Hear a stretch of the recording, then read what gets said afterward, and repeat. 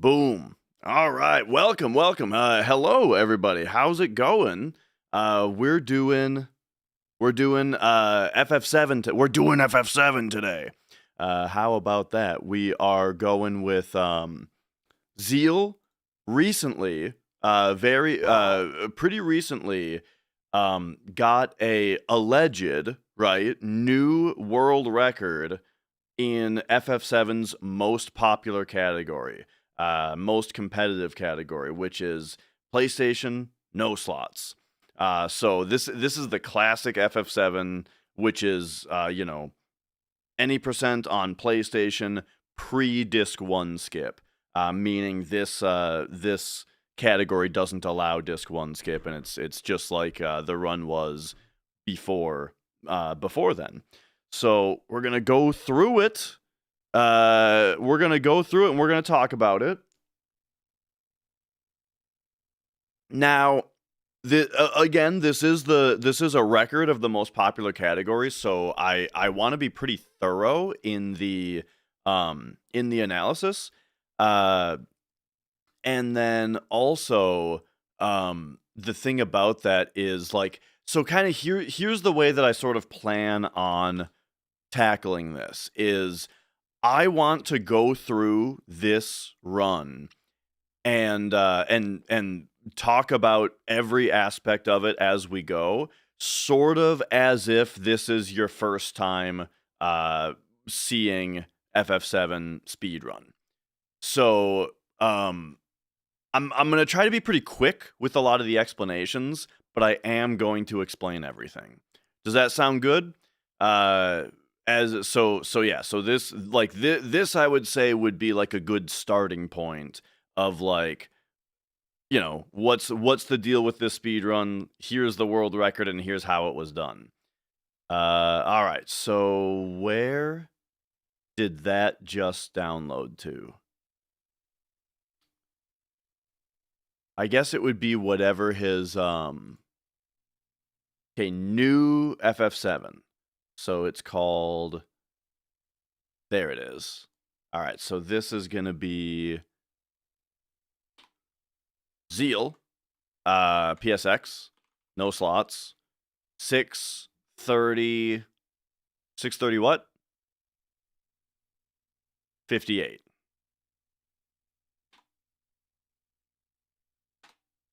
Okay. Pop that in here.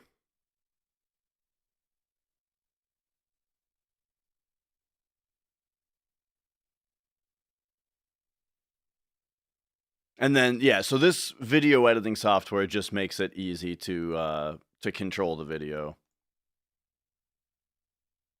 And all right.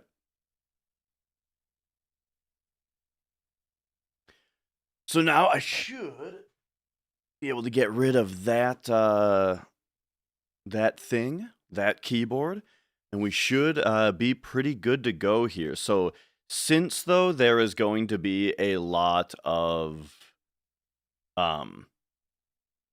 there's going to be a lot of like the screen looking like this, I think I gotta move myself here. I don't love not being on the right side, but there you have it. I think I got to be over here, and I'll be down a little bit so you can see the timer as we go through here. I am covering up the chat though, that means, and I'm facing outward, which is a little awkward, but I'm not gonna flip it. I'm not a camera flipper. Okay.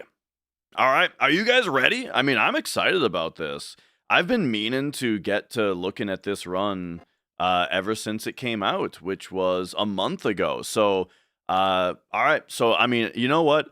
I am, doesn't it, growing though with 5+ hours in the timeline, it's only a single track, which is very helpful. And I've got 32 gigs of RAM, so it should be totally fine. Okay. And then, all right, magic got off me, so I'm gonna go get my headphones, and then we're gonna do the real actual start and introduction.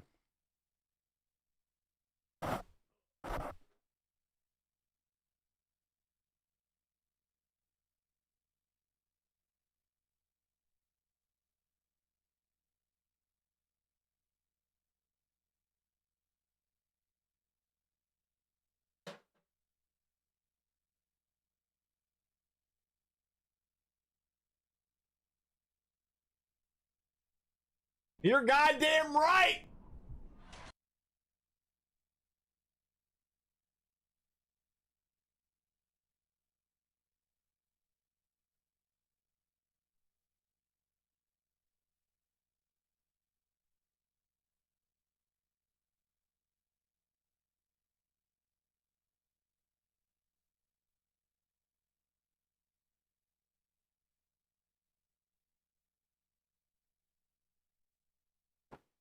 Oh, all right. Right, I forget that RAM is expensive now because I got lucky in that I upgraded my computer right when Path of Exile 2 came out, which is before RAM got crazy in price. I upgraded everything except for my GPU at that point, and then as far as the GPU goes, I actually just upgraded that like a couple weeks ago. Because I tried to play Silent Hill F, and Silent Hill F was not running very well, so I picked up a 5070, and now my computer is fully torqued. It's at full mast. Okay. What new tech did Zheal do to pull off this record? Well, he is using a different route than his previous PB. So it is a whole new step route. Yeah. So let's get into it. All right. Are we ready? Let's get into this here. Hello and welcome to the Final Fantasy VII stream today. I feel like I need to introduce it again because of that having to grab the headphones. This is Zheal. Zheal claims to have gotten a new FF7 world record. Now, he used to have world record in this category some time ago. If we look at this category that we're looking at here. Zheal, it has the third place time of 6:33:43 from 3 years ago. And if you notice, the two people that have a better time than him, Morningcraft TV and Luzbel, both of their runs happened after his. So this was world record when he got it. A year later, it was beaten twice. And ever since then, we have not seen another record. We've not seen another record on this category. So, but here he is. Zheal is back, and he is reclaiming world record, or so it seems. And so we are here to analyze, commentate, and verify this run. So there was a question in chat to paraphrase. Is there extra trust given to someone just because they're a long-standing community member? I would say naturally yes. However, at the same time, we're going to be diving pretty deep into this run since it's world record of the most popular category. We're probably going to go deep, like much deeper than we go for other runs. So this is going to take a while. It's going to take a while to get through this run. I'm not going to do it in one stream. I don't have time to stream for 7-8 hours. For 6-7 hours, and so this verification is going to be split across multiple runs or multiple streams, I'm sure, and so here we go. Trusting people who have been around for a while isn't such a good idea. I mean, the thing is, we're not just hitting verify on somebody's run because they've been around for a while, but I don't think you can deny that there is just a very natural level of trust that you earn by being a community member for a while, right? But all right, here we go.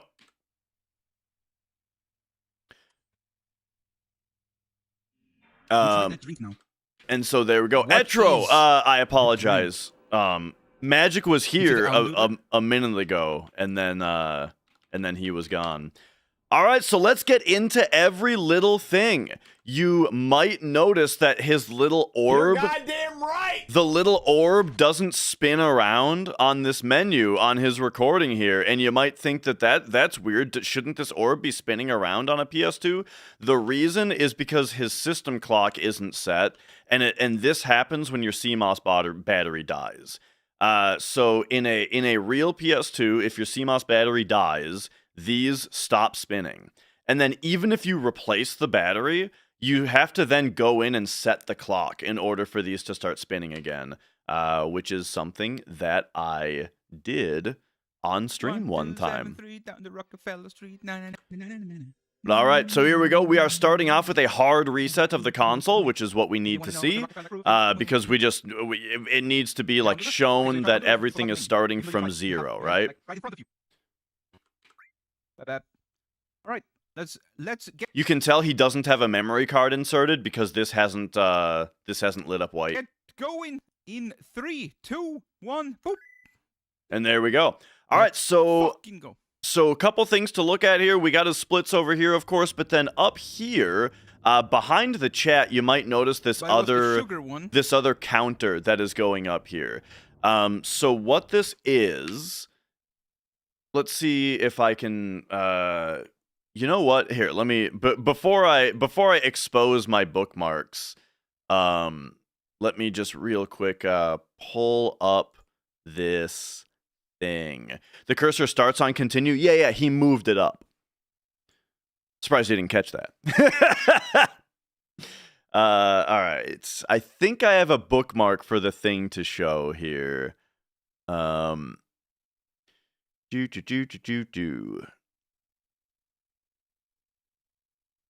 Do I not? All right. Ace Zephyr IGT timer.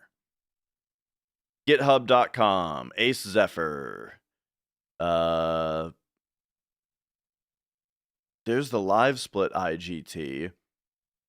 Okay, I don't think I need to show it. What this is, what this second timer is up here on the top right, this is his estimated in-game time. This is just a little browser thing that Ace Zephyr made, that all it does is it is a stopwatch that counts at roughly the same speed. Roughly, actually, it's quite precise.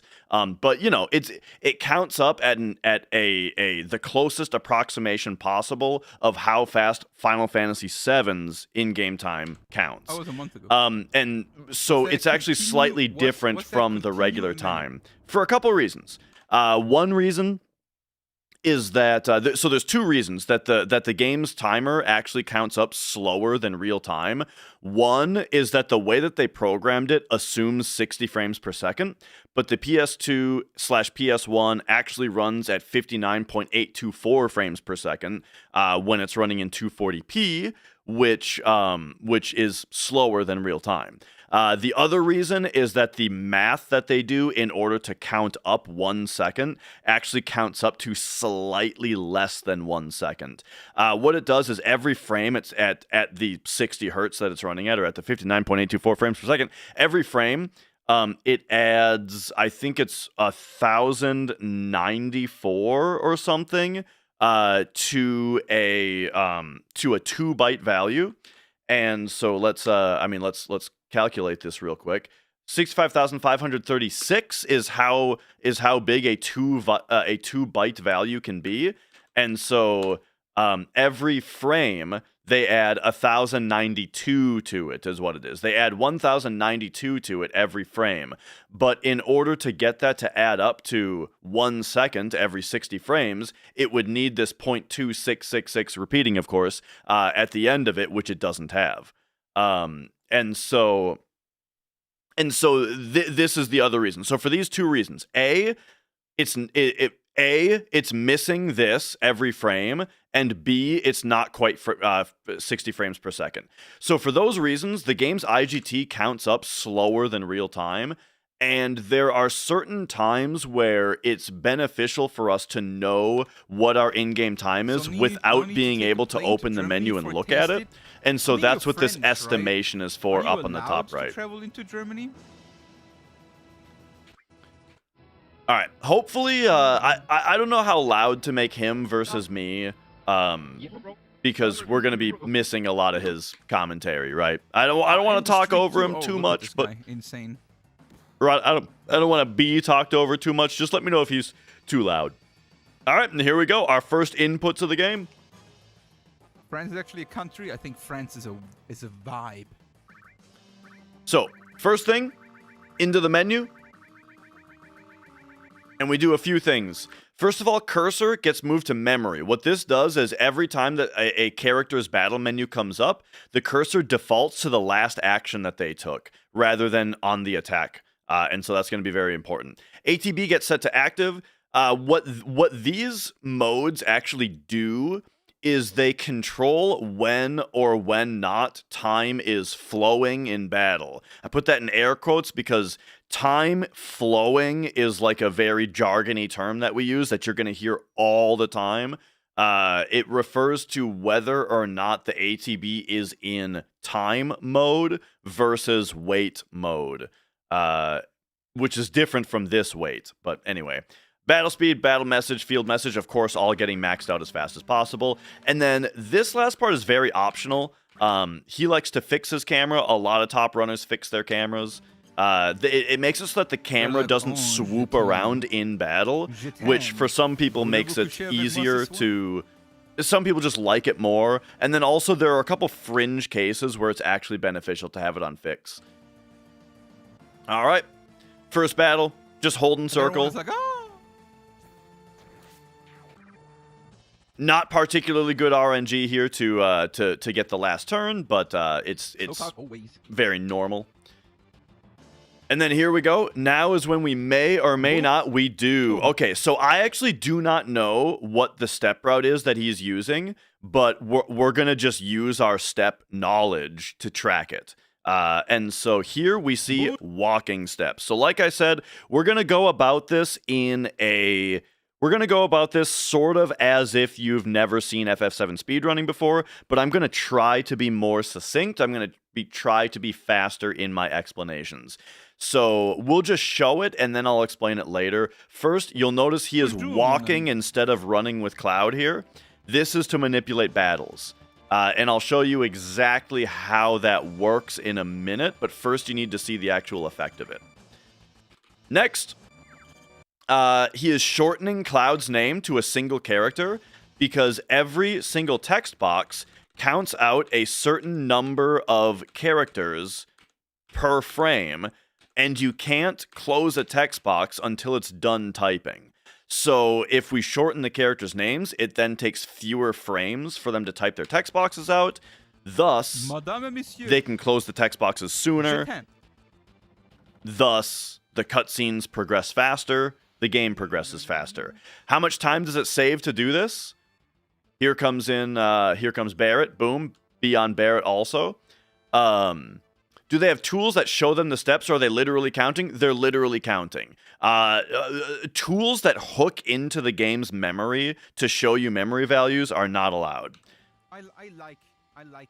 So renaming all the characters one character is I think saves about a minute overall. So they are literally counting, but it's a lot easier than it sounds. For example count, just to give you the example of the first one, we don't have to literally count these steps because all we do is walk into the cutscene, right? You don't have to count Cloud steps. All you have to do is just remember, when you go into this room, buffer walking instead of running, and just walk into the cutscene.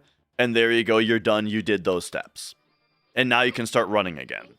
The much more difficult thing than counting steps is to learn how to get through every room optimally. For example, watch this movement. So right, there's a corner right here, boom, tight around that corner. Over here, look how tight he is around that corner, dude. Boom. Super tight around that corner.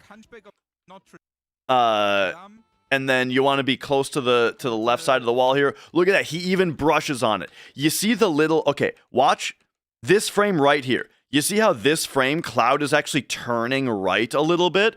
That's because he's brushing on that corner as he goes by, which shows that his movement was perfectly tight in order to minimize it. Like I'm gonna real quick just draw you a picture of this room so we can talk about exactly what we're talking about, because it's gonna get more and more important as we go. So bird's eye view, you enter right. You enter right here. There's like a thing over here. There's like a thing over here. There's a big thing here. There's like a... Wait, that actually goes like way over here. There's some stuff up here. And then there is a doorway. There's a doorway right here. So the thing is, like, a regular player is just gonna run through this, right? But with your but actually it's 8 directional movement, right? So a regular player is gonna like hit this wall and come over here, and maybe they're holding diagonal, so they're gonna go up here, up here, right? Where something similar to this, right?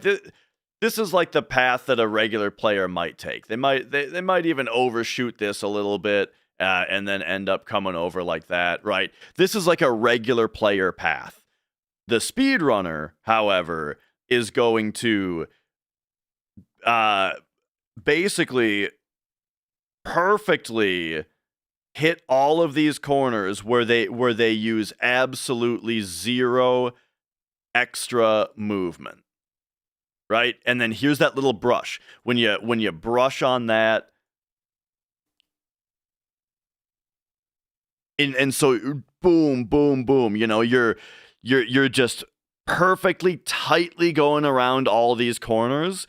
And so a shorter line means fewer frames of movement, which is faster, but then that's also going to get us into step counting. So long story short, if they snag a corner, no, that doesn't matter. Long story short, what this means is if you have gone in and you've practiced every single screen of the game and you know how to perfectly tightly move through every room, then you don't need to count your steps because you're doing consistent movement. You know what I mean? And so you know that you're doing... and so you know that that you did your movement correctly. So now let's talk about the steps real quick, though. If you didn't take any walking steps yet, if your movement was perfectly precise, but you didn't do any walking steps, right here is where you would get your first encounter. Your first encounter happens right here with tight movement, but no walking steps. So what did the walking steps do? They got him underneath this encounter. No encounter there because of those walking steps. And yeah, different. Like anybody is able to make their own step route. I don't know if Zheal made his own step route here, or if he's using the one that Luzbel made, or maybe like a mix between them. I'm not actually sure. But you'll see you'll see the way that that things progress here in a way where you can still track it even if you don't know the route to some degree. Okay, this screen you have to mash these text boxes really well. You're thinking of Hundo. Hey for Bray. This is any percent. Hercules amazing. So here's the deal about this part, is that when Barrett walks into Cloud, the game begins checking whether it should send the elevator down every time that the elevator is at the bottom of its bob. And if you get through the text boxes fast enough, watch this, boom, it just goes right down. If you lose too many frames on the mashing of the text boxes in there, you have to wait for an entire elevator bob cycle before it goes. Okay. So now it's time to talk about the other effect of steps. Here's the deal. He is going to get his encounter about right here. There it is. Aristocats is good. I was never a big fan of Aristocats. Now the thing is, If you didn't take steps, you would still get this same encounter. If you didn't take any walking steps earlier, you would have gotten this same encounter. However, it would have been French. right here. This is where you would get the encounter if you didn't take any walking steps earlier. So, but here's the deal is, so taking the walking steps, what it does is it erases one encounter, but because for the amount of time you spent taking steps, you were only moving at 1/4 the speed as if you're running, you don't get as far in space. Does that make sense? Like, you can spend 10 seconds walking versus 10 seconds running. Walking only moves you 1/4 as far. Yeah? So those 10 seconds of walking might erase an entire encounter, but you didn't get as far, which then means that the next encounter happens sooner. It happens at the same time, but you aren't as far in space at that point, right? So that's why this encounter instead was here. But that's because he got rid of an entire encounter earlier. So very briefly, I am going to draw you the picture. We're going to draw the picture so that we can see exactly how steps work here. So that we can get through the steps explanation here.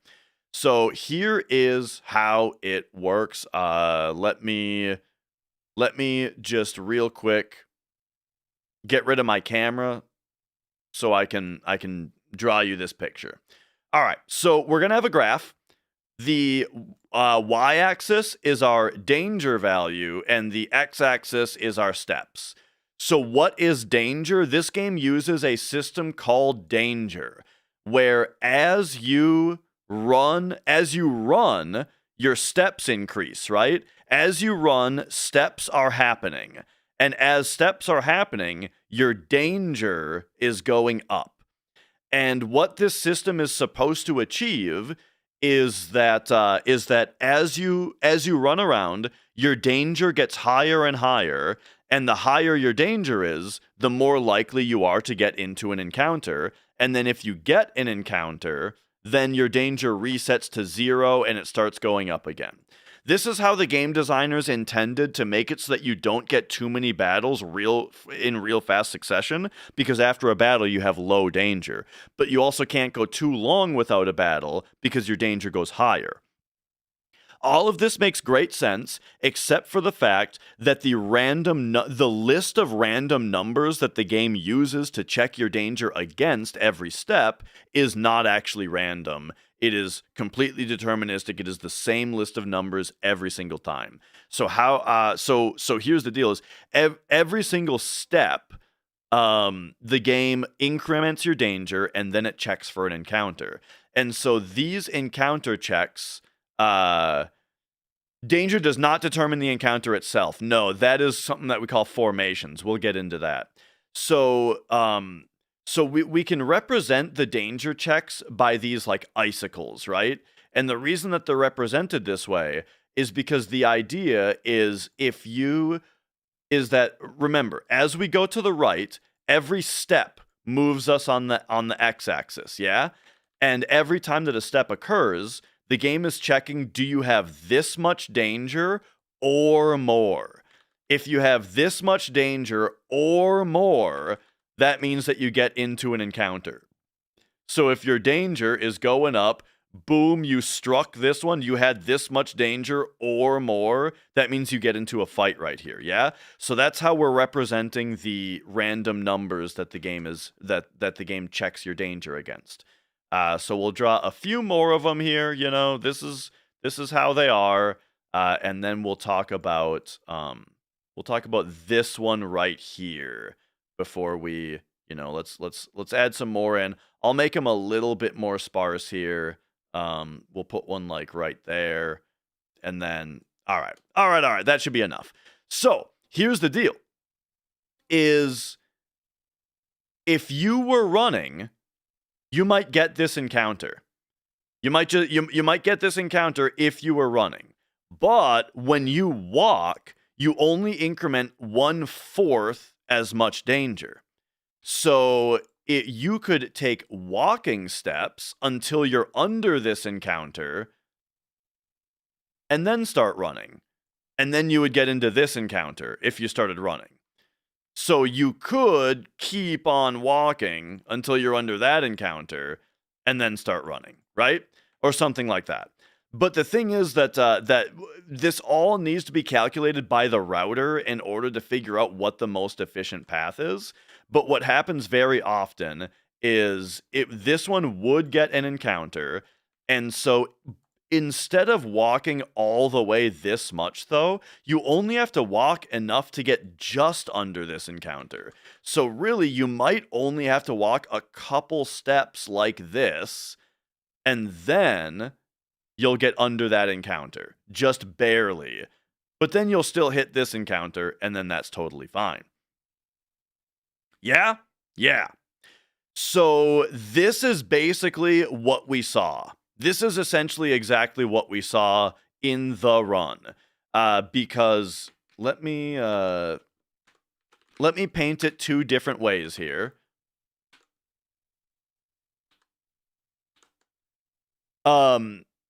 Remember, I said that the first encounter, if you were just running, the first encounter would be on that T, right? And then the second encounter would be here. Remember, I said the first encounter would have been on that one spot in the T that I don't want to spend the time rewinding to, and then the second one would be right here, yeah? That is essentially this. One encounter, two encounters. But instead, what we saw was he took walking steps before that cutscene where you meet Cloud, or where you name Cloud, you name Barrett and all that. That was the little bit of walking, and then that got him under this encounter, and then we eventually still got this encounter. And so on these two examples, you'll notice this is the same encounter on the two.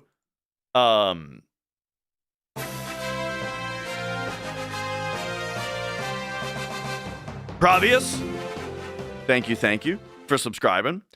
But the reason that they're in a different position, though, once again, is because your movement along the x-axis is the same whether you're walking or running. Whether you're walking or running, the game is checking for a battle and incrementing your danger every 8 frames, which is the same whether you're walking or running. The difference between walking and running is that A, you get less danger, and B, you don't move as far physically in space. Yeah? Yeah. So how do you know where the icicles are in the game? You know because it's the same every time. It's been pre-researched in order to create a route. Yeah. So basically, the full explanation is that the layout of the icicles has been data mined out of the game, and then it's been spreadsheets have been created, and it's been researched, and so people are able to create a route. And then when you're playing, when you're doing a run, you're not, you don't have any tools that are hooked into the game's memory to show you any of that in real time or anything. You just know, you've researched it. Maybe you wrote it down, but in any case, a route has been created that you're following. Yeah? Yeah. All right. So anyway, so that's that. French fries? So that is the steps explanation. That's how steps work. Oh, and so you might be wondering, like, about counting steps. Are we counting all of these steps?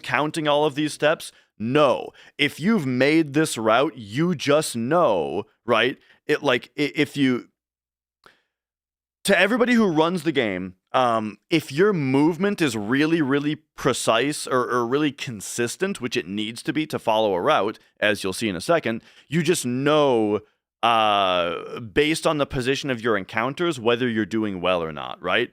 So how it works is if your movement was sloppy, you're going to hit this encounter back here. Because where's my okay, because of this, right? So if we consider, I mentioned that your danger goes up every 8 frames. So as you're running around, it's gonna be like bing, bing, bing, bing, bing, bing, right? As you're running through, a certain number of bings happen that are encounter checks and danger increments.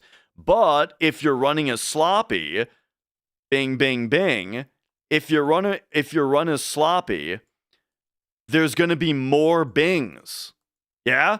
The snake to get through the room is longer, meaning there's more inches on the snake, meaning more danger checks happened, meaning you got further on this graph than you were supposed to, meaning you're going to hit this encounter after having not gotten as far. Does that make sense? And so if he got his so if he got his encounter right here, that would be like, my steps are extremely sloppy, I'm way behind, you know? There you go. And at this point you would reset if you were that far behind, but you know, it's not gonna matter. French fries? All right. I don't know. I mean, everyone likes We can French now fries, but continue. yeah, maybe hot take. But listen, I think So the next encounter we expect to be about right here. even though Darcy French blows. fries are nice and How can you everything, fix a doomed step count? There are parts where we need to stop and force an encounter. Basically, there are parts where it's like we need to get an encounter before we leave this room. And if your movement is perfect, you would be able to get out of the room before the encounter happens, which means that you need to force it. It means you need to stop and just run left and right or in a little circle or whatever. You need to waste all of your extra movement until you get that encounter that you need that's been routed before you leave. Meaning, if you're behind, you then instead get to spend all that time catching up instead of wasting. You know what I mean? first thing you That's can the best. That's the best way to catch French up, fries. is just to reach one of those checkpoints. And it's not actually a shot against French fries. Oh, so somebody asked though, 2, what 3, 4, 5, 6, 7, 8. It just shows. So different people take these steps a different way. He likes to take his steps right here. These steps you don't have to take right away. I like to take them at the bottom of the ladder, but it's just preference. Okay. And then someone asked, what decides what are the enemies in the battles? That's something that we call formations. Formations are the battles that are the actual enemies that are in the battle. And that is just its own RNG, its own sort of RNG system that works differently. And basically, it gets called every time that a random encounter is called. So what is the best? And it's based on what field you're in. So we'll get into that in a moment. Next random battle that occurs, we'll talk about that. And Common Cat, Some good sauce. we're doing very well. The family is doing great. Potato dishes. Our daughter is with my parents right now. She's spending a day with her grandparents today. All right, so here is the Guard Scorpion battle. So basically, oh, did he go for a? No. Okay.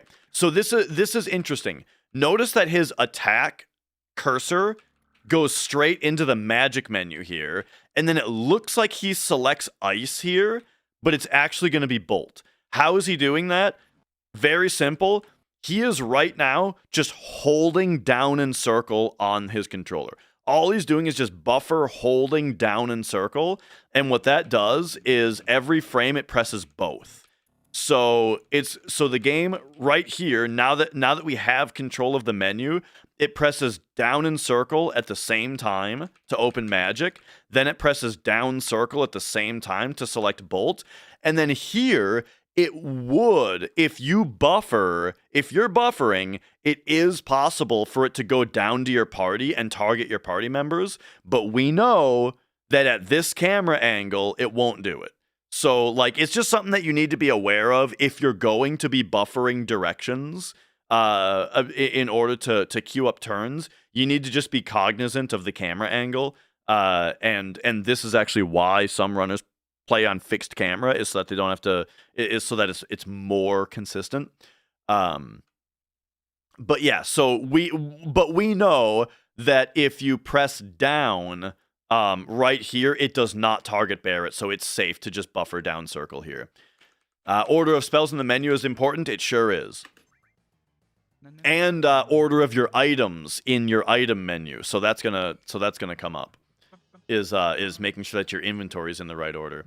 So the reason that we bolt is because he's weak to lightning.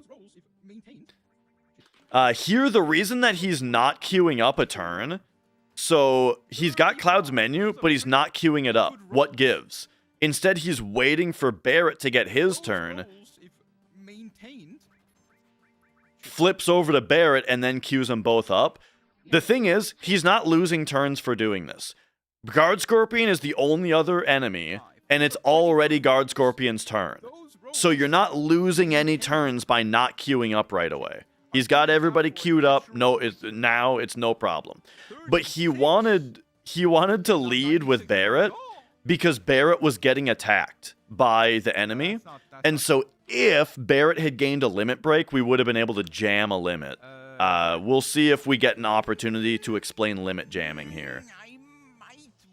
311 is a great amount of HP for Cloud to have. If I think he might be debating whether to use Cloud's limit. 311 HP I think is really great for that. Where are these 94s at suddenly? It's a rifle only. Okay, yo, Scrodius. And you know what's the worst? All right, so Cloud got rifled. He wasn't able to get a limit break. But here's what we're getting at. Let's say Cloud did get a limit right there. Here's kind of the deal with how ATB is working. We have max battle speed and we're at ATB active. So what that means is here Guard Scorpion's turn just ended, meaning his ATB just reset back to 0. So but if we play it, he's probably full again by now, or at least by now. His ATB is already full again. He's already queued up his next turn, yeah? So now Cloud's turn finishes. He goes. But so now Cloud's menu is up before Barrett's turn is over. But if you were to queue up Cloud's turn, well, Guard Scorpion already has his next turn queued up. So you're not going to sneak in a turn unless it's a limit break. Limit breaks get prioritized in the queue. And so if Cloud had gotten a limit break off of Guard Scorpion's attack, he would have refilled. He would have been able to queue up Cloud's limit, get an extra turn in before Guard Scorpion's turn. And so that's why he is deliberately choosing his turn order with the characters here to make it so that whichever character is getting attacked is going first, so that if they gain their limit, then they can use it in a single turn cycle. Does weight screw a turn order and make it not viable? For this fight, you want active for the reason I just explained. I would say most of the game? No, not most of the game. We use active and weight heavily both. Both are used very heavily. Weight becomes a lot more useful when we get haste. Once we have access to haste, then we can start weight tricking, which is a way to get extra turns.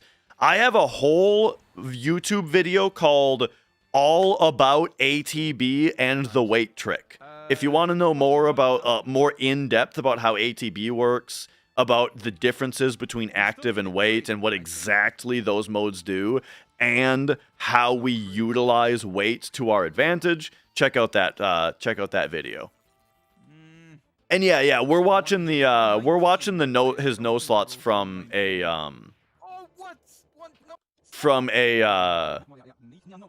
month ago. He has 119. I don't think he rolls 119. Oh, what? 121. Damn. Okay, what a fight. Holy shit. Yeah, that was a really good fight. So what made this fight so good? Both of his characters have have enough limit bar here, so that when Guard Scorpion raises his tail, he counterattacks every attack. And we want to use that in order to increase our limit bars. We want to use his counterattack to gain our limits. And so here, he purposefully gets countered. Both characters gain their limit. Cloud's limit, we actually don't want to use. We want to leave this fight with his limit still intact so we can use it against apps. And then we're going to use Barrett's limit here. Notice he is targeting with Barrett, but he hasn't put in this attack yet. Why? So this is another fancy little trick that can only be done on ATB active mode, which is so tail laser phase is beginning.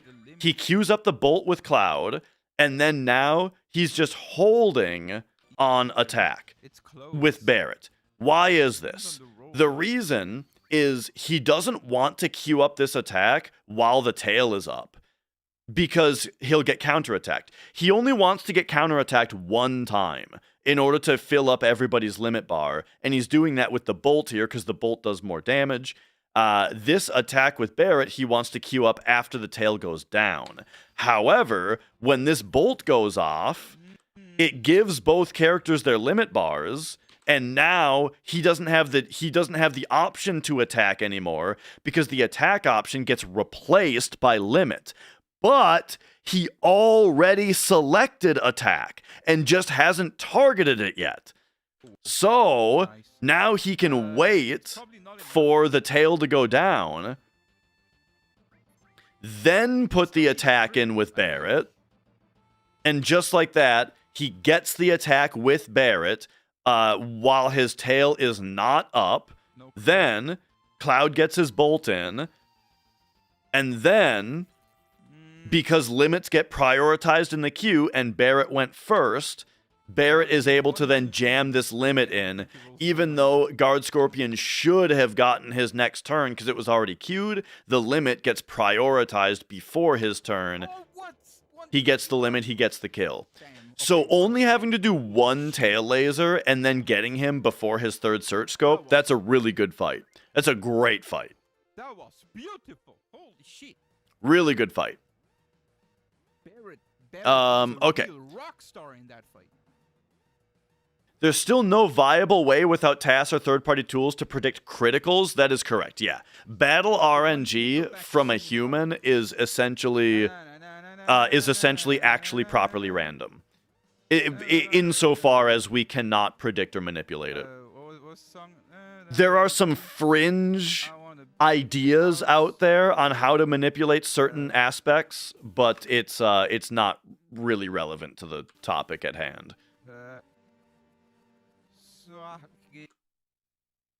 Okay, here he is doing a movement setup.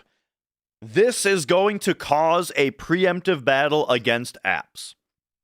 And we will talk about why when we get there. But for now, what we need to know is, remember how I talked about how as you're moving, all the bings are happening, right? As you're running, bing, bing, bing, bing, bing. The game is incrementing your steps. It's incrementing your danger as you run. And every one of these bings is an icicle on the graph, right? Here's the deal. Is as far as step count is concerned, as far as counting every step is concerned, we are actually counting, or we are actually needing to leave the reactor after a precise number of steps, as in after a precise number of bings.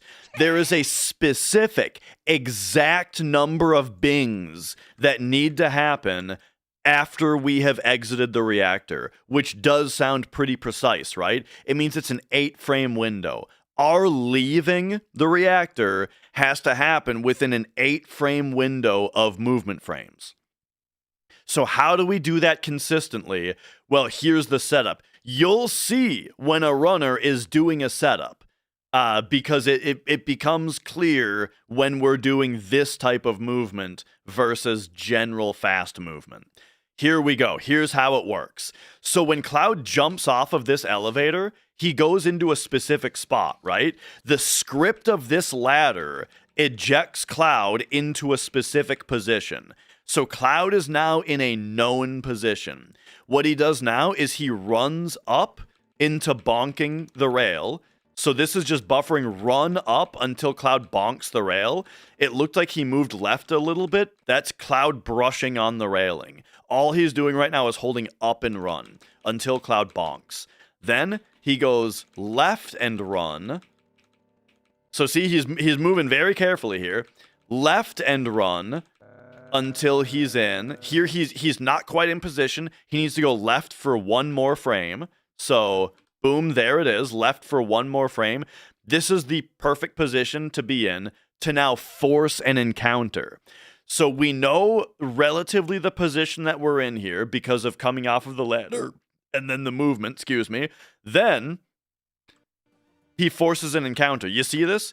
Yes, he walks up and down in place until an encounter happens.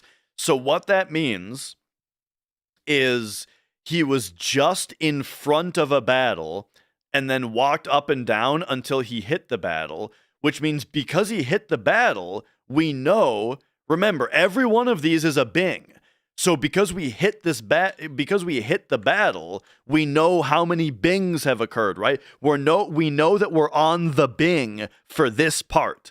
The idea for the step route is to get this encounter right here. So get the encounter, run away, and now we know two things. We know exactly where we are in space because of the ladder dismount and the movement setup, and B, we know exactly how many bings have occurred because this fight happened. So now we do an entire movement setup to get out of the reactor a certain number of bings from here, which is also going to involve walking under a couple encounters. So first what it's going to be doing is buffering down and left to walk out of this fight. Couldn't be from any icicle? No. Because we know what the icicles are, right? Like yeah, it wouldn't be from another one because the other ones aren't the right numbers, right? Like the icicle pattern is the same every time, so it would never be the wrong one. It's less to memorize because it's the same every time. All right, so now we walk out of this fight. We all wanna be a big... Oh, sorry, it's actually running out of this fight. I screwed that up. So it's run. So right now, all he's doing is buffering down, left, and run all the way until he bonks into this potion. So Cloud auto stops, bonked into the potion. Now he can pick it up and walk. Now this walks under an encounter, but also he's walking to a specific position, which is, I believe, one more frame from here. So he's gonna do one more frame. There it is. Or maybe he didn't do one more frame, and that was actually a fine position. Oh no, he did one more frame. There it is. There's the one more walking frame, right? Now he's in position to be able to talk to Jesse. But also didn't waste any movement because, remember, we're counting the bings, right? And so now the girls come easy and the drugs come cheap. Runs up into specifically, it's like 2 more frames. Okay, he overran this a little bit, I think. Unless he's not in, oh no, never mind, it's the next one. This is it. This is the perfect position right here. Cloud's heel is at the tip of this triangle here. So there you go. This is the perfect position to grab this ladder.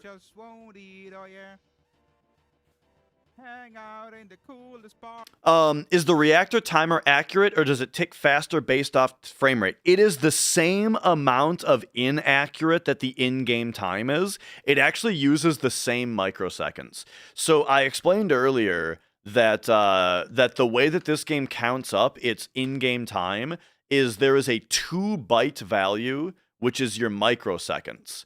And 2 bytes means it's able to hold up to 65,536. And every frame the game adds 1,092 to the value. And then every time that it rolls over 65,536, that's when the game ticks up your in-game time. That's also when the game ticks down any timer that's present. So if the timer comes up, if the timer happens to initialize at the latter half of a second, then it just ticks down right away.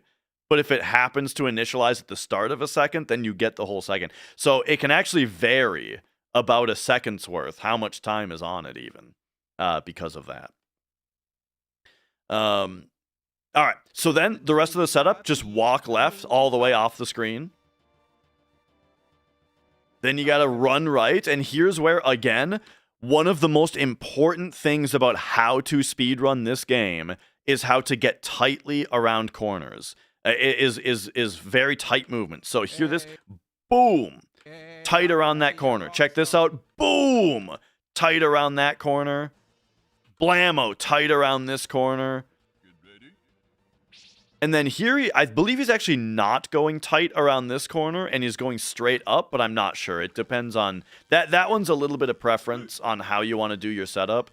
It's, you save 2 frames of movement by going left around that corner, but depending on the way that you do the setup, you might make it so that you purposefully don't do that, because it's one less corner that you have to go tight around. Because it's much easier to just hold up.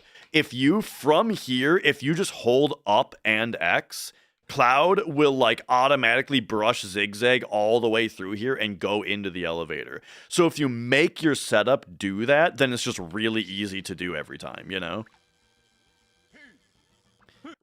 Notice here, he doesn't hit the button right away. He bonks Cloud into the back corner of the elevator. That is, once again, this is all movement, setup movement, you know? Because that's a consistent thing to do. Then he runs out here. He's gonna switch to angling toward Jessie about right here. Talks to her from basically as far away as possible. You see there, he even stopped a little bit short and had to baby 1 extra frame before he could talk to her. So yeah, all of this movement is in order to get out of the reactor after a very specific number of ticks. And then, once again, the little brush that Cloud does around this corner, this is not him changing directions on the D-pad. This is Cloud brushing against this corner, which shows very good movement, you know? It means you know you didn't go too wide around if Cloud had to brush on it.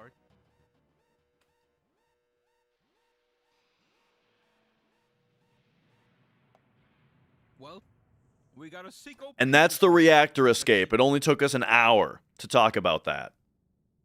All right. We're 11 minutes into this speedrun, but I hope you guys have understood everything so far. You would not want to run this with a joystick, no, unless you're just not even caring about a step route. You would never want to do a step route with a joystick. Oh boy. I mean, it's up to everything's up to preference, but I would say that is the case. Yeah, it's because when I was typing Scorpion. All right. What up, Johnny? Somehow, things type Scorpion sometimes. Oh, by the way, all of this these bings essentially stop occurring when you are not in a hostile environment. So if you are in an area that does not have random battles, such as this, the step route is completely paused, and your steps do not matter for the step route until the next time you're in a hostile area. So we are outside of having to do precise movement now, besides just wanting to be quick. And all right, better execution or a new strat? I mean, I think it's just a little bit of everything. Like, you know, I don't know about execution yet because I haven't watched the run yet, but we're doing that right now.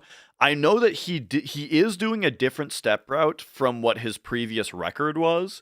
I don't know if it's a different step route from what Luzbel did in the current or the previous world record though.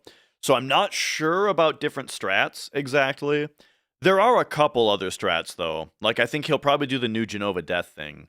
So there's, like, a couple innovations, but, you know, probably just a mixture of execution and RNG. There's not really much backstory about that. We'll see. you know. You're a stone cutter, Mason. What effective difference does different step routes make? Be aware. So the most obvious thing is how many encounters do you get in the run? Overall, total. And then the more nitty-gritty stuff is like how many of your encounters are preemptives, because those are faster to run away from. Or does your death sentence formation have multiple bound fats in it, which take longer? Or right, like that type of thing. Like every step route wants to minimize encounters and not get any oh yeah, potential encounter skips is another one. Yeah. Like does your step route want you to do encounter skips? So yeah.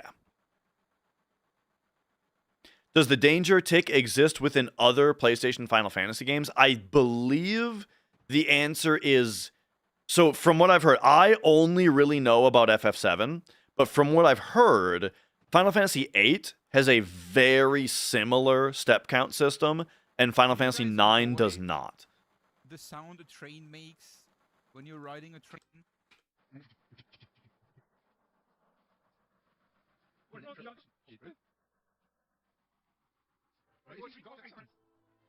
All right. Here we get into a fun trick called Jesse Skip.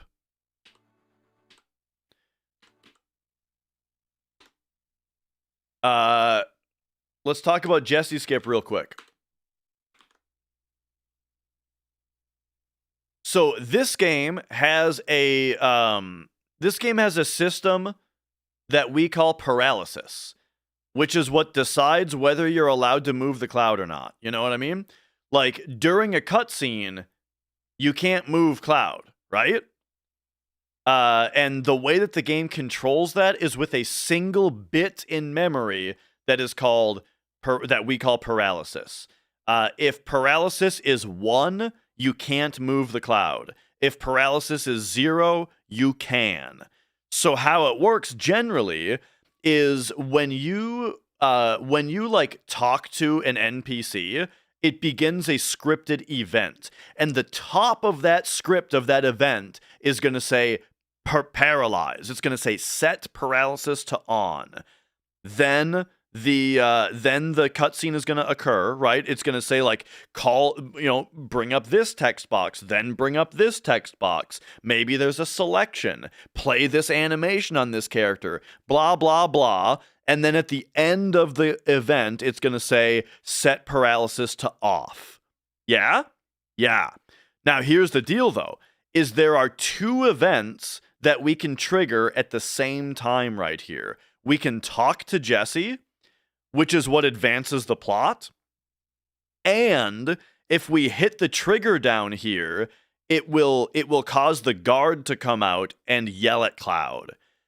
Now, if we trigger both of these events at the same time on the same frame, they will both say set paralysis to on. Then, when just one of the events ends, though, we'll get to both of the event scripts will start happening, and then one of them will say set paralysis to off at the end of its event, and then then your paralysis will be off while the other event is still happening.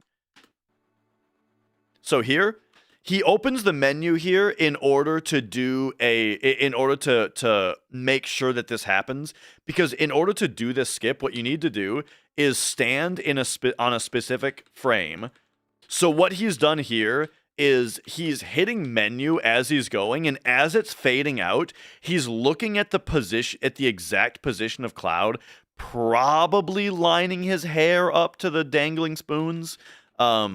But I'm not sure exactly what his visual cue is. But he's seeing, am I in the right position? And if I am, then I can do the movement. Or then I can do the setup. Or I can do the rest of the setup. Which is simply to just hold down right circle and X, I believe is the input here.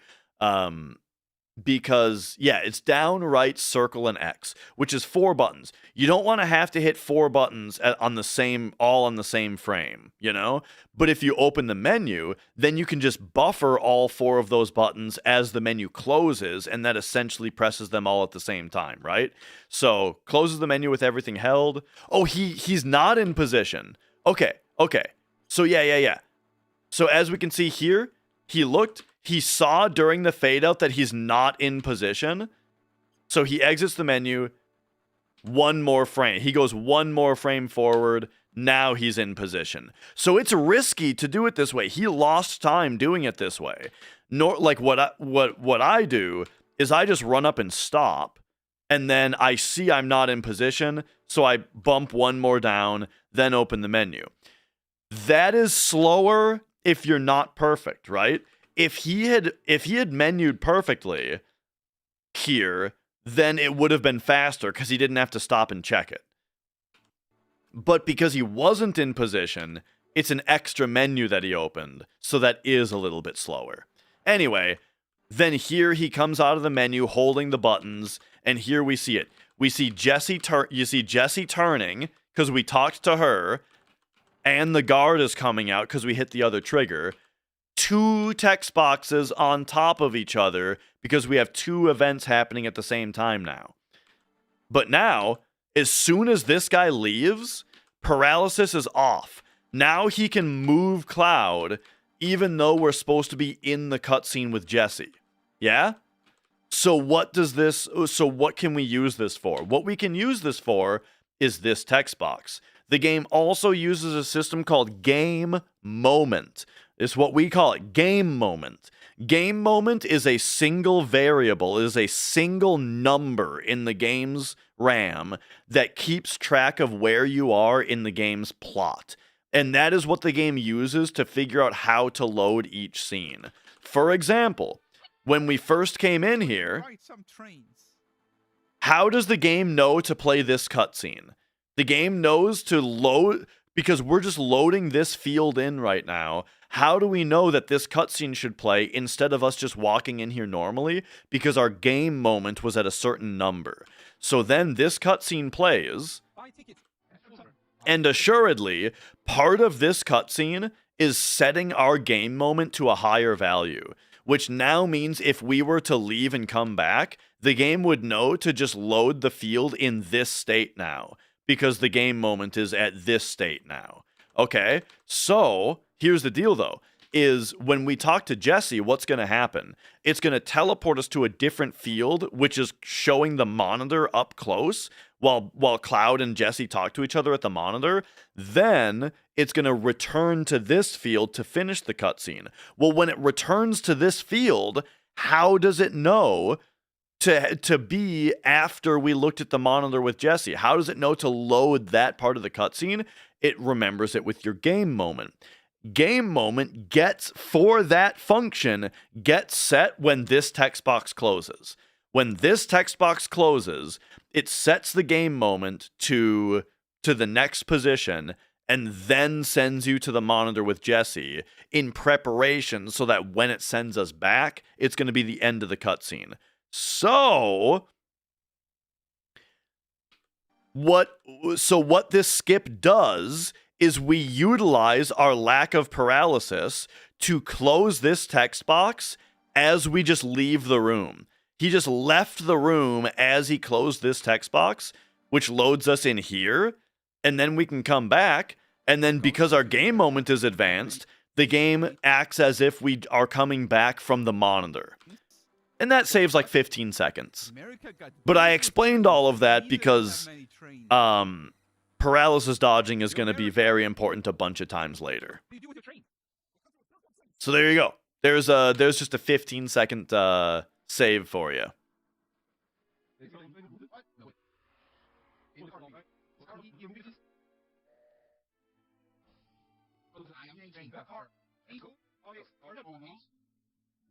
All right. What's next?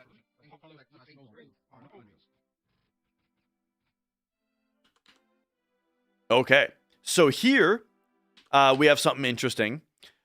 This part over here, normally what you might the next thing we have to do is talk to Barrett. He lets us in. We do the Seventh Heaven cutscene, and he gives us a bunch of money. And then normally we would use that money to go buy grenades down here. But here's the thing: is if we talk to Barrett, he won't let us in until this little riffraff up here finishes up. But if we leave and come back, it reloads the scene in a way where it's already ready for us to go in there. Now, it's Blink found this out, though. Blink figured this out, that we used to run off to the right and back in order to reload the screen. But instead, it's about 4 seconds faster to just do the shopping early, to just come to do the reload by going into the shop. Now, the downside is that we have to sell everything here instead of only selling the top thing. And then we can only buy 19 grenades instead of buying 21. But if you can handle the 2 grenade loss, which with elevator manip is totally fine, then it's about 4 seconds faster to do it this way. No And now that we've left and come back, we're ready to go in. And US Americans love freedom. All right, I don't think that there's going to be anything to talk about in Seventh Heaven. Except for naming Tifa a single character, of course.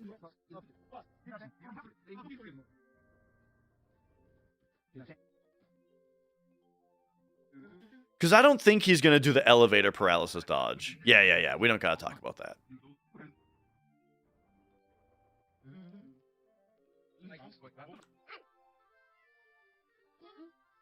All right.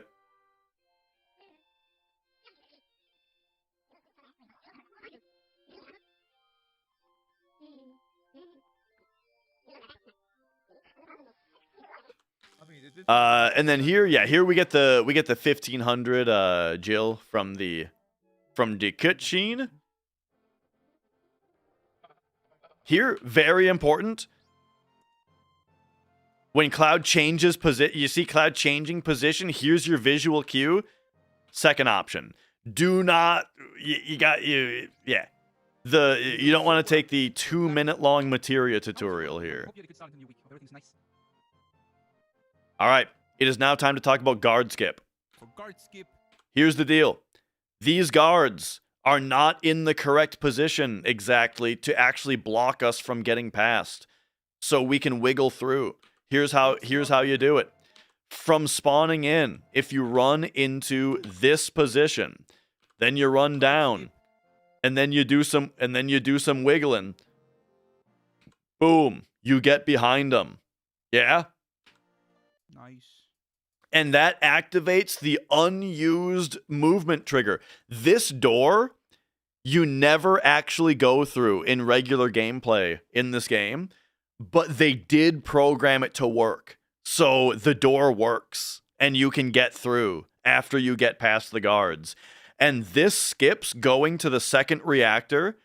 It goes past falling into the church, meeting Eris, running away from the Turks, the thing in the playground, like the scene in the playground, where this playground right here, where like you sit on top of the slide and stuff. That is what we just warped to. So we skipped all of that, and now we are at the position where we can run to the right and go to Wall Market.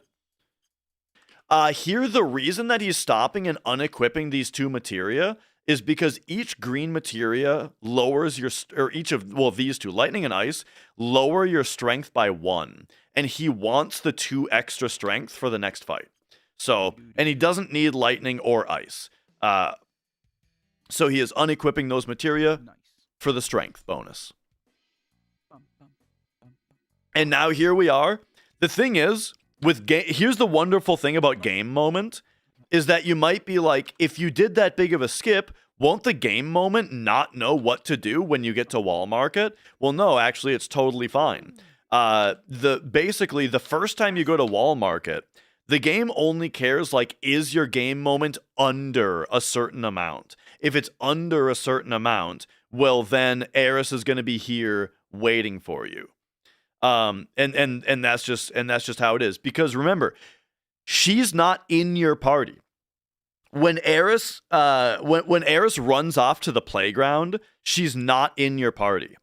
And then you go to Wall Market, the game moment sees that you're low enough, like you're under a certain value, and so it must be time for her to be here and to put her into your party. That's what I want to hear. So so then here's the part where we're in Wall Market, you meet up with her, boom, now she's in your party. There is a very funny thing that happens with this, though, which is that you might notice her name is Aerith, with a TH and not with an S. The reason is because we never named her, and her name in the ROM is Aerith. But then the default, when the naming screen comes up, the default input is Eris with an S. So by default, it changes it to Eris in the ROM or in the RAM. So that's very interesting. Here's the other interesting thing: is when the naming screen comes up, that's actually when the game levels the character up. Normally, Eris joins the party at Cloud's level -1 or something like that. It's based on I think it's Cloud's level -1 or something like that. Is what her level is supposed to be when she joins. However, the way that works is when you name her, when the Eris naming screen comes up, in the ROM, she's level 1. And so, oh,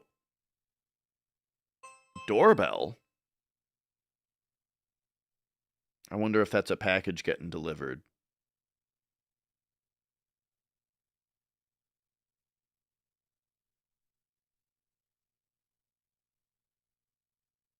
It's not really loading. Oh yeah, that was a package. Okay. Anyway, what were we talking about? Oh, okay. So her level is supposed to be Cloud's level -1. She starts out in the ROM at level 1, and it's when the naming screen comes up that the game calculates what level she should be, and then levels her up to her level. Bing, bing, bing, bing, bing. It just gives her all of her levels silently in the background when you name her. So because we skipped that, not only is her name Aerith instead of Eris, she's level 1. She's still level 1. So you'll see that when we get into the first like result screen. All right. So anyway, we don't really got to talk about Wall Market too much. The fastest thing to do is to make Cloud the prettiest girl with just a few key components. So we'll talk about what that is very briefly. First thing to do, and you can kind of do this in a few different orders, but this sets up a quest. We got to come in here. This spawns the guy in the bar. Here, you have to eat and then say it was okay, and then they give you a pharmacy coupon. Bring that to the pharmacy and pick the digestive. Come in here and sleep at the inn. Then, if you set up the quest at the materia shop, you get this text box. You buy the 200 Zheal item.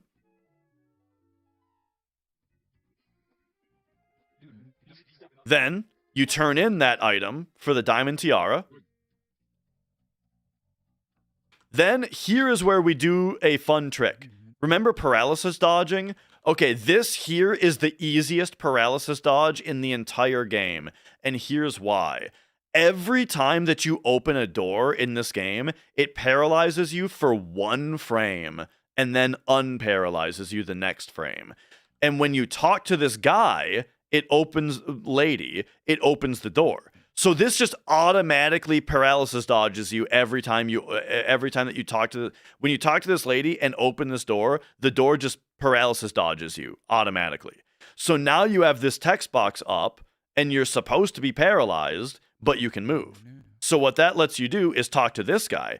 So when you talk to this guy, though, look what it does. It talks to this guy, which begins this cutscene, which paralyzes you, but it also closes this text box, ending that event, which unparalyzes you. So now you can move during this cutscene. So you can come back up here and re-close the door so we can use it again as we advance through this cutscene. Skip the text box. Then on this text box, I don't know exactly what the details are that start happening here, but we use the door. In order to bring up this text box again, Warn him too early. and then talk to this guy down here. Now there's like all kinds of shit going on. But here's what's really important is now we can give this lady the medicine. Choose what kind of dress we want. We get these two text boxes. We get the sexy cologne, and we don't have to wait for this lady to spend 30 seconds walking out the bar. So there you go. That's another like 15-20 second skip. Is just to do those two cutscenes at the same time and not have to wait for her to leave so slowly.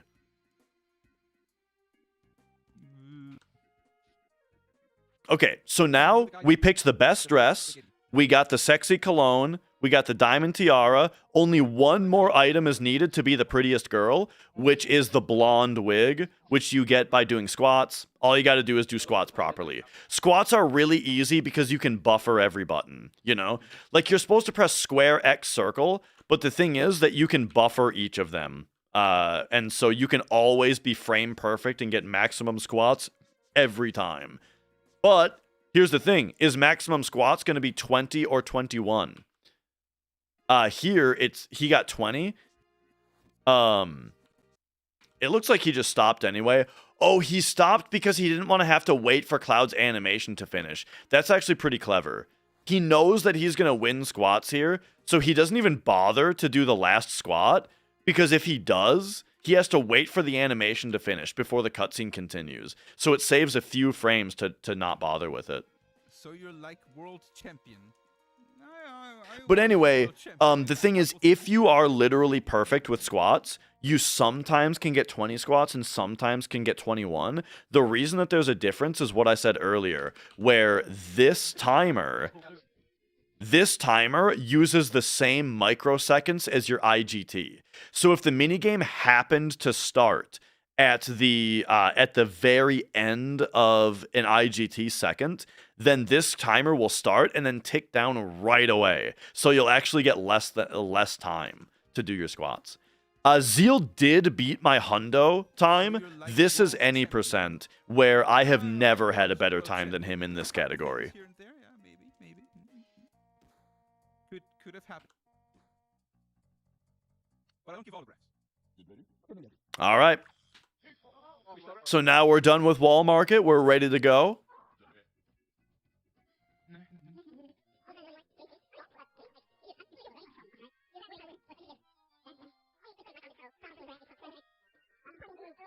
And yo, Chilled, how's it going? Oh, yeah. Put over 100 hours trying to breed chocobos and wish you would have known the setups. Yeah, for sure. I remember doing a trick that I found. I used a guide from GameFAQs to get a gold chocobo. And it's funny because now I have a way faster way. Like, the thing is, even if you're not speedrunning, you can still use the speedrun strat very easily to get a gold chocobo, and it's way faster than what I was doing back then from that guide. Do I still have turbo record? I would say no. I always need to bring this up, and this is something that drives me crazy about speedrun.com. I wish that this is something that you could do. Here's the thing. If you go to turbo, you see me as number 1, but this is bullshit. Because the thing is, turbo is just a less restricted version of the same exact category as no turbo. And there are 1, 2, 3 people who have better times than me not using turbo. The turbo board should automatically inherit runs from non-turbo. And I should be number 4 on this board. And in the same way, for 100%, Zheal's run isn't on here yet, but he got a 15:18. He beat my time by almost 30 minutes by using a completely new advanced route. That's really awesome. And the thing is, so even when his run is on here, my turbo run will still show up as number 1, even though it's number 2. But yeah. So speedrun.com will tell you that I'm number 1 on turbo, but it's not really true. Ah, shit. I pressed a an unintentional hotkey. Touch, of course. Okay.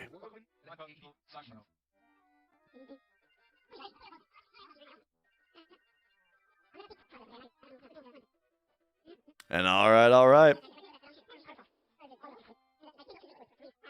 But yeah, baby life has been going pretty well. Mrs. Dash is going to be going and picking up. Our baby is with my parents right now. She's spending some grandparent time, and then Mrs. Dash is going to pick her up pretty soon, and then I'm gonna have to go when she's back. Okay. Do you guys remember the reactor setup? Do you guys remember the entire reactor setup that happened earlier? And then by the way, you can see Tifa's foot up here, which is a funny thing before they jump down. Anyway, that's just a funny little thing about the game.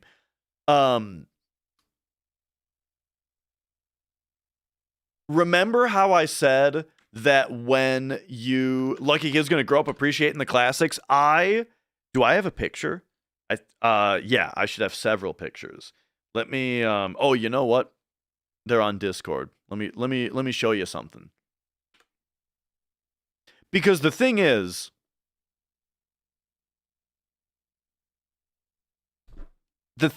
I've got the CRT, but this is like in my studio, you know? And I don't want someone to have to come down into the studio to play CRT, right? I want my daughter to have easier CRT access, easier access to being able to play retro games the right way. So, somewhat recently, like a few months ago, I hopped on Craigslist. I looked around, you know, and let's see where it be.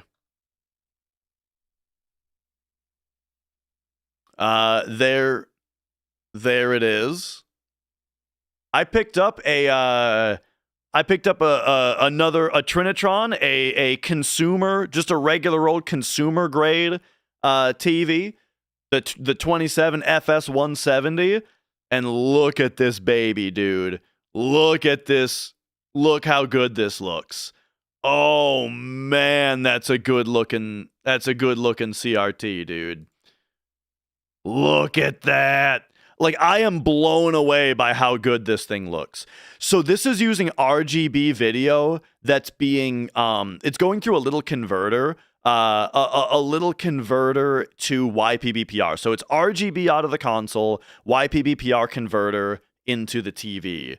And man, it looks good. So you know, the thing is, you can't play retro games on a modern TV. I need my daughter to have access to a good CRT, you know? And yeah, this is the one that you have, the same tube. Yeah, dude, this thing looks great. Let me tell you, if you haven't done it already, the two things that make this look so good: in the video settings, there was a preset called Pro. When I first booted it up, it didn't look very good, and I was disappointed. But I looked I just opened up the settings, and there's like a preset on the video options that was called Pro, and that just made it look twice as good. And then besides that, of course, using YPBPR component video, converting from RGB when necessary. S video looks 90% as good, 95% as good even. S video looks really, really good, but this gives it that extra little edge. But there you go. So that's in the living room now, and I've been using it a lot. Like, since getting that, man, I 100%ed Yoshi's Island. 100%ed Crash Bandicoot, played through Final Fantasy Original 1 and 2. That's the Famicom too, you know. What else? I feel like played a bunch of Star Fox, well, a little bit of Star Fox. Played a bunch of Contra, Super C, Castlevania 3, you know. Oh, it's good stuff. Castlevania 3 I kind of had to work on because the thing is I beat Castlevania 3 a few times several years ago and then never really played it again. And I've been a little bit afraid of it, you know, like because I love having a library of games that I can just pop in and play through and beat them, you know? Like I love just popping in Contra, playing through it. But Castlevania 3, I was a little bit afraid that like if I pop this game in, I don't think I can beat it. You know, I don't think I can just pop this game in and beat it. It's gonna take me like a few hours and several continues. So I started training. You know, I sucked it up and I decided to practice a little bit. You know, and I played through it a few times. I got a little bit better at it. I can't quite 1cc it, but I can beat it a lot faster now. 1cc Castlevania 3 is nuts, though. I don't know if I'll really be able to do that. You have to anchor that big TV to the wall when the baby starts walking around. I will see what happens because, yeah, I mean, you know, it'd be dangerous if she could tip it, but I don't think she can tip it.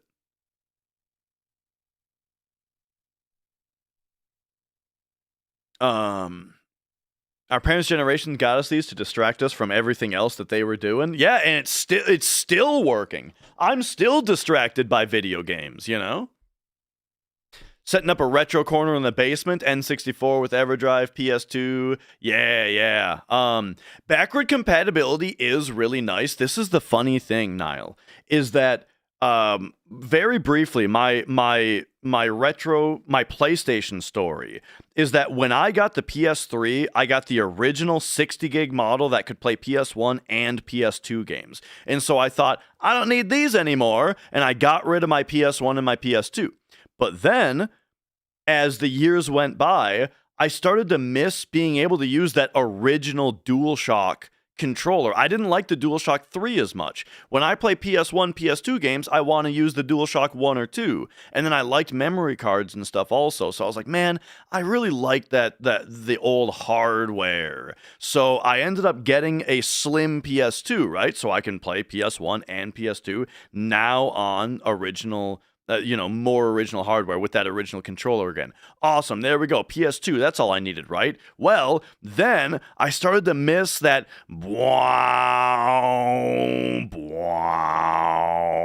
opening, you know? I was like, man, I miss plunking that big power button and hearing that power up.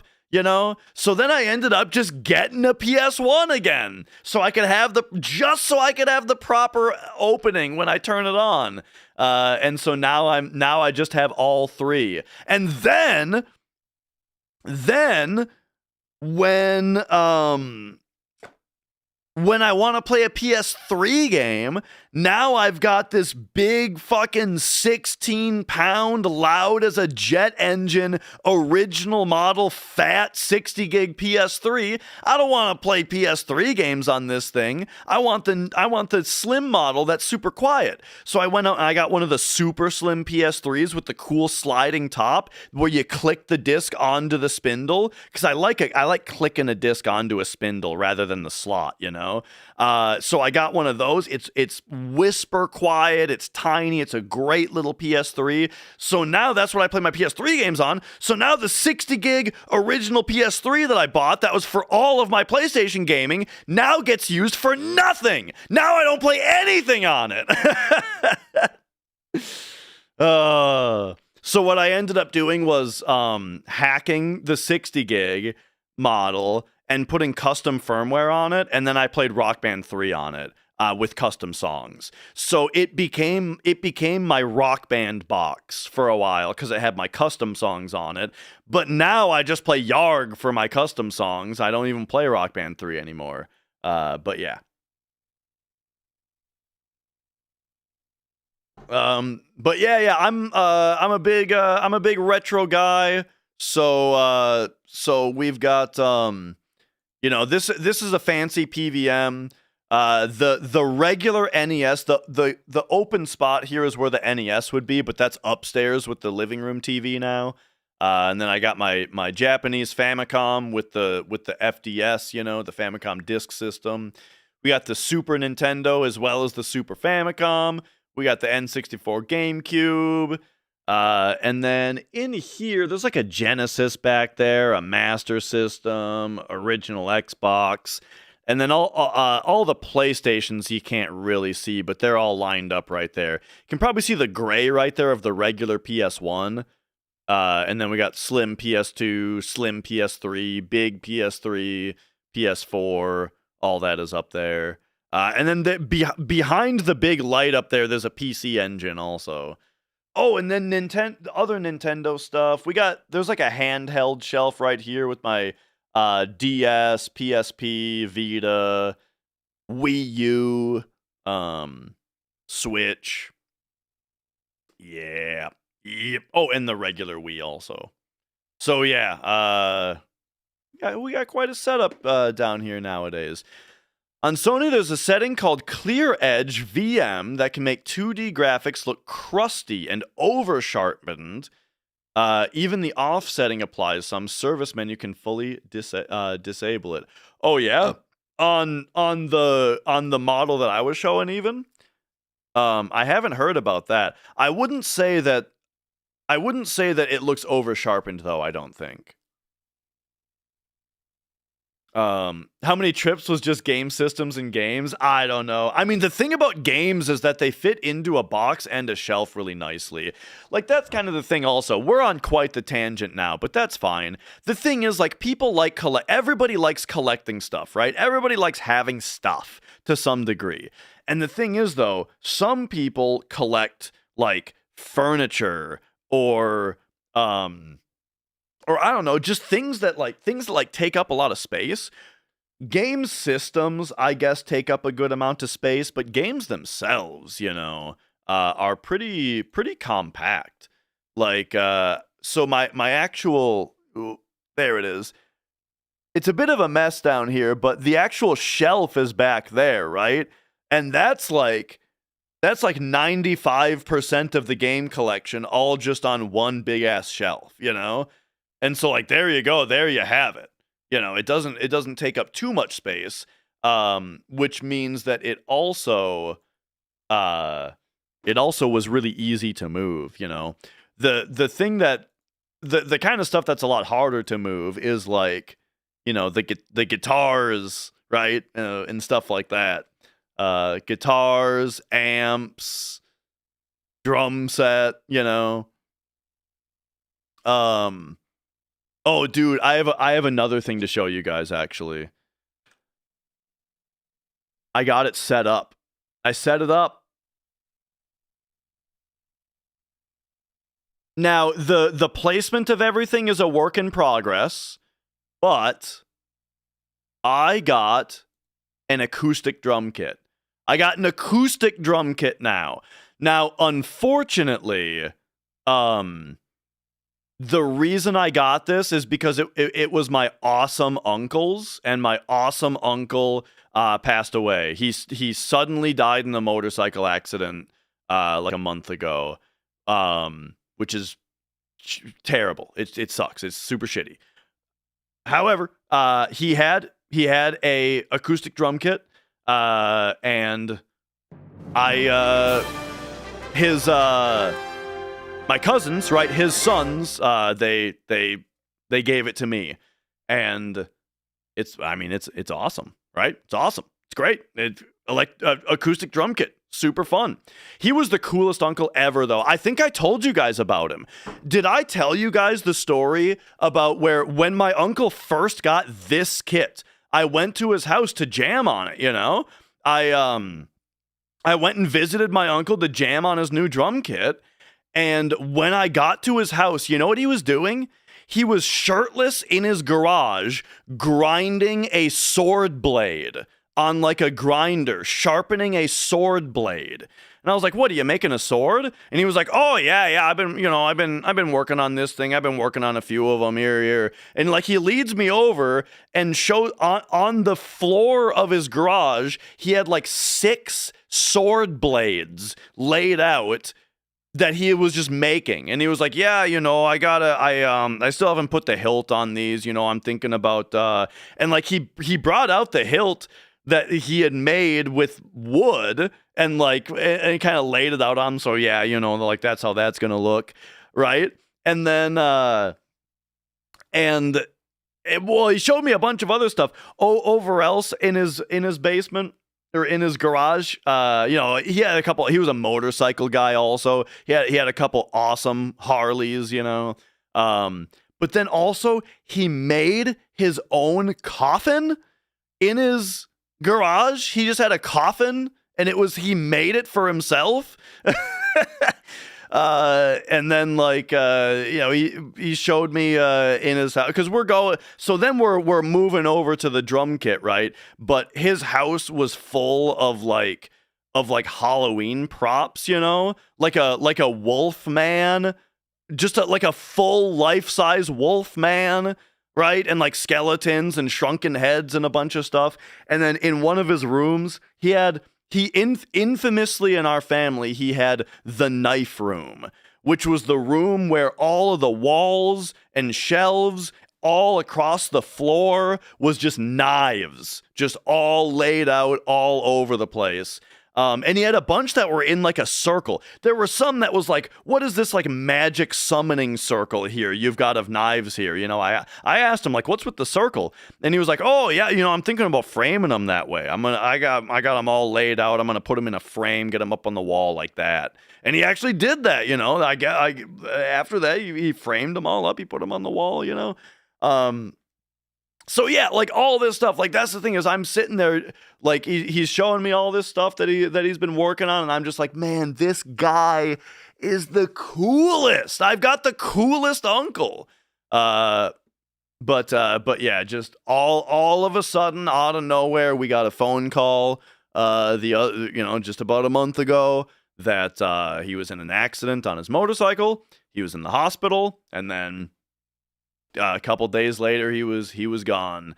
I don't know what all the details are. We're still waiting to hear more from like the police report and stuff like that about like what the details of the crash were, because the thing is, from what I've heard, right, from what everyone says, he was a very, very safe motorcycle driver, and like apparently the other party blew a stop sign, right? Here's the thing though, is I am a realistic, pragmatic person that of course that is what I would hear from my own family, So I am very like I believe it, but that is only my own family's side of the story. So I'm very curious to hear more from the police report about did they get it on camera, or like did anyone's Ring doorbell camera catch it or anything like that, and if more can be figured out about that kind of thing. So anyway, there we go. That's the cool news is that I got a super fun acoustic drum kit to play. Unfortunately, it came from the worst of circumstances, but yeah. Hope he was buried in his own coffin. Oh yeah. We got his. It wasn't painted, so right away we took his own coffin that he made. Well, I say we. My cousin, his son, did it. His son, right? Got the inside upholstered, and all done up, and then the outside painted. And then he was buried in his own coffin that he made for himself, which is awesome, right? The dude was so cool. Oh man. But all right. Anyway. Are we getting back into we got to ease back into talking about Final Fantasy VII here?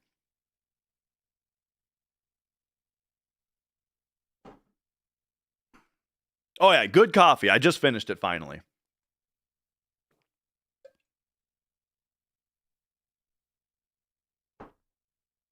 Um, stop sign to a stop light. Yeah, it's it, the kind of place where it happened, right? It's like a highway that doesn't that's unimpeded, right? It doesn't have any stop signs or anything, and then there's a side street that comes in that has a stop sign, you know. So it's not like he stopped at the stop sign and then went and then someone blew a stop sign. No, it's like he didn't even have any. He was on the highway, the multi-lane, don't have to stop for anything direction, right? And they're coming in from the stop sign spot. But yeah, so that's that. What's our baby's name? We are not saying on the internet what her name is. You know, she can just be baby dash dash baby whatever. The kid. We kind of want her to be able to choose how anonymous she wants to be on the internet, barring any any whatever. So yeah, you can call her Marlene if you want. That's just fine. We might just call her Baby Abigail. Okay, what was I doing here? We got to go all the way back to this. Do you guys remember when I was saying that as you run and all these bings happen, all the bings happen, right? And each bing, each tick is one icicle, yeah? Well, here's the thing, is every one of these icicles is an RNG call, right? The way that it works is that every 8 frames, when you hit the when you hit the 8th frame, the game it increments your danger value, and then it checks a random number against your danger value to decide whether you get into a fight. But those random numbers are the same every time. It's the same list of numbers every time, and those numbers are represented by the icicles here. And so if your danger is that number or higher, you get into a fight, which is why it's represented like an icicle. And so as you run, your danger goes up. You hit one of them, that incurs a battle. Then your danger resets to 0 and you start again. Or you can walk a little bit and then you get under, then maybe you'll hit this one and start over from there. That's the 10-second re-explanation of steps here. Was I covering up this while I was drawing this last time? The little bit of walking? Okay, so here's what I wanted to tell you guys though, is the way that this next part works is when the game checks the random number for your danger, it also checks whether the fight should be preemptive. And it sets a flag if it should be preemptive. So let's say that this icicle right here is one that the game decides should be preemptive. That means when you hit this step ID, the game checks the preemptive, it sets the flag, yes, preemptive, then it checks your danger and it sees that you should get into a fight, then you get into a fight, and it is a preemptive encounter. That's how preemptive encounters work in the game. What happens if this one is preemptive? Well, what would happen is you would hit this step ID. The game would see that it should be preemptive and it'll set the preemptive flag, but then it checks your danger and it sees that you don't get into a fight, and then it just does nothing. Then the next danger check, it will check the preemptive flag again, or it'll check a number for preemptive again, see that it shouldn't be preemptive, and it'll turn the flag back off. And then when you get into that fight, it won't be preemptive. Yeah? Does that make sense? Okay. Here is the trick with apps.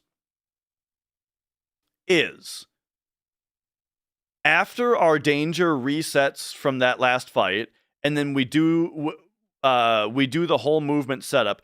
So we did a whole movement setup out of the reactor, right?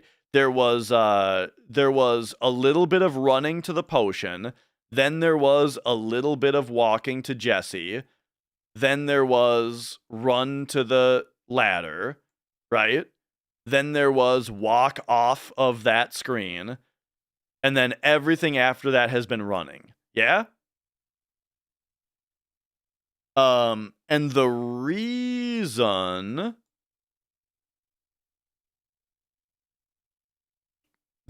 for the walking was to get under an encounter, and then also to get under another encounter, you know, and there's other encounters here and stuff. But now here's what's about to happen. Is now we are in, on the step route, we are in about this spot. And this fight right here is a preemptive. So, the purpose of the precise movement out of the reactor was all in order to get us to leave the reactor on this step ID. Why? Because now, in order to fight Apps, we have to run to Tifa and talk to her, and then we have to run to Eris and talk to her. So here we go. Run to Tifa, talk to her. Run to Eris, talk to her. What happens now? Now the game triggers the Apps fight. Here's what happened. Is this step ID has a preemptive flag associated with it. And that movement of walking to Tifa and walking to Eris, notice, again, this isn't regular movement. This is setup movement. This is buffered movement to Tifa into bonking into her before talking to her. Then run up to Eris into a bonk right here. Then he runs right into a bonk, right? This is setup movement. All of this movement is a specific amount of movement that advances us exactly this many step IDs. To where now we are on this step ID. So what does that mean? What that means is when we struck this step ID, the game checked a random number for preemptive, and it said, yeah, this should be a preemptive encounter. However, and so it set the preemptive flag on. However, the danger check did not produce a fight, so it did nothing. Then, the cutscene begins the Apps fight, but the preemptive flag is on. The preemptive flag is still on. And this formation happens to be preemptible. So here you go. You get a preemptive attack against a boss fight. Why is this possible? It's only possible for a couple of bosses. This same trick can be done to a few bosses as far as getting the preemptive flag to be set on.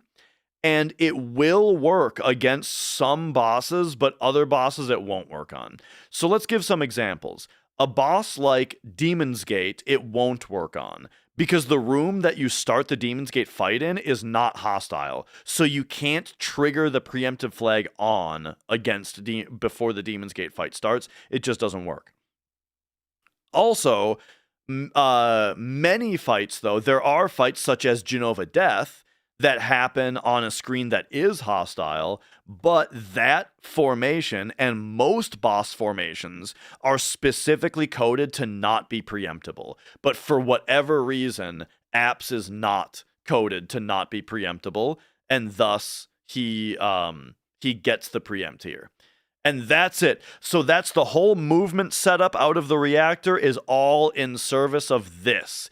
Because Apps, normally an enemy takes double damage from a behind hit. Apps takes 4 times damage from a behind hit. Why? I think because he has a mechanic where he can send a wave either from your back or from his back, and the developers wanted, when he hits himself in the back with a wave, I think the developers just wanted that attack to do quad damage to him instead of only double, so they made him take 4 times damage from his back, and now that gets extra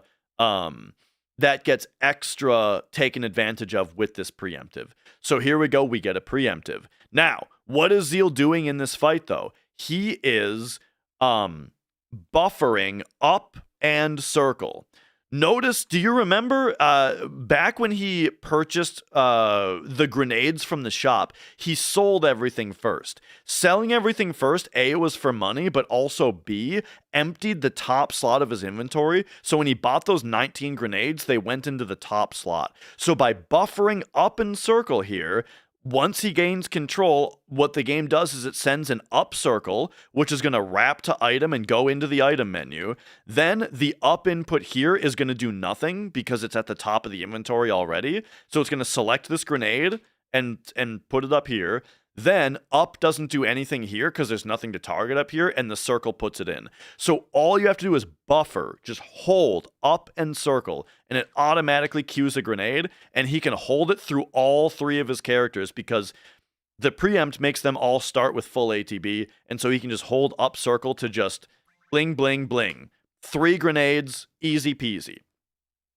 Now here's the thing though. Here's another interesting thing. I mentioned a couple things. A, limit breaks get prioritized in the turn queue. B, he takes quad damage from behind. But this grenade only does regular damage. That's because grenades do not get affected by the preempt. But wait, he turns around. So are we still going to get the damage bonus from him even though he's turned around? Yes. The thing is, him turning around here is simply a product of his hurt animation ending. When the game is done with his hurt flinch, the game then sets him back to his normal animation, which also sets him looking forward, even though he is still in preempted status. So the other 2 grenades happen. While the other 2 grenades are happening, here he is buffering down in circle. So, oh my gosh, I pressed the wrong hotkey.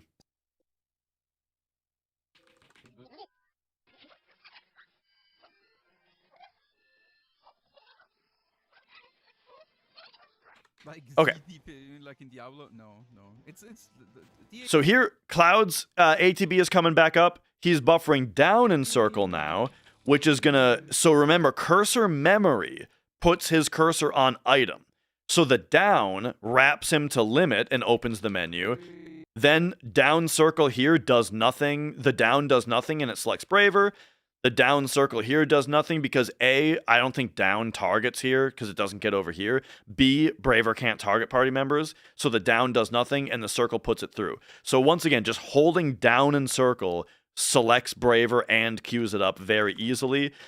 And now Tifa's grenade is still going off here. But remember, limit breaks get prioritized in the turn queue. So even though Eris even has a turn queued up here, and Apps probably does as well, the Braver goes very next thing here is the Braver that goes off. And A, it's going to get quad damage and from the back, and then B, remember he unequipped lightning and ice, maximizing the amount of damage that this Braver is going to do. Boom, 509. Huge Braver. And so now all he needs to do is throw grenades and win the fight. So now he can go back to holding up in circle because now Cloud's cursor memory is going to be on attack again. So he'll hold up in circle, boom, to queue up that grenade. And now all he has to do is hold regular circle because of cursor memory in order to queue up the rest of the grenades and just win the fight. So that is the preemptive apps fight. It's very safe because you only get waved from the front and then he's dead before he knows it. It's very fast, it's very safe. Uses a Braver, which is going to be important later. And there you go. Okay. So now Yeah. We expect this fight right here. We also expect this fight to be a preemptive because there happens to be another preemptive flag here. So this preemptive is not that previous flag, right? I talked about the preemptive flag before and how it was set during the apps fight. The thing is, once he starts moving here, danger checks are happening now that have unset the preemptive flag. But it just so happens that the next fight here is a preemptive. Or is another one. So now we may or may not see some steps happen here. Again, I don't know exactly what step route he's going to use, but I'm going to try to follow it as best I can, not knowing what it is. If he doesn't take any steps, then we expect to see another fight about right here. There you go. Oh, Cloud, can you do it? Run, please. Ooh. So why did he attack right here, even though he's running? The reason is because these guys sometimes have kind of a long turn animation, and so he wants to run away from them, right? So the reason he queues up this attack is just to create an animation here. Cloud's attack animation is relatively fast, so if he's able to queue up an escape during the attack animation, that'll be a relatively fast escape. Oh yeah, by the way, how do escape attempts work? The way that escaping works in this game is the battle action happens at 15 frames per second. There are certain things that are running at 60. For example, the menu is running at 60 frames per second. So as you can see, watch this. The battle action moves on the first frame here. Boom. And then it gets 1, 2, 3 more frames. The menu gets 3 more frames before the battle action moves again, because the menu is 60 FPS and the battle is 15. Now, also certain things in the battle action is in the battle calculations is also 15 frames per second, such as the escaping. So every frame at 15 frames per second, the game calls battle RNG in order to hold it for your battle escape attempt. And if you are holding L1 and R1 and you are in time mode and not wait mode, then the game will actually consider that random number that it grabbed. Otherwise, it'll toss it. And if it is I don't know if it needs to be a low enough or a high enough number, doesn't matter. If it's the correct range of numbers, the random number that it grabs, then it will trigger a successful escape. But what does a successful escape exactly mean? It means that it will decrement the escape counter. And when the escape counter is at 0, you will escape.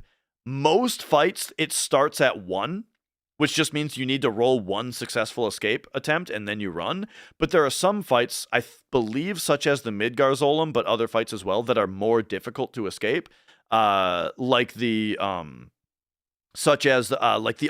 in the Gelnika, I believe, are also harder to escape. Those have a higher escape difficulty, so you need to roll multiple successful escapes in order to trigger an escape from those fights. So if it's ever felt to you like some battles are harder to escape than others against particularly scary enemies, it's true. That is correct.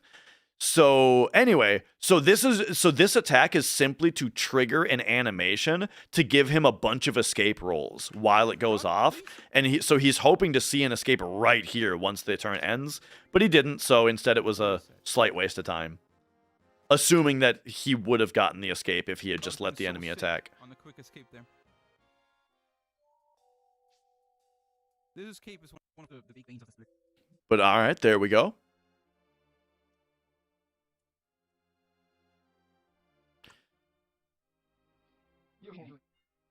And then this is a high potion, right? Yeah. And then this is a regular potion, right? Yeah. Just making sure I know these things. Okay, so if you take the 6 and so here's the funny thing about the fight that he took in the sewers there. If you can walk under that sewer encounter by taking 6.5 steps. And if you do that, then you get this encounter right here. But if you don't take the 6 steps and you get that encounter, the danger reset back to 0 puts you under this encounter right here. So why would you bother taking the 6 steps if it just gets you this encounter? This encounter is skippable. So that's why some routes do an encounter skip right here. This route he's doing, though, now doesn't. Why would you not attempt the encounter skip? Because it saves 6.5 steps.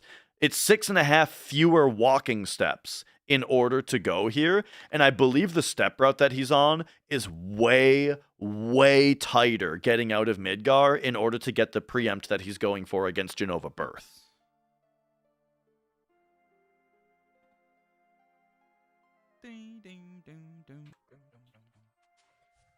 So when will he get the encounter?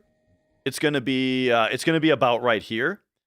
And so or maybe even here. The reason is, again, if you take the 6.5 steps and then you either do the encounter skip or you don't, then you'll get this encounter right here. This is about the spot where you get the encounter.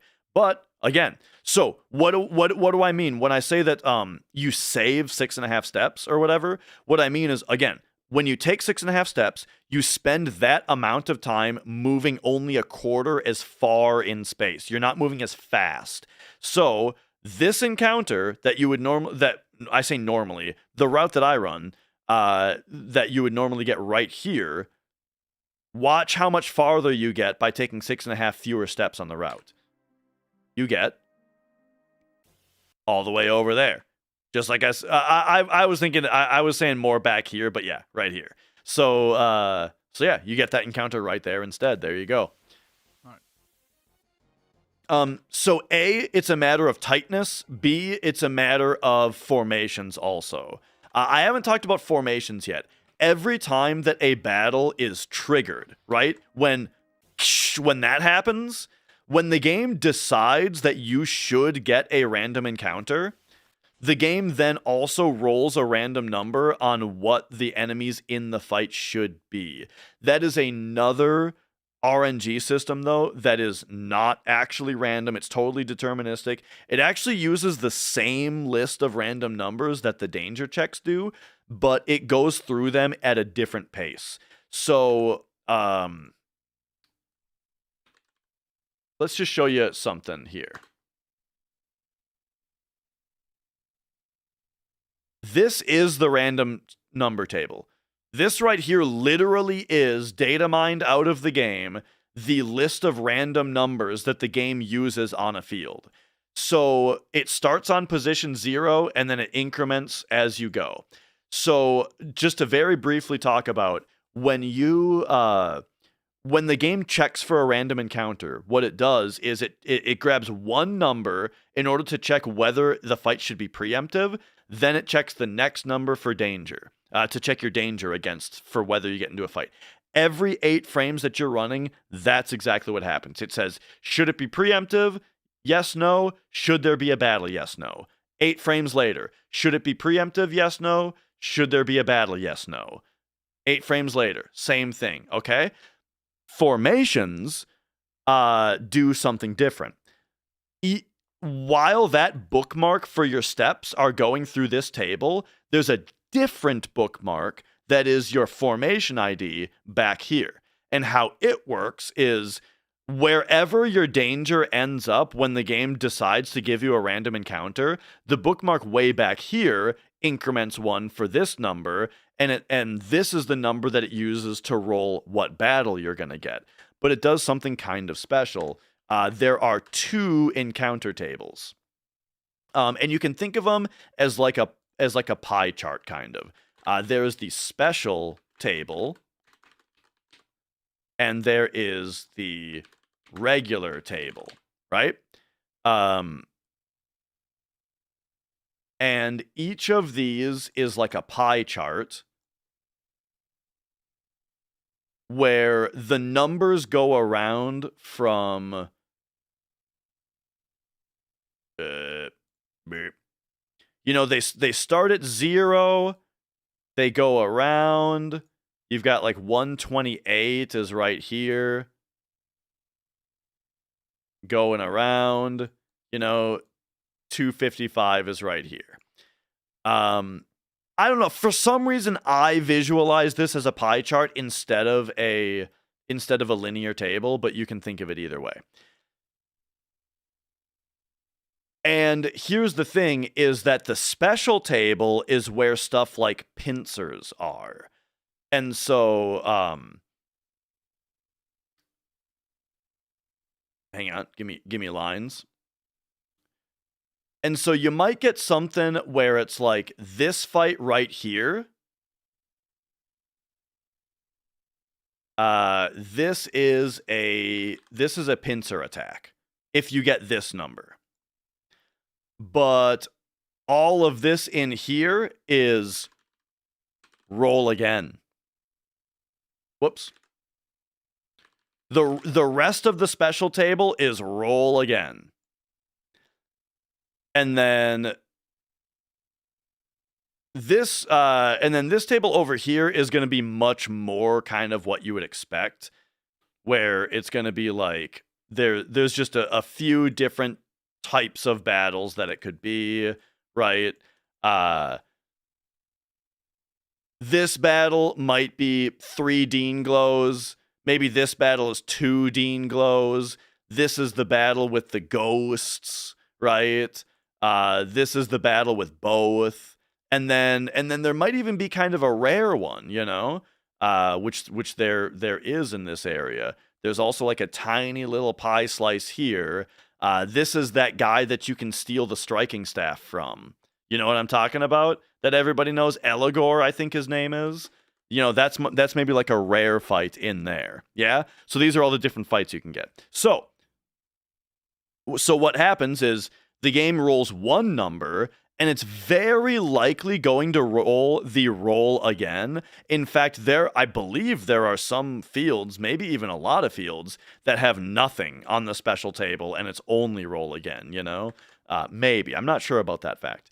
But yeah. So then it'll roll another number and give you whatever fight it lands on in this table. So most of the time, your formation ID ends up incrementing by 2.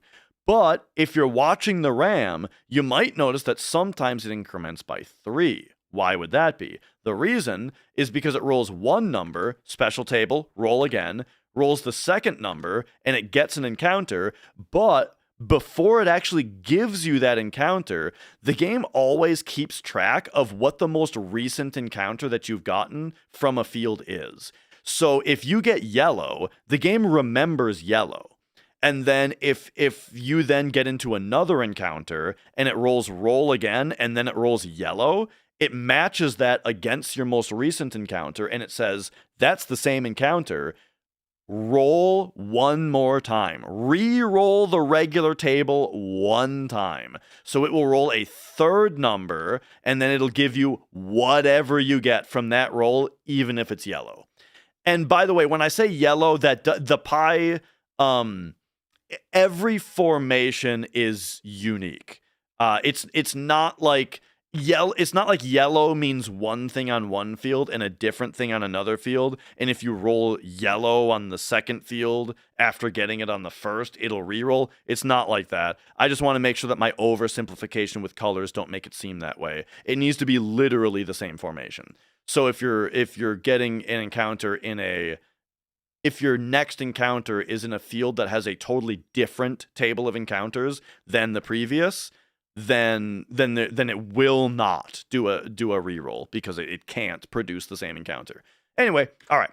Oh my gosh, I keep accidentally hitting extra hotkeys. Oh yeah, by about now I should probably give my usual shout out to the entire FF7 community for teaching me all of this in the first place, especially Ace Zephyr. I have learned so much from that guy. He's the one who's taught me the majority, I would say, of like the nitty-gritty stuff. And that formation table thing that I just explained is something that I didn't know when I made the tutorial 3 years ago. I have heard about Mrs. Dash, the salt, or the spice, yeah.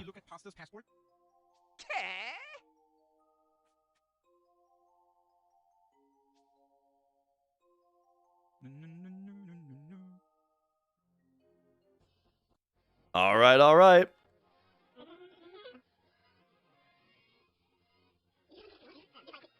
What's next?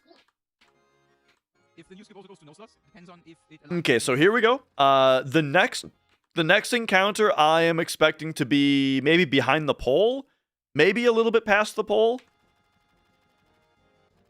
Yeah, a little bit past the pole. Yep, there it is. Just like we expect. Then probably not. And again, I don't know this route. I just know how steps work. As far as being able to get this far without looking. The next part is going to be weird though. It's going to become difficult to predict in the next part. Because the next part has one of those parts where the danger increments at a different rate. So you cannot do this one, skip on this one because it says so. Oh yeah, so here's the Reno fight now. 8 grenades kills him. However, it overkills him. You can actually manage to get 1 cloud attack in, which is way faster than throwing a grenade, and it skips a grenade. So getting in this 1 attack, especially before he even gets his turn in, is very great. And so this is not only faster, but it does enough damage also. It saves a grenade. Now, this is also, by the way, this is another reason to unequip Lightning and Ice. Him unequipping Lightning and Ice to give Cloud 2 extra strength is also good here, because this 40 plus 7 grenades only barely kills him. If Cloud rolls like a 39-38 here, then you are much more likely that your 7 following grenades are actually going to underroll and not kill him and give him an extra turn. Nice. It won't give him an extra turn in this case, though, because he got the cloud attack in early. So even if he has to throw 8 grenades here, it's Reno still won't get an extra turn. That's very good. More hits on Barrett, please. Unless he freezes somebody. Which Electromag has a chance to freeze. It did not, so that's good.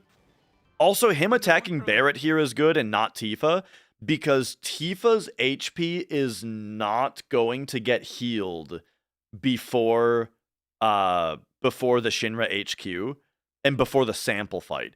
This HP on Tifa is going to go all the way to the sample fight, and so we don't want her to get too beat up, because we don't want her to be in risk of dying on that fight. So it's very good that he's not attacking her. All right. 56 there, that's going to be totally fine. No. Oh. Low rolled. And there, he did low roll. There you go. You see how it still took him 8 grenades to kill. Even with Cloud, even with unequipping that materia, 40 is kind of a low roll on hitting. Because I said 38 or 39 would be at higher risk. 40 is even at risk. Because grenades also have a random variance to their damage rolls, right? And so, yeah, his grenades did not do enough damage, and so he had to throw 8 grenades even though he got the cloud attack in.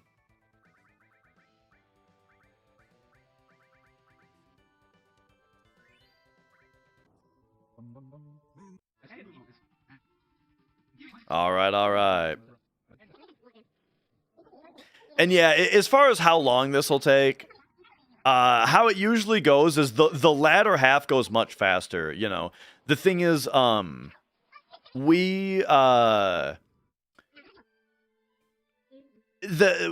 it's naturally very front loaded with explanations because we have to talk about things like steps, you know. And then also there was a second reason also. Oh, also Midgar is just very dense with tech, you know. Midgar is a very dense part of the run with things to talk about. Not just because it's early, but because there's just a lot to... Yeah, there's just a lot of tech. Alright, so here we go. I would expect his fight to be in here. Oh, and he's skipping it. Okay, so yeah, so this is where things get complicated as far as following steps go when you don't know the route. So if you open the menu on the frame that the game tries to give you an encounter, you skip it. However, something happens. Here's what happens. We'll draw this out a little bit more. Okay. Let's say you open the frame, or you open the menu on this exact frame that the game tries to give you this encounter. What happens is it actually skips, it prevents the game from giving you this encounter. However, because you didn't come out of a encounter, that means that your danger never reset. And so it will your danger will continue going up from that position, and that might get you this encounter. While if you had taken the encounter and your danger resets to 0, you would get under that one, right? This scenario is why most battles end up being not skippable. Is because like what would happen then is like maybe there would be another encounter right here. And then regardless of whether you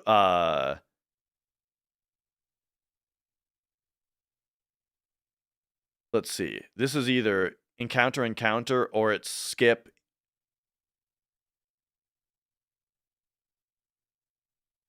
Oh, yeah. And then like this one would hit that encounter. So it like in this kind of complicated situation, what happens is either you don't do the battle skip and you get this encounter and this encounter, or you do the battle skip and you get this encounter and this encounter. So whether or not you skip the battle, you still get 2 encounters, which means this battle is not skippable, right? And that's what the case is most of the time, right? Most of the time battles are not skippable for that reason.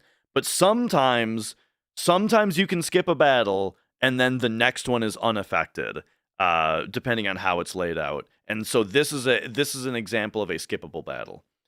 Could you theoretically never get fights by opening the menu every frame perfectly? Well, you would only have to do it every 8 frames. But yes, if you opened the menu every 8 frames of movement, you would never get an encounter. However, you would run into the double boss glitch though, which is if you successfully skip an encounter, it activates this flag that bugs the game out, where the next time that you get into a scripted encounter, which is like a boss fight or just an encounter that is triggered not by the random encounter logic, like a boss fight, or just like you talk to a guy and he fights you or whatever, that fight you will get twice. It sounds weird, but it's what happens. It smears, you fight the guy, you get the spoils, it tries to load the field back in, but instead you hear another battle swirl and you fight the guy a second time, and then you're done. And that'll happen every time if you're skipping all your battles. So how do you clear that flag? You have to successfully get a normal random encounter before the next scripted encounter. And yeah, he hasn't submitted this run yet. Right now, it wouldn't appear because it hasn't been verified yet, but also he hasn't even submitted it for verification yet. But I'm verifying it anyway because he's claiming that it's world record on YouTube. So I'm verifying it. But the reason might be that he's just like, one thing that Zheal has done in the past is if he's still grinding this category, then he won't bother submitting this run because he's planning on beating it really soon. I've done the same thing. It's just I've never done that with a world record before. I don't know. He'll probably submit it eventually, right? Anyway, this is him attempting to skip the battle. So every time he's moving 1 frame and opening the menu, and then moving a frame while opening the menu to get multiple frames, because it's not incredibly precise, right? He might get this encounter here, he might get it here, he might get it here, depending on A, how ahead or behind on steps he is, and B, how fractions have lined up, which we don't even need to get into. So what that means is he's not exactly sure exactly what frame he's going to get the fight on.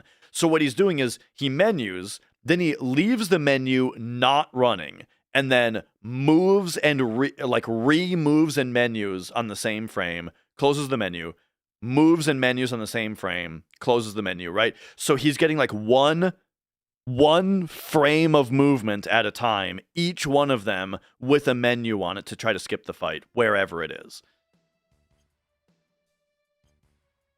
And if you're able to do it this fast, you can get a lot of attempts in. But it's actually pretty difficult. And there you go, he got it. So no fight there. It's actually pretty difficult to do the inputs because how it actually works is you need to press the D-pad and then you need to hit menu exactly 1 frame later. If you hit the D-pad and triangle on the same frame, it only opens the menu.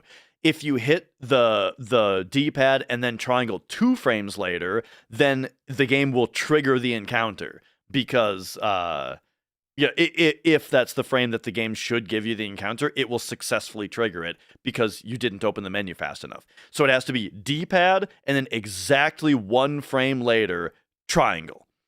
And I wanna discuss something that is why this is difficult. And it has to do with the console timing.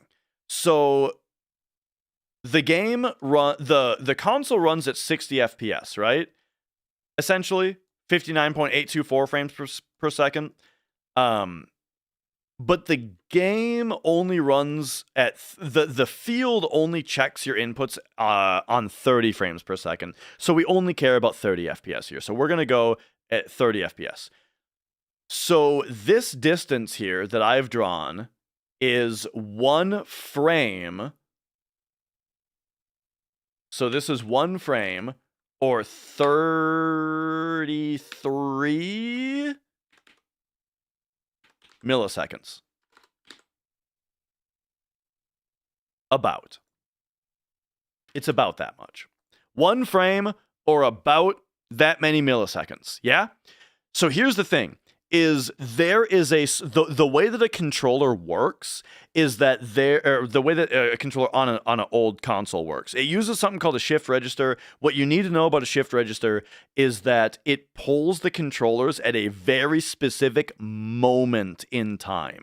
As you press buttons, each digital button that you can press lines up to a pin on the shift register, and those pins are generally kept in a high logic state using a pull-up resistor. Basically, it means that they all have the data of 1 because they're at a high logic state, right? The voltage that those pins sees is above a threshold, thus the data that they represent is the number 1.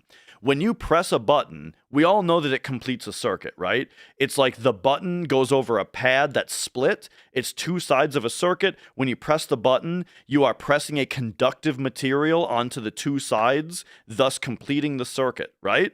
What is that circuit? It is grounding the pin. It grounds the pin that button is connected to, which pulls it below the voltage threshold. It pulls it to a low logic state. It now represents the number 0.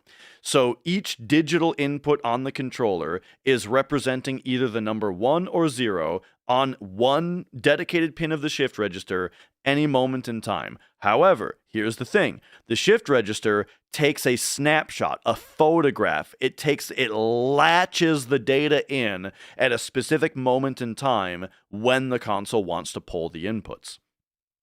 So the console gets to a point of its frame, of its CPU, of its programming. The game is programmed, I want to know the controller's inputs right now. When it does that, it latches the shift register down, and it saves that string of 1s and 0s as a solid piece of data that then gets passed into the console. And that happens at a moment, right? So then for the entire frame, essentially, that means that is what the game is considering you to be pressing.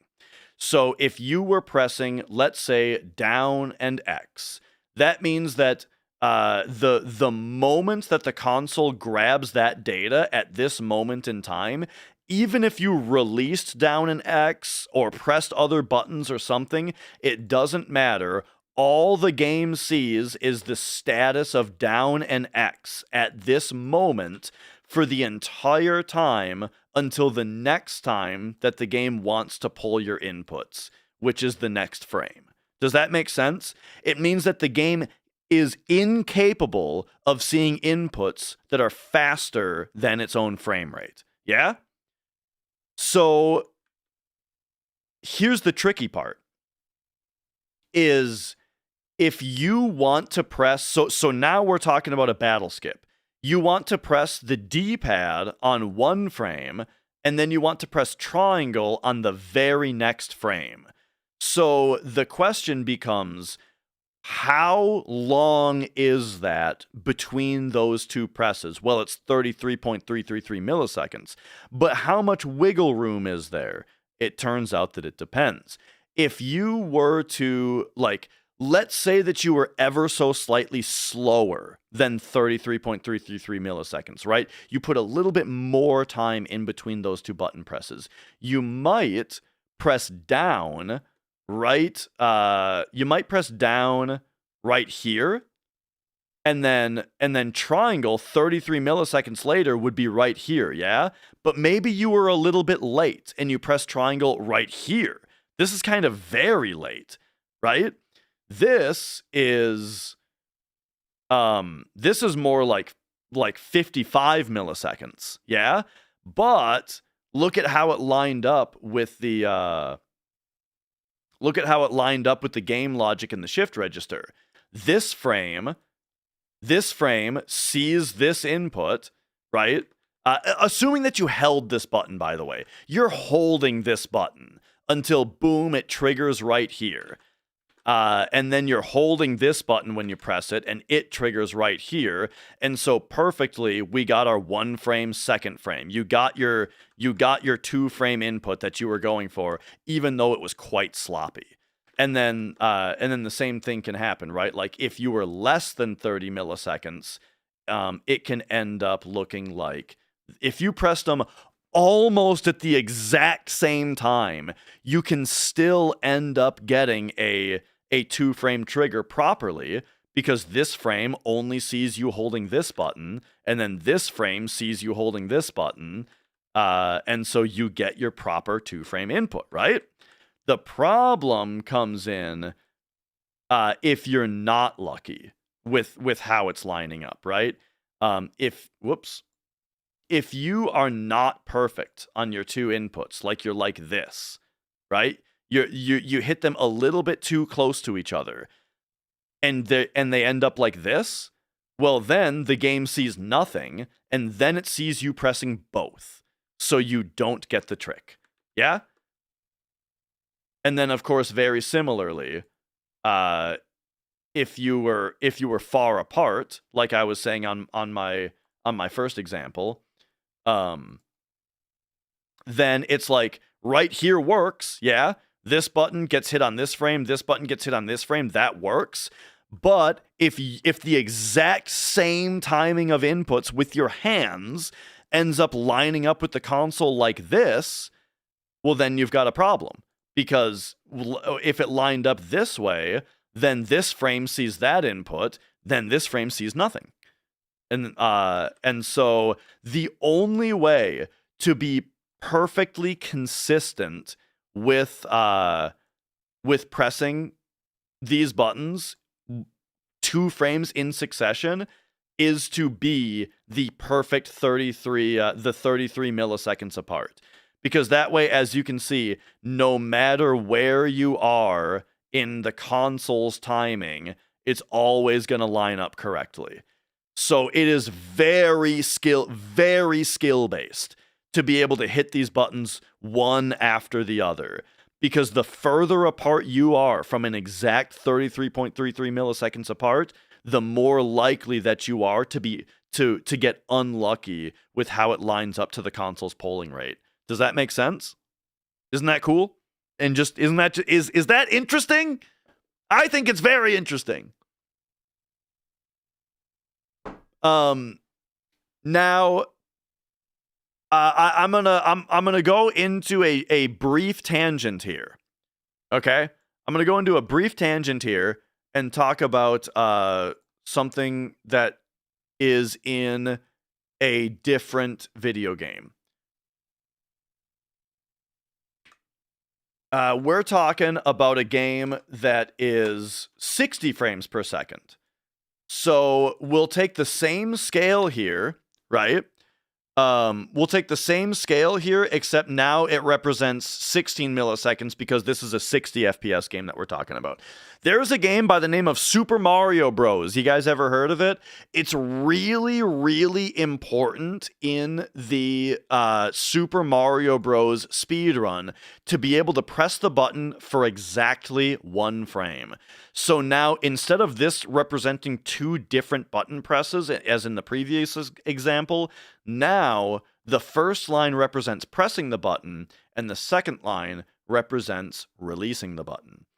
And you can imagine that if you need to press the button for exactly 1 frame, the same exact thing occurs. It is a skill issue to be able to press the button and then release it with that exact timing to make sure that only one polling of the controller sees that input. Otherwise, you're going to get otherwise, if you hold it too long, if you hold it slightly too long and you lined up and you get unlucky, that's a 2-frame input. Even though right here it's a 1-frame input, here it's a 2-frame input. Yeah?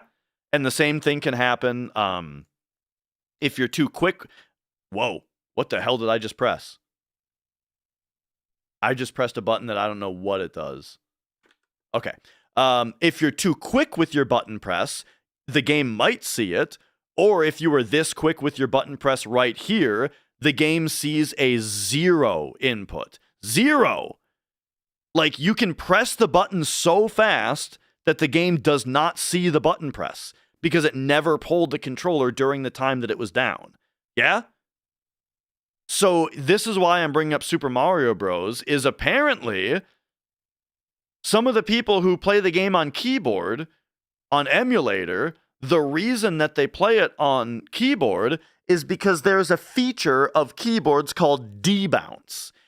And what debounce means is that when you press a key, there is a period of time where the 2 pieces of metal come together from your key press, right? The 2 pieces of metal come together from your key press and they rattle, right? There's a vibration, there's a rattle, there's a bounce.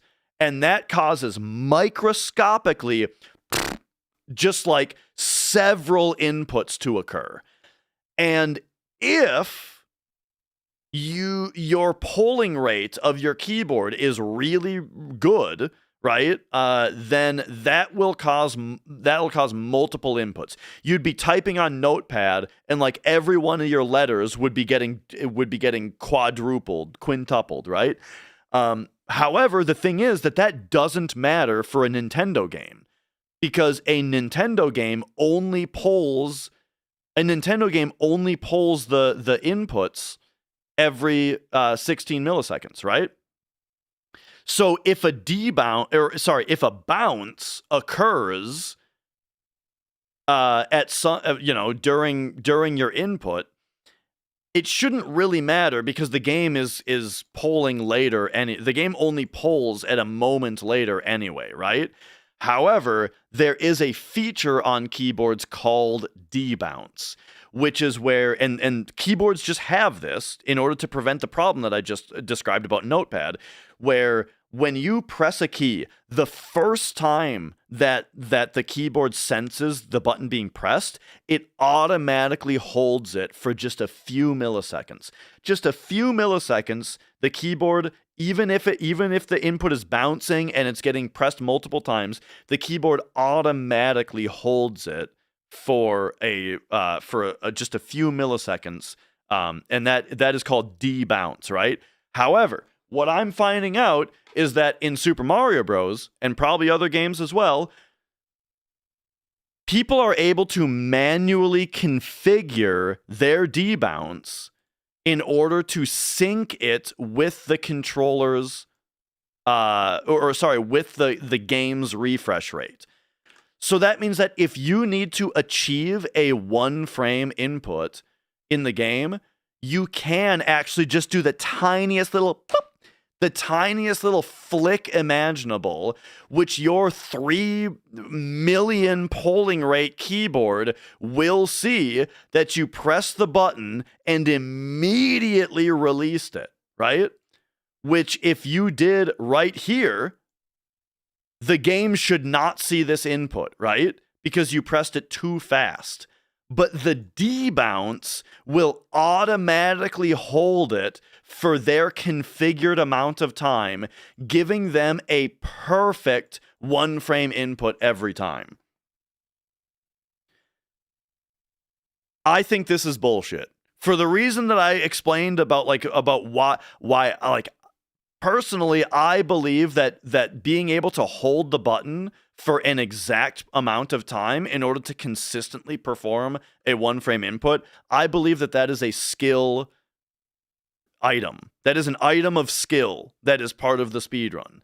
But instead, like, this is the strat that people are using when they play like an NES game on a keyboard. They're abusing the debounce in order to perfect their inputs.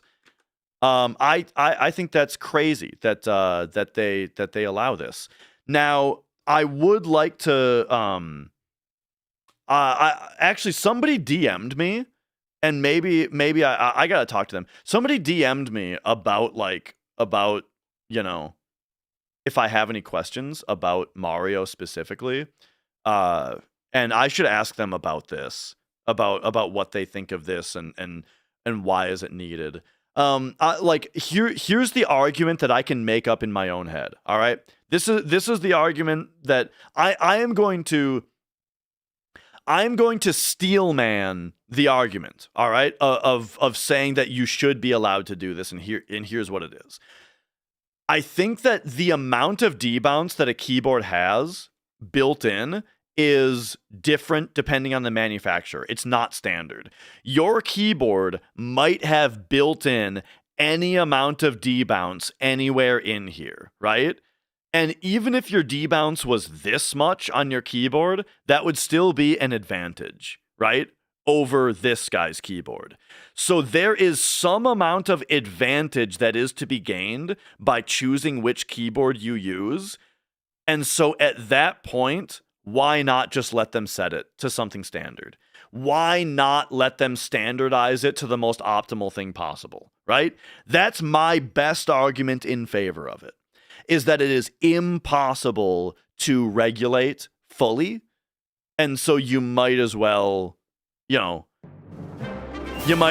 allow it. I don't like it, but that's my best argument for it, just to be good faith. You know what I mean? So there you go. Training, thanks for subscribing, by the way. But okay, there we go. That's that little bit of lecture, and that's how I feel about that. But here we go. But yeah, it's like I see it as the same as a macro, yeah. The no sphere challenges that I'm really not a fan of challenges that just remove basically everything that makes the game, you know? Oh, okay. I can't listen to his commentary because I'm gonna start going into more tangents.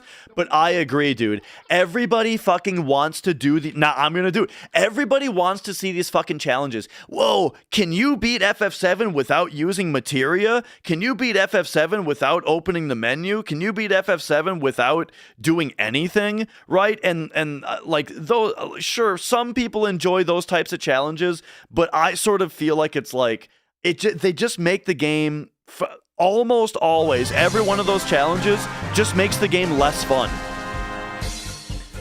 Retro Panda, thank you for subscribing. It's like basically, can you beat the game by removing a core mechanic of what makes the game fun? You know, and it's like, yeah, I guess. Yeah, you can, but you're just going to have a less good time than if you were to use the mechanic that is fun. That is a fun game mechanic. I don't know, So, don't get me wrong. I enjoy challenge runs of games. I just generally don't like the type of challenge run that's just like, let's take out all the fun parts. But you know, challenge runs like permadeath runs, I think, are pretty great. Do do do. Yo, Monisa, how you? And yeah. Like the argument in favor of it is that it's like if you're not allowed to use materia, well then you need to then put more appreciation into the other mechanics to make up for it. I get it, sure. Yeah, okay. I maybe I went a little bit extra hard on it at first, but really what I'm talking about are the ones that are just like a challenge where it's like, yes, you can do it, but the way to do it is extremely boring, you know? Like, okay, you just have to grind battles for 12 hours using only regular attacks because you're not allowed to do anything else, you know?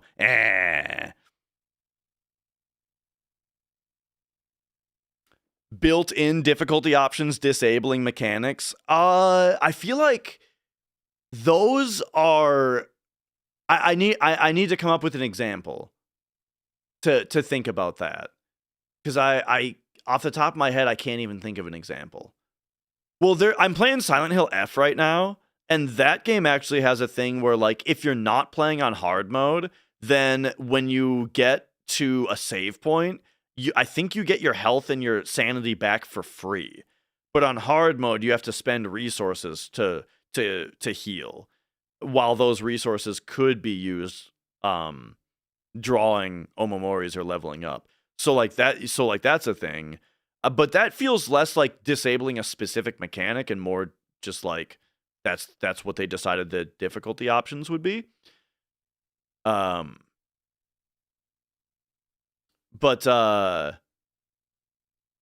I guess I know in Mina the Hollower, I was looking at Mina the Hollower's extra options, and that game has a ton of difficulty modifiers built into the game that you can use to either make it easier or harder. Having it built into the game, I think, is kind of fun because it gives everybody like a standard to compare on instead of it being like a mod, you know. Hardcore mode, disabling most of the HUD and removing your location from the map. Yeah, see, I like that kind of thing. Oh, okay. Wait a second, though. Final Fantasy VII Remake hard mode, gimping items and making MP a struggle was not fun at all. Yes, I do agree with that. Yeah, I remember hard mode in Remake just being anti-fun. Totally. Okay, sorry, we're getting distracted again. I want to play some God of War 2 today also. But at this rate, we're not going to get much of it. Okay, so here is this pincer. Or this, not pincer, side attack. So this fight he's getting after skipping a fight, it's going to take me a minute to figure out where he is on the step route now, because I'm not positive. As expected, this room made me lose track, but also because he didn't encounter skip. On one side, can I verify this run without a rant? Impossible. Point, even if you do everything perfectly. Oh, hang on. Let's speed up a little bit here. Because all right, buying the batteries.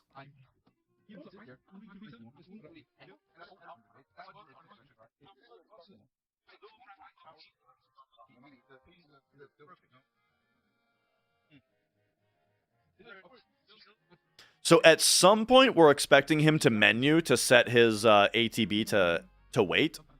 Oh yeah, we talked about earlier how wait versus active. We're about to go to ATB wait for the first time.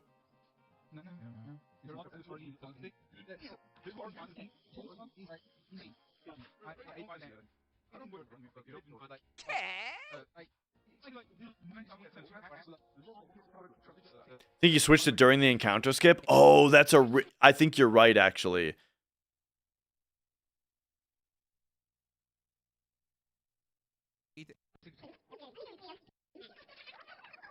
All right. Hang on a second. Let's find that.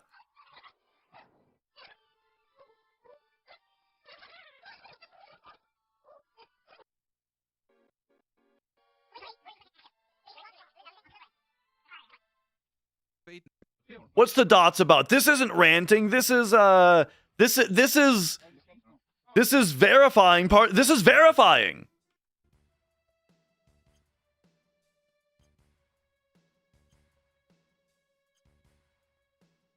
Yeah. So look at this. He uses the menuing of the battle skip to set his ATB to wait.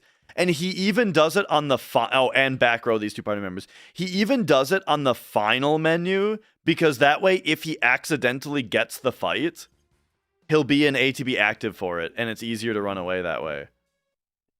Because active is better for running away, because like I described earlier, you only get credit for the escape RNG if you're holding R1 L1 and it's in time mode and not wait mode. So if you're an active, it's almost always in time mode. So it's easier to run away from fights because enemies aren't freezing ATB with their attacks. So like very much in general, active is good for escaping fights. And then later, including basically starting now, wait is better for fighting fights. Not all of them though. We'll still use active for a few more fights here. Yes, but it's like a speed run. I don't quite get it. All right. Here's the deal: it's time for elevator manip. I feel like I would rather save elevator manip and HQ for next time. And let's switch over to, I gotta switch over to some casual gaming. The thing is, I've only got a few. I don't have all the time in the world to stream anymore, and I wanna get in some regular gaming. Besides just the verification. So I'm kind of wanting to like establish few hours each stream to doing this verification analysis commentary, and then playing something else for a little while before it's time for me to go. And what I've been playing through the last few days is God of War 2 on the PS2. I've been thinking a lot about God of War 2 lately, so I started playing it. What say you? We swap over to that for a little while? I think it sounds fun.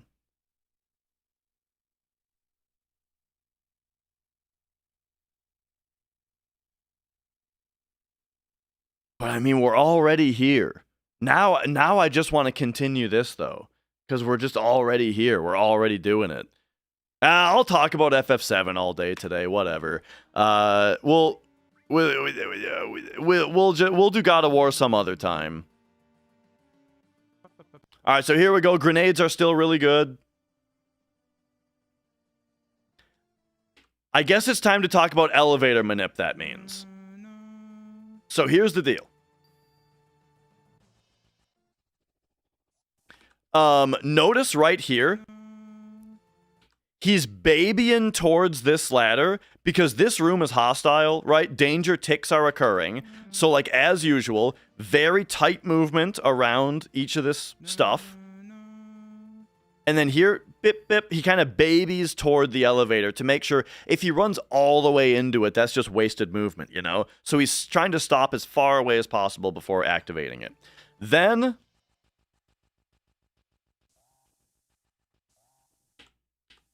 I gotta run to the bathroom before we talk about this elevator. I will be right back. Because this is gonna be a chapter of the verification. Be right back.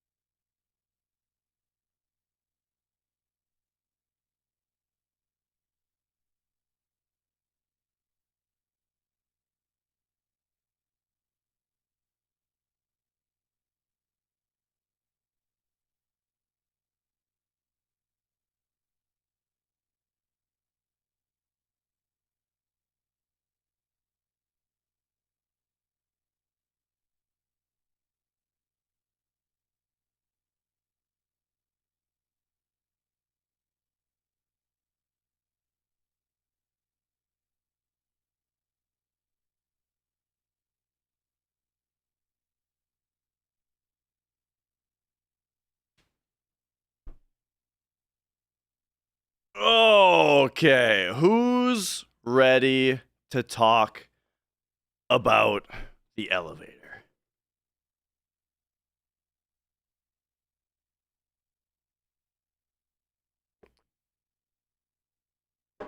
So, here's how the elevator works. You start on floor 6, and each time that you press the elevator button, it sends you up randomly between 7 and 15 floors. It's much more likely for you to get a lower floor than a higher one. I don't remember what the cutoff is, but yeah, it's more likely to get fewer than it is to get more. And so there you go, 17. So 17, it means that he got a jump of 11. Great. All right. Here's the deal, though, is I put random in quotes. Why? Because guess what list of numbers the game uses when we say that it uses a random number? Oh, that's right. It uses the field RNG table. But just like danger, right? Remember I said when the game is checking for random encounters, it's moving a bookmark through this table saying preemptive, fight, preemptive, fight, preemptive, fight. It's using these numbers down the line, and then separately from that, formations are occurring. Like, oh, you got a fight? Should it be a special? No. All right, it should be this encounter. You got another fight. Should it be a special? No. All right, it's this encounter. Wait, that encounter is the same as this one, so actually give him this one. Yeah?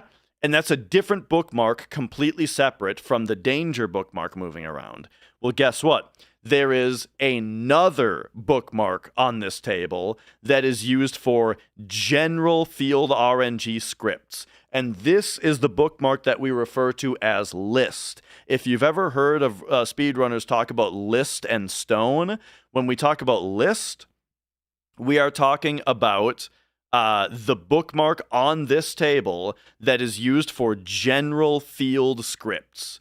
What does that mean? That means that when you are on the field, right, which is the pre-rendered background with your chibi models, text boxes, that module of the game is the field. Anytime that a script running on this field wants a random number, it uses this particular bookmark. Okay, so here's the deal: that is what the elevator uses. So when you press an elevator, but when you press the button, what it does is it just waits several frames, and then it jumps to the next number on the table, and then it uses that number. It does some math to this number in order to get it to be a number between 7 and 15, and then it jumps you that many floors. Easy, right? Wait, it's actually quite a bit more complicated. There is a second value that we refer to called your stone, which is the incrementer. So this particular bookmark works differently than the other ones do. While every other RNG bookmark just moves one position at a time on the table as you go, and when it gets here, it bumps down to here. They just go linearly down the list. Yes? Sounds good? Nah. Thanks. So instead of just going linearly through this list, instead, what this particular RNG system does is it has a second value that tells it how many positions on the table to jump each time. Yeah, that was my wife voice.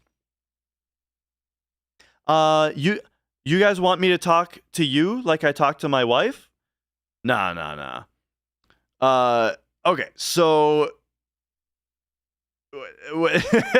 where were we? Okay, so here is the thing: is points redemption. Yeah. 5 minutes of 5 minutes of dad voice. Well, actually, I don't know which one is dad voice the way that I talk to my daughter, or is it the way that I talk to my daughter serious? You know what I mean? Which I haven't had to do yet, but like at some point, dad is gonna need to be like, hey, right? Hey, you know, and that I feel like is dad voice. Okay, so where were we? This particular RNG system, instead of just going linearly through the list, instead what it does is each time that a random number is called, instead of jumping one position, it jumps the number that is stone. What is stone? Stone is any multiple of 16 plus 1. So it can be 1, it can be 17, it can be 33, it can be 49. Basically, it is a number from 0 to 15 times 16 plus 1 is what it can be. Now, what's really convenient about that so what we'll say is, let's say it's 17. That means when the position is right here, when the game wants a random number, instead of incrementing it by 1 and giving you CA, instead it increments it by 17 and gives you A0, and then F7, and then E9, right? These are in hex. Or if stone is 49, then it would jump you to 36, right? And then 3, 4, and then 7E, right? It would jump you like that if it was 49. Okay. Now, what's interesting about saying that it is a multiple of 16 plus 1 is the fact that this table is 256 numbers. I haven't said that yet, what is this table? This is every number from 0 to 255, each represented exactly one time. And the numbers are hard coded into this scrambled up order.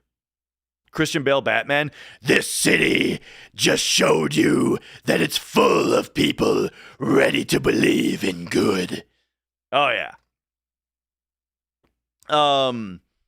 Anyway, so being that it's 256 digits means that it is 16 by 16. So if you lay it out this way. So laid out this way, it makes it very easy to follow stone versus list. Basically, it means that if you are here, depending on what your list is, it might put a stone of 1 puts you here, a stone of 17 puts you here, 33 puts you here, 49 puts you here, and so on and so forth. Every different stone value that's possible is just one of these. So if we visualize list and stone, it basically means that each time that RNG is called, it puts you right a column, but then which row it puts you on is depending on stone, unless you're at the bottom, unless it wraps the bottom. But we don't need to worry about that. So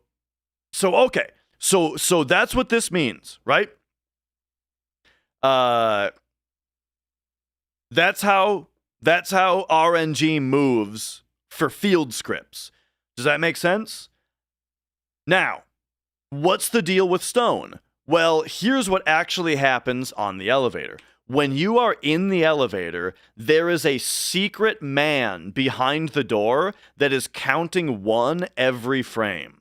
And he counts all the way up to 254, at which point he resets to 0. Why 254 and not 256? I don't know. They hard-coded it to be that way for some reason. That he goes a little bit early at 254. He resets back to 0. So he is secretly counting 0 to 254. Every frame he counts up by 1. When you press the elevator button, what it actually does is it uses his count mod 16 in order to set the new stone. So his count mod 16 times 16 plus 1 becomes the new stone value. Then your RNG position, whatever it is, gets incremented by the stone value. Let's say it's 17, then it increments this. It increments by that new amount that it just picked, and then that is the number that gets a little bit of math done to it to then be converted into a number that's between 7 and 15, and that's how many floor positions you jump. Why is all of this important? This is all important because you can control exactly how many frames pass in this elevator. The guy counting up is a field script, which means if you open the menu, he stops counting. If you close the menu and hold triangle to reopen the menu, it will pass precisely exactly 1 frame every time and reopen the menu. So by buffering by doing all buffered movement and abusing the menu, like opening and closing the menu, and using timing and visual cues. Eve, thank you for subscribing. So by using visual cues, timing, and menu buffered inputs and menus, we can control exactly how many frames pass in this elevator. So let's show that happen one time. Here, what he's gonna do is, in order to pass the correct number of frames, so that Hito back here counts up to the correct number, he is right now buffering the up button, which means Cloud is going to start walking up on a consistent frame exactly as early as he's able to. Boom. So now he's going up. Then he's going to hit menu with timing. He's done it. And as the menu fades out, he can look at the position of Cloud's hair here and know precisely how many frames have passed.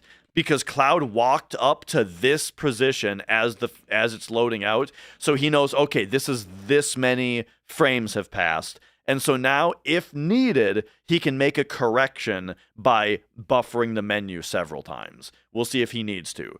But he opened the menu to stop the count, and he knows where the stop was counted, where the count was stopped because of Cloud's hair. So if it was the right position, now what he can do is buffer circle while exiting the menu in order to press the elevator button on that precise frame that he counted up to. Which he did. And that gives him floor 29. I haven't even explained why we care about this. Why are we trying to manipulate the elevator's RNG? Because floors 29, 38, 47, and 56 do not have encounters. So 29 is a fast floor to hit. So we're not manipulating a bunch of 15 jumps to get max jumps. Instead, we're manipulating 9 jumps from now on in order to hit the floors that don't have encounters. So next he's going to do the same thing, trying to hit floor 38. So he's buffering up now. Oh, by the way, also, it's not a precise number of frames getting through these text boxes, but that doesn't matter because this is the hidden man that counts, and he does not count while you're talking to him because his script is interrupted by you talking to him. So you can clear this text box at your leisure and not lose track of the frame count. So then, once again, buffering up on the D-pad so that Cloud starts walking on a specific frame. Then up here, and he menus. And again, as the screen is fading out, he's checking this position to verify if he got the right spot. Which he was 1 frame early, that means. So as it was fading out, he... hang on. All right. So that means that he hit triangle, and as it's fading out, he's looking at this going, that's a -1. That's -1 from what he was targeting, right? Or from the floor that we're targeting. We need 1 more frame to pass. And so that's why he closes the menu and reopens it, which passes exactly 1 frame. Then buffers the button press, and wouldn't you know it, floor 38.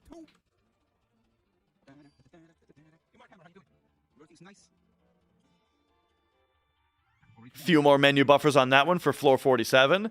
Now, I mentioned that floor 56 also has no encounter, but floor 59 is our target, and that's 12 floors away, and we can get 12 in a single jump. So here, he'll do the same thing, boom, straight to 59. That's elevator manip. Now, you might have a quick question about this.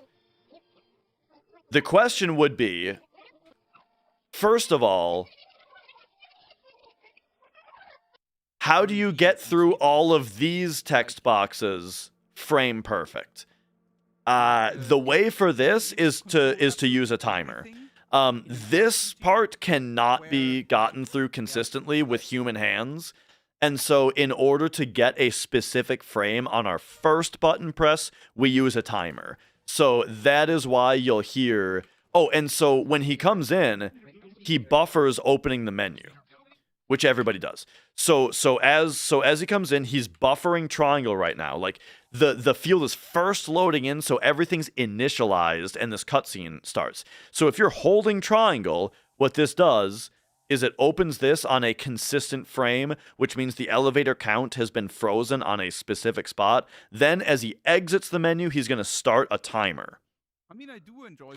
Then we get through the dialogue. The reason for the timer, once again, is that this can't be done frame perfectly. So instead, that's what this noise is. If you listen closely to the run here, that's what this noise is. It's going to be louder. So that was the sound of the timer giving him the cue of when to hit the button. So how does that timer work? It's just an application on your computer. Like, right, it's a stopwatch essentially that ticks down and beeps. So you're the one who has to set how long the timer goes. You're the one who has to start the timer. You know, he like hits a key as he closes the menu in order to start the timer, and then it beeps down, and then you have to hit the button with timing. It assists you in hitting the button with timing. So for all these reasons, this is something that's been called into question as far as like, is this are you allowed to use a tool like this? And the answer is yes, because all it is it's a program that's completely divorced from the programming of the game. It's not hooked into the game memory. It's not reading any memory from the game or anything. All it is a timer that you have on your computer, right? And you start the timer with your hand by hitting a key on the keyboard, right? So it's really like, I see it as being no different from using a calculator off screen. Like, do you think that you should be allowed during a run? Let's say I'm fighting a boss and I'm playing, and then as I'm playing, I'm moving my hand over to go, okay, that was 169 damage. All right, that was 171. Okay, that guy did 300, right? And I'm doing this while I'm playing the game. I'm doing this with my hand. Is that allowed? I think absolutely, why not? I think absolutely you would be allowed to do this. And it's very similar to that, right? It's just a device or a program that's completely separated from the programming of the game, that you as the player are operating as you're playing. And I think that's totally legit. And that's the general consensus as well, is that it's totally legit. And this is how we do elevator manip. And the other thing is, like, we have to do it to do elevator manip because of those text boxes at the start. Okay, so there's one more question. There's one more question that you might have, which is, and by the way, elevator manip is the most controversial. It's the most controversial trick in the whole run. There's one more question that you might have, which is, if this bookmark is running along according to list the entire time, this manip is only possible if you know your starting position on RNG. Your RNG has been running the entire game, depending on everything that you've been doing in the game so far, all of the different field scripts that have been running through Wall Market, in the trains, everywhere, has been incrementing your RNG as you've been running. So how do you know what your starting position of RNG is in order to manipulate from? What up, Kino? That then comes back to the waterfall. This is where this trick kind of blows people's minds. Is we get this info from the waterfall.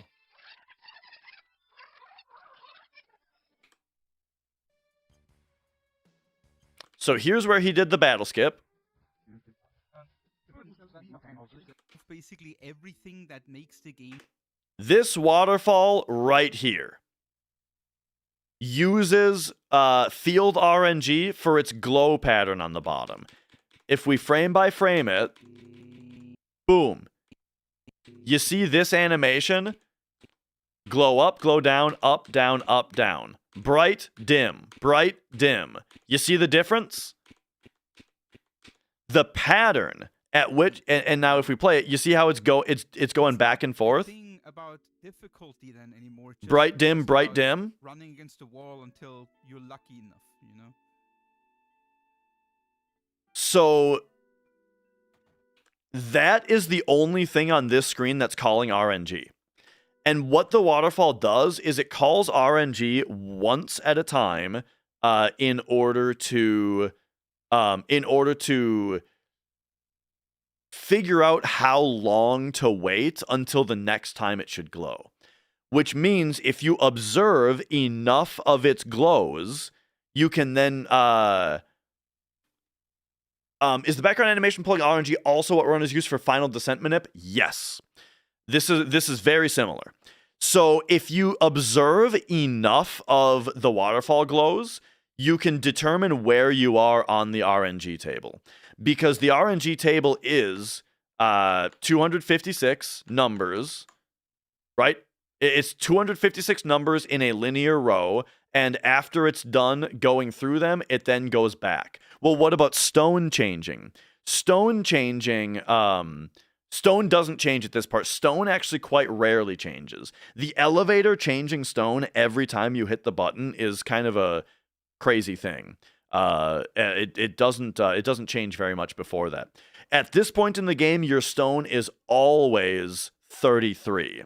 And so it always gets set that when you do the squats minigame. For some reason, when you do the squats minigame, it's set stone to 33, and it will be 33 when you're at the waterfall. So what that means is you've got your RNG table that is 256 numbers that will always appear in the same order, repeating on that waterfall. Every one of these numbers from 0 to 256 can be translated into a 1, a 2, or a 3 in order to give you a short glow, a medium glow, or a long glow, right? Or it's more of a wait. The glow is the same amount of time. I think it's the amount of time that it waits that's different. But anyway, that's what I mean. Yeah? So by observing the 1s, 2s, or 3s, you can essentially convert this to a string of 1s, 2s, or 3s. So I'm going to show you guys how I do this trick, but Zheal does it a little bit differently, and others do it a little bit differently. But let me show you my version.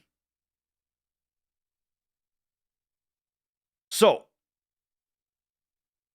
I went through and checked. There's two different things to show you.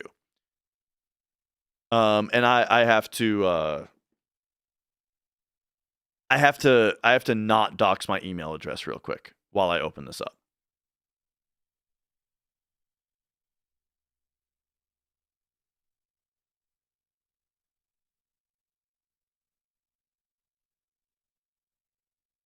It's an old sheet here.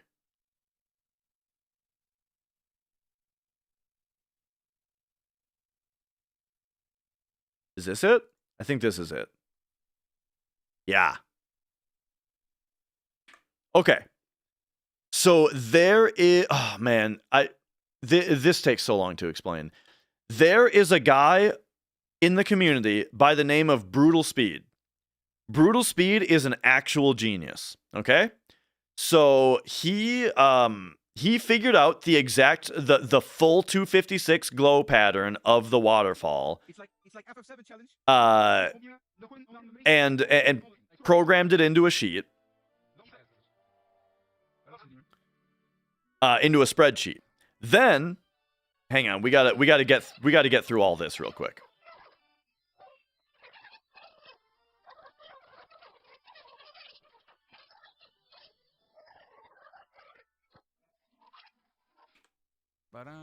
Okay, we ended up going a little too far. All right.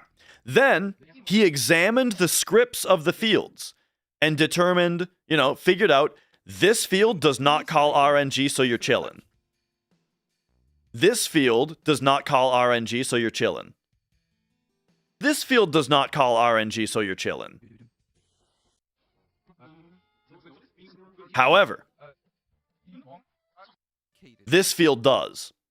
So even though you use the waterfall to know what your RNG is, this field changes it.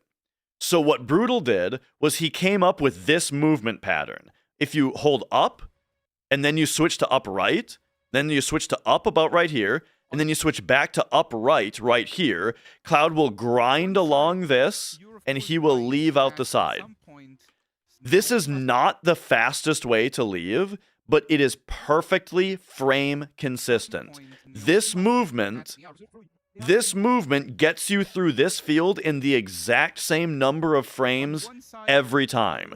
So Brutal examined exactly how the RNG is called on this field in order to incorporate into his spreadsheet. If you come in with whatever RNG and you spend exactly this number of frames on this field, it will output this other RNG. Yeah? Then this field doesn't call RNG, so you're chilling. Even if you do everything perfectly. But then this field has the same problem. So he came up with this movement. If you go right and you go just around this thing, which maybe you brush on it, which is totally fine. Then you go left and you brush on that thing. Same exact thing. You will spend an exact frame perfect amount of time on this one. The first right turn, are you talking about on this field? On this one? Or are you talking about on the previous field? It doesn't matter. I'll tell you why. Like right here you're talking about? The reason is you then eventually go up, right? You switch to up right here, and there's a little bit of window of opportunity over here. You know what I mean? It's like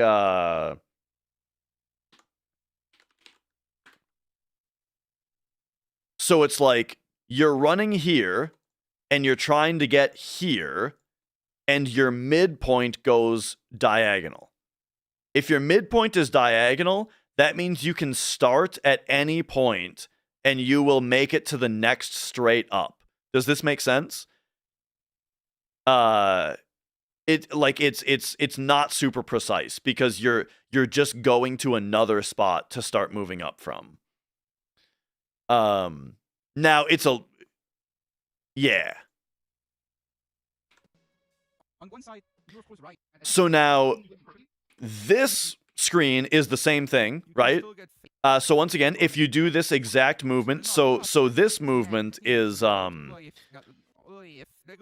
right here, this right turn has the same thing to it where you can turn kind of anywhere in here, because all you're trying to do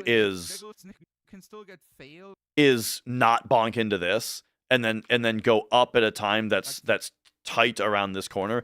You can see right here, Cloud turns right for Cloud's little right turn for a frame here is him brushing up against the right side of this, which means that that's perfect. You didn't go too far around. And then same over here.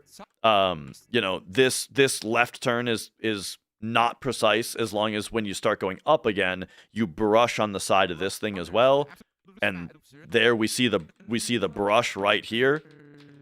So that means that this scene also is an exact number of frames. And so Brutal figured out exactly how the scripts work on this screen. So if you get whatever X RNG you enter this room with, if you spend exactly this number of frames in, you're going to exit with RNG Y.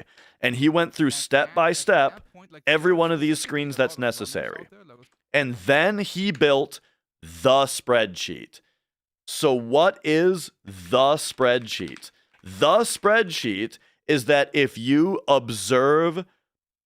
ran straight up, it's less precise because you can't brush on those things. Instead, there's like the guy that you have to run past, and it's hard to be precise around him. So like you have to run around this guy. And then you have to run around this kid. And that's not going to be frame perfect every time. And sometimes you need to be frame perfect, depending on what the RNG is. All right.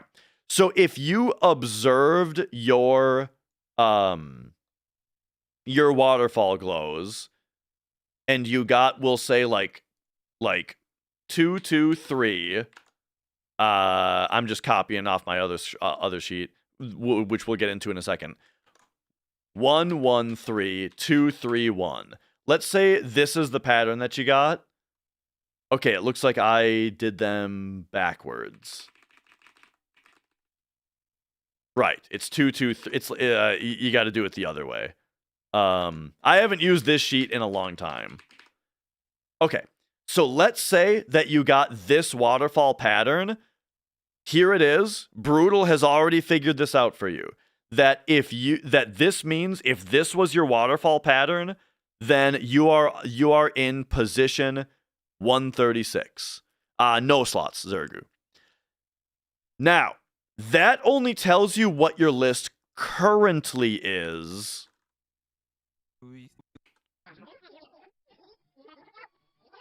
After you enter.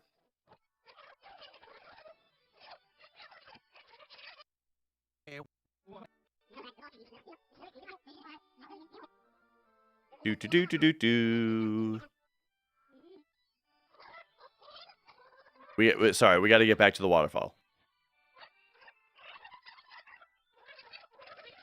Okay, so here it is. So you go in, and whatever waterfall pattern you got, this is the waterfall that you get the pattern from. And then boom, when you hit this threshold right here, when you hit this threshold, the script instantly stops running, pretty much, and it fades out. And so that's what so let's say that this was your waterfall or your pattern. Well then this would be what your list value is. But that's not enough. Because after this cutscene, we go back out and the waterfall is there again. But when the waterfall is there again, we actually use it to our advantage. Basically, what we just did in order to find out what our list value currently is, it just tells us what it is right now. Now, it's time to manipulate it into a better position. None of anything that happens in this cutscene affects your RNG at all, and instead, your RNG resumes moving via the waterfall from that position right now. So what we do is during this long cutscene, a lot of which you don't need to press any buttons, we put, you can, if you're using this spreadsheet, you can put in your waterfall glow pattern, and then more importantly than this number right here, what it spits out are the numbers that you are able to manipulate to. And some of them might be very good. 16, for example, is very good, but that's a long wait to manipulate to that. Instead, actually, yeah. I think from this pattern, you would probably more... Actually, I bet that is what I put on my sheet. It is. I put the long wait on my sheet. So we'll just go with that example then. So let's say you want this 16.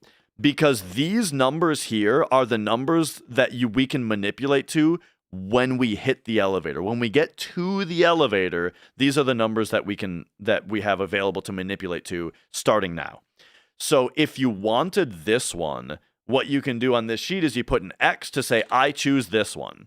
Then this is the stuff that populates, but really this is the important piece of info that you need, which is just one way to do this info. But okay, so what does all this information mean? There's a bunch of information here now. And so what it means is if you wait for 5 3/4 rotations, that's what the 5:46 to 58. This is using it like the minute hand of a clock. But what this is referring to is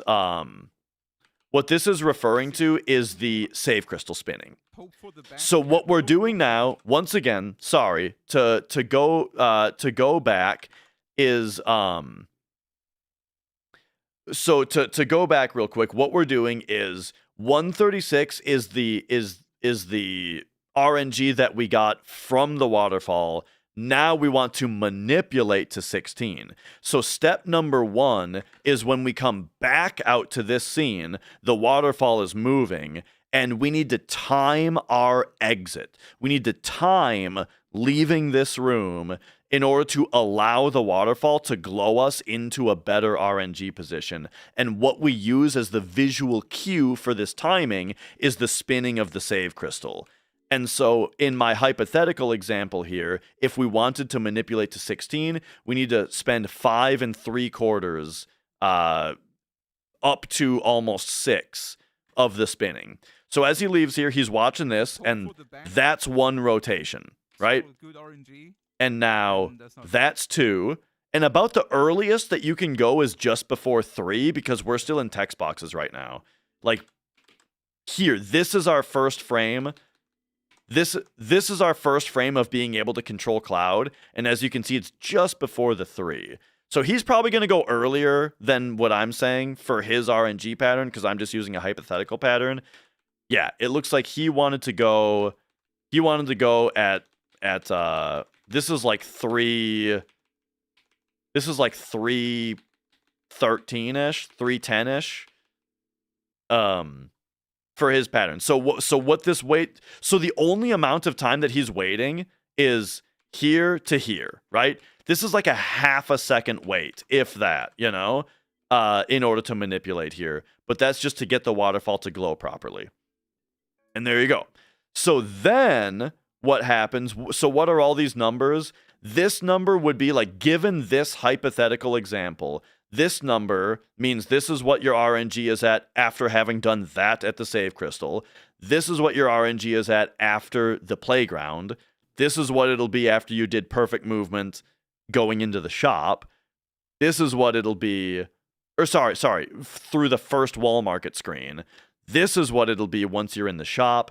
This is what it'll be at the bottom of the climb. Then, but all of that is just perfect movement. That calculation you don't need to know. Nobody needs to know that as the runner. It's just the spreadsheet doing its magic, right?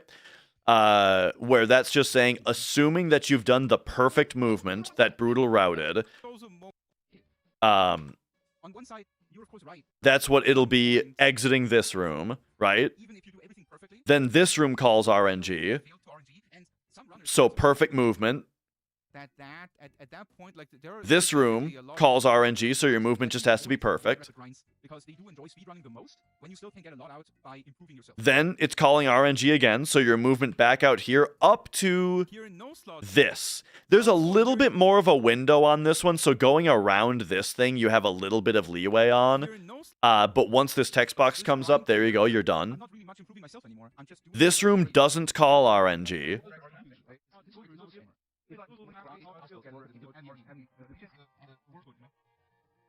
And this room, though, does call RNG. However, you don't really need to worry about the text boxes because it's got the swinging pole. So as long as you can make it here on the first cycle of the swinging pole, which is very easy, you see how much leeway he had there for the first swing.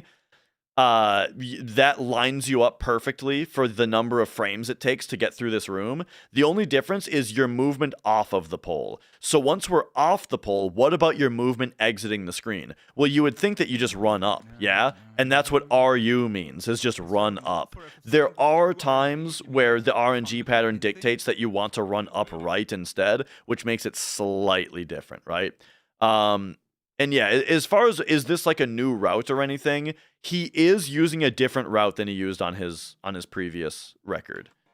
I'm not sure if it's the same route that Luzbel used, though. And then this room has to be relatively perfect movement, but you get a little bit of a leeway here, where I can't even remember where on the spreadsheet it says how much leeway you have here.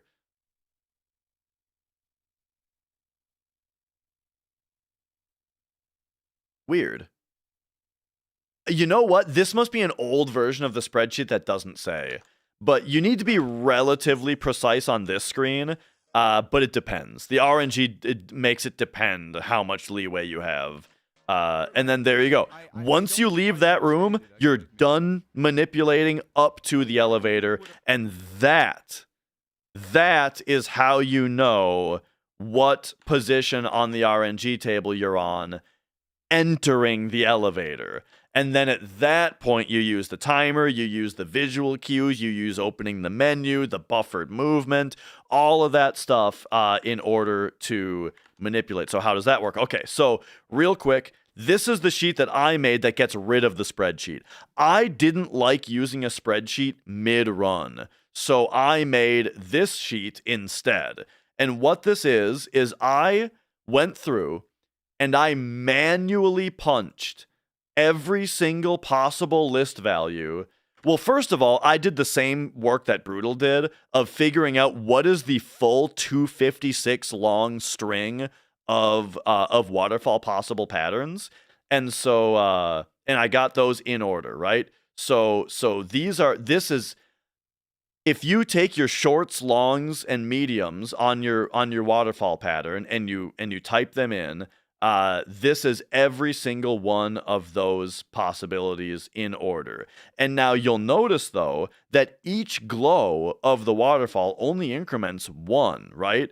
So, like, the difference between this pattern and this pattern, this one, all of these numbers is the same as these numbers. They just shift right 1 each time. Each new pattern is just one new number on the left side, and then the rest of it is the remainder of the one above it, you know? Just because that's just how the patterns work. But they're fully written out so that during a run, you can Control F and just go 233 212 131 if that was your pattern, and then boom, you know that this is the pattern that you're doing. And so what is all the rest of this info? This is from me manually punching every single possible, all 256 possible waterfall patterns. I punched into this spreadsheet. And because I don't like using a spreadsheet mid-run, I did it ahead of time, right? I did every single pattern. I researched. I decided, okay, which one do I want to do? I would want to pick this one if I was in this situation. And so, let's see. Well, it doesn't matter that I lost the one that I was actually looking at. But then, so this is the info that you actually need as the player is the time to wait at the save crystal, which is right here. And then this is how big of a frame window it is. This is me just telling myself it's a 22 frame window. This is that you need to run up off of the pole. And then this is just telling you how much leeway you have on the final screen. And there you go. That's the entire manip, right? Very simple, very easy. Now, the thing is, each one of these manips all gets you to list 48. So there's not that many different manipulations once you're in the elevator, because all of these different waterfall glow patterns don't give you a different elevator manip. The different save crystal weights all manipulate, directing you toward a single good one, you know? And then all of these different waterfall glow patterns manipulate into this elevator pattern. And then once you're in the elevator, these, in order to create this, I wrote a Python script that simulates the elevator. I still have that, right? So this was me doing my own work of, the simulator here. Let's open this with Notepad++, I guess. Okay, yeah. So here is my Python script I wrote that just simulates the elevator's RNG. Here's that field RNG table that we talked about. And then, I mean, I don't need to go through this script and like tell you what each line of it does, but what it does is, if we open this up, we can say, okay, I am working on this sheet where I find all of these different patterns that can manipulate to 55. Why did I choose 55? Because I've now I can also take my simulator and say, what if we're on floor 55? Well, that means that we have all of these different starting floors that we can hit. If you're on list 55 as you enter the elevator, your first elevator button press can hit any one of these floors. So why are there arrows pointing to 17, 15, 19? That's just been programmed in. The reason it does that is because those are the floors that have the fastest fight. You want those floors because the fight is the fastest. So specifically though, you want a window of 3 of them, because hitting the button to the timer isn't the most precise thing in the world. You might accidentally be a frame early or a frame late. So we want a 3-frame window, yeah? Okay, well, the problem with this 3-frame window, though, is that 2 of them are 17. So if you go for this 3-frame window and you hit floor 17, you don't know whether it's this floor 17 or this floor 17, and the manipulation would be different depending on which one you hit. Instead, we like this 3-frame window, 17, 15, 19. A 3-frame window where each of them lands you on a different floor so you know which one you hit, and each one of them is a fast fight. So wouldn't you know it, that's what it is. 17, 15, 19. So what do the rest of these numbers mean? Let's take 15 for example. So now taking the simulator, we'll say I hit 15. So that's this frame. From there, these are all of the different floors. These are all of the different floors that you could hit. It is repeating. I had it go through 2 loops. Because of the 254 Hito reset thing, I needed it to go through 2 loops. Because sometimes it eats the frame that you want, and then it doesn't show up until down here because of that. So, anyway, that's why even though there's only 16 possible stone values, it goes through it iterates it twice. This says that these are all of the different floors that you can hit. And if you go 9 frames past neutral, what is neutral? Neutral is if you walk Cloud up at the button and then you menu on the perfect frame, that would be the neutral frame. Well, then you would hit floor 24. But if you did 9 menu buffers from there, then you would hit floor 29. So okay, let's take that 9. And now for the next floor, hey, look at that. We can do 3 to get floor 38 because that's the no battle. Then another 3 hits floor 47, and then 2 hits floor 59, and there you go. There is your 9332 manipulation in this very specific circumstance. So this took me this took me weeks of work.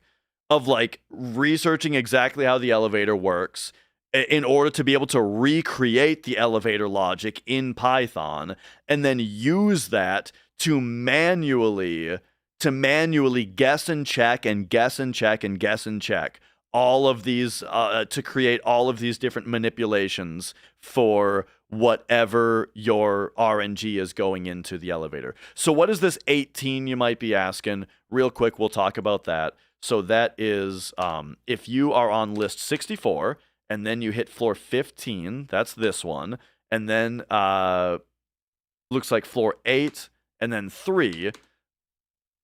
The thing is, 2 is kind of a small number of frames, especially if you there's a trick you can do to be a little bit faster on the 3, to where you don't have to, or on the 8. Instead of doing 8 menu buffers, what you can do is intentionally menu late in order to let more of these frames pass faster. Because they're passing at 30 frames a second if you're not menu buffering. So you actually want these frames to pass without menu buffering them, if possible. But if you're buffering Cloud walking away from the party, and then you let more frames pass to get fewer menu buffers, that makes it take Cloud longer to run back to the party after you hit the button. Oops, sorry, I'm covering up what I'm highlighting.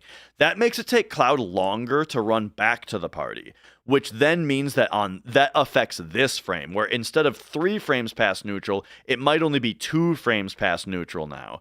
And so then if you went late on this one to do the same trick, then this one is only 1 frame past neutral, which is getting very dangerous. So what I wrote down in this case is if you accidentally blow past that 2, that's where the backup is. So it's just the backup. If you accidentally miss it, then you can still hit it back here. So that was just a bunch more work to now go through and make a bunch of backups for everything. So there you go. So the way that I do this manip is you get your waterfall glow pattern, and then and then you don't have to mess with a spreadsheet at all. It just tells you this is the amount of time to wait at the save crystal. This means that you can do a special thing to save a little bit of time on the playground. This is just run up off the pipe and you have this much leeway. And then that puts you on this manip, right? This is how long to set the timer in order to aim for this 3-frame window. Let's say we hit floor 15, so we jump down to floor 15. Awesome. Here's your manip in order to get through the elevator. And that's elevator manip. Yeah.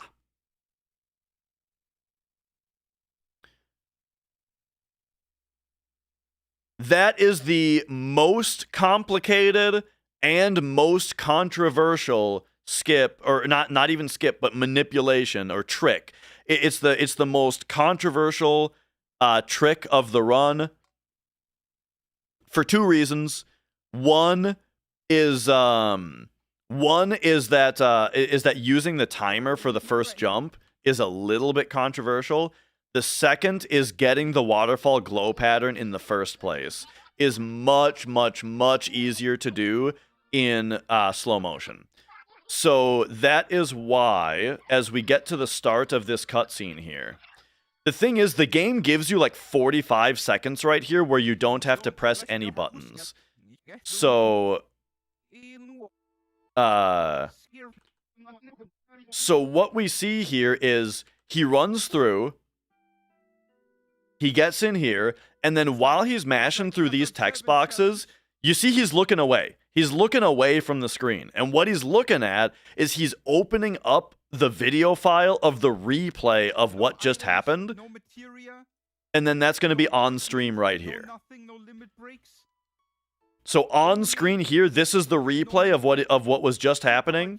No, it's not. You just spam attacks until you're lucky enough. And then right here, at some point he's going to put it into slow motion. That's the worst.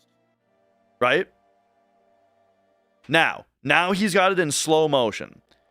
So he's got it in slow motion, he's got it darkened a little bit, and then this is how he's counting his waterfall glows. And then clock. And then the way that we can actually time it is by doing this. So I'm going to count his pattern here. Boom. But it's not a challenge boom.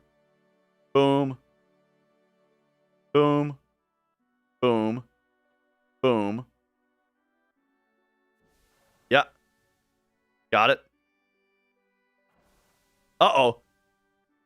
My taskbar was covering it up. Okay, my taskbar was covering it up. So, okay, I can't get his whole pattern because my taskbar covered it up. But as you can see, you get 3 distinct possible lengths. If it's around 1.4, 1.5, that's a 1. If it's around 2.1, that's a 2. And if it's around 2.8 or up to 3, that's a 3. So very simple, because it's either a 1, a 2, or a 3, right? And so that's how you get your elevator pattern, or your waterfall pattern in the first place. And then while the game so you do that while the game gives you like 45 seconds here of not having to press any buttons, and then You know what? I do want to get his pattern here though. I'm gonna get it on my other computer so that I can have it showing, and we can talk about like how we would fully do it on mine. Yeah. So once again, yeah, it would be so once this very long cutscene starts where you don't have to press any buttons, you just look at your replay real quick. I've got an OBS scene that does it. Like, check it out. If I hit F12 on my keyboard, well, then I can just pop over here, and here it is. Now you are seeing the last 10 seconds of my stream in 25% speed, and then the real-time stream is happening on the bottom right. And so that's how that works. Like it's very easy to set up and do. And okay, here we'll actually count his waterfall glows here. That's the worst. But it's not a challenge anymore.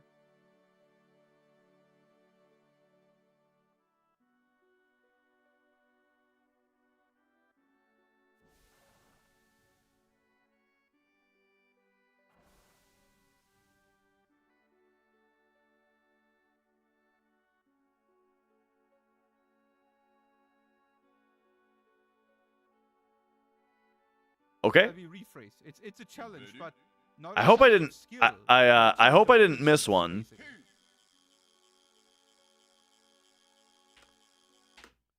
But the pattern that I just counted was,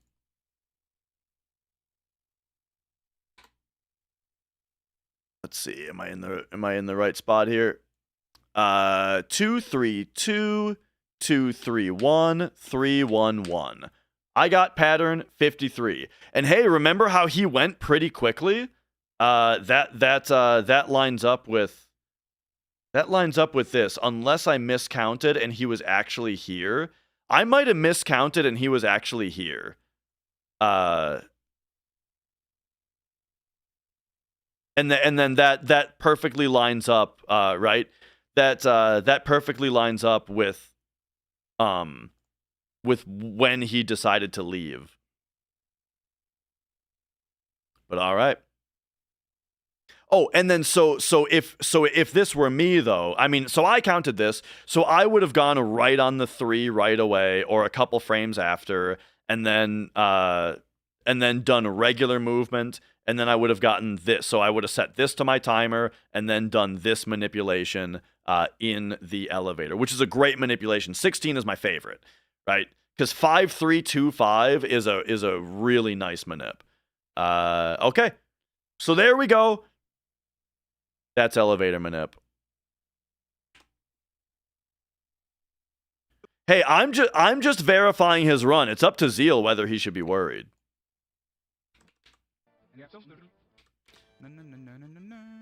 And all right.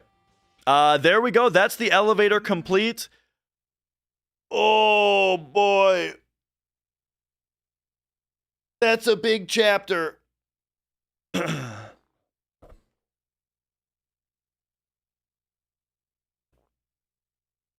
Okay. Are we ready to move on? Remember when he changed ATB to wait? That is very important for this fight. So here's the deal about this fight, is that this fight technically has 6 enemies, not 3. And the reason is that's just the trick that they do. Oh, hello. Oh, hang on a second. Is there a baby here? Hey, sweetie. Did you have fun with Grandma and Grandpa? Look how awake she is. Oh, how about that?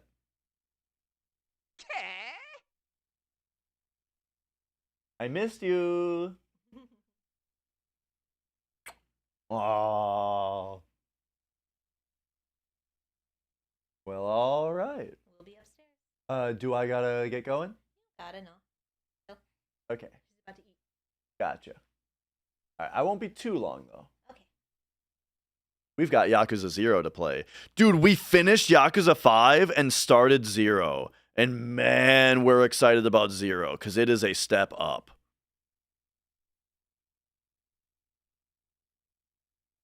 Ow. Okay. So anyway, where were we? Where were me? Okay, so this fight technically has 6 enemies, not 3. And that's just the trick that they do to make the enemy's armor break off. When these guys' armor breaks off, technically what it's doing is you're killing this enemy, and then this enemy is spawning in with the amount of HP that that guy had. Now, here's the funny thing, though, is that when the game spawns an enemy mid-fight, they always spawn in with 0 ATB. So what that means is... so Tifa is throwing this grenade, right? So her grenade gets thrown. As long as she's in her grenade... As long as it's her turn, her ATB is stuck full, right? This kills. Boom. And then the frame that her turn is over, is when ATB is going to go back into time, and they are both going to start gaining their ATB again. Hers is going to reset to 0 because her turn is over, and he is going to start at 0. And the thing is, all 3 of our party members, usually, are faster than these guys are. And so she will get a second grenade on this. If we queue up her next turn as a grenade on this guy and we do it like frame perfect, then she will always get her grenade off on him before he gets a turn. And that is where ATB weight comes in. You see, so what he's doing here is he's buffering up in circle to get into... So he buffers up in circle to get into the menu as fast as possible, leaving as few frames as possible of them gaining ATB, right? If he's not in this... So what ATB wait does is it puts us into wait frames so nobody gains ATB while we're in a sub-menu. So he gets into the sub-menu as fast as possible to stop anybody from gaining ATB. And then at this point, he can observe that this guy is already getting his turn. So he can throw it. So he shouldn't throw his grenade at this guy, because the thing is, if he queues up his grenade on this guy, then we go back into ATB moving, and he's got to get into the menu of one of these 2 guys to throw their grenades at these 2 guys. But during that time, these 2 guys might queue up their turn. And maybe their turn isn't queued right now. Right now, it's unknown whether these guys' turns are queued, but we know that this guy's is. So he does not throw his first grenade at this guy. He's queuing it up on this guy because maybe he'll cut his turn off if he does that and reset his ATB to 0 because it's going to spawn in the little guy instead. So he throws that grenade there, and then second grenade, I think he's... No, he's not. He doesn't have it queued yet. Or no, he did. Anyway, he queued up his second grenade on this guy. Now he's queuing up the first guy.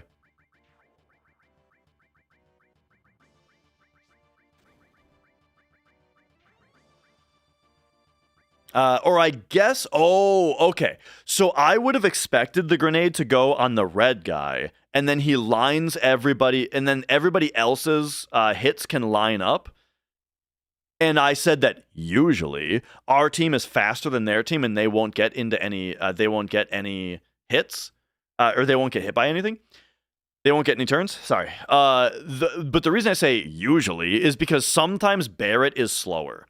So what he's doing here is he's instead just finishing this guy off because he knows that he'll be able to. He knows that he can still kill this guy before his next turn, and so it's actually safer to queue him up this way, because this eliminates the risk of Barrett being too slow. So that's actually a really smart thing that might make no difference, or it might save you a turn from the enemy. And it's just something to do really quick visually, just seeing how the... Like, that would... The only reason to do that is because the enemy got the first turn. If he had gotten the first turn, he wouldn't have done it that way. Speedruns having this feeling of adventure, even if at least partially, is very good, right? But then again, of course, it needs to be a little bit of a mix, right? All right. This next part is very simple. It's just there's just a fast way to get through the guards. There's nothing really to talk about here. It's just yeah, this is the fast way to do the guards.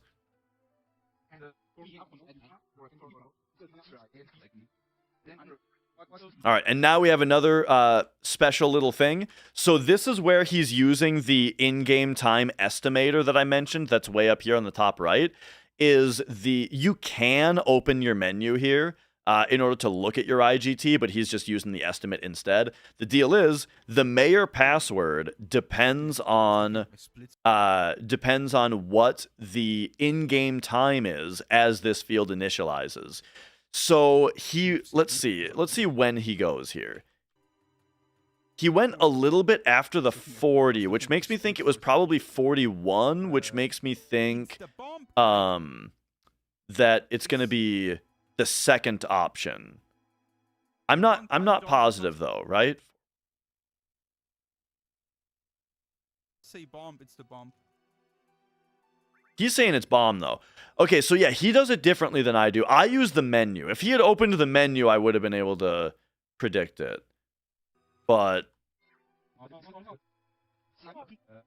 because let me think here. If you were to close the menu and go on 40, the password would be Mako. But he waits just a moment and goes...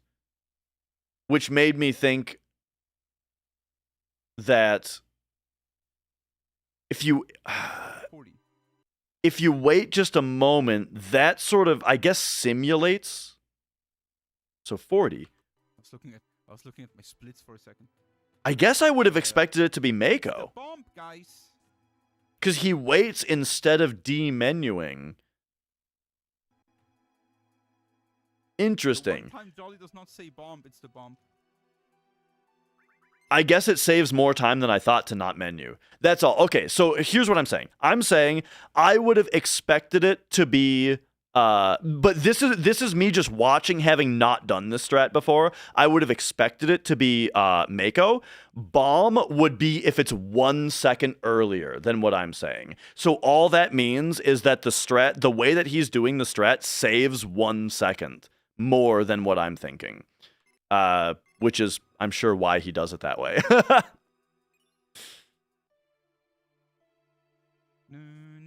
Because, yeah, again, by using the IGT estimation, he avoids opening the menu. Oh, yo, Alexa, how are you doing? Been Monday. And the menu takes about a second to close, so I think that does check out. Where I had poison tea. Yeah, that run was really fun. The timer might just be off by that much. I bet the timer is pretty perfect. It was, and I think it's just that closing the menu takes a second. Actually, like the game was basically like in that run. I felt and then this room we don't have to talk about that much. Oh wait, did he get a fight that I didn't pay attention to? Because I have to get back to tracking where his fights are. Yeah. Okay. So this fight, what fight do I think this is? He didn't take any of the steps. So entertaining, especially the one with the MK. Would that get him all the way through the HQ screen? And then this would probably be the fight that would be the one that we force? Was really fun to run too for me.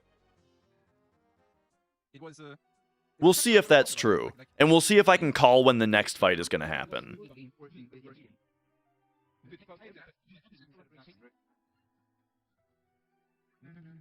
Because on my route, or on his previous step route, actually, just the one that I use, you would get the fight right here.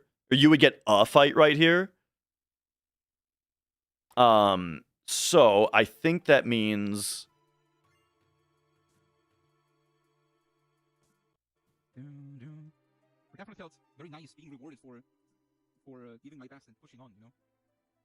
I feel like that means that his next fight is... Yeah, I was going to say on the way back from this... from this chest. So I think this is the fight that I called out a second ago. I think this makes sense.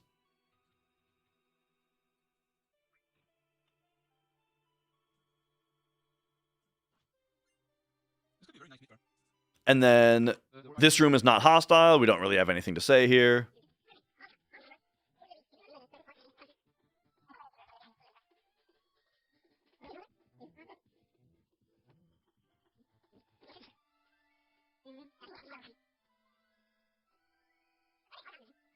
Okay, and then now we're hostile again.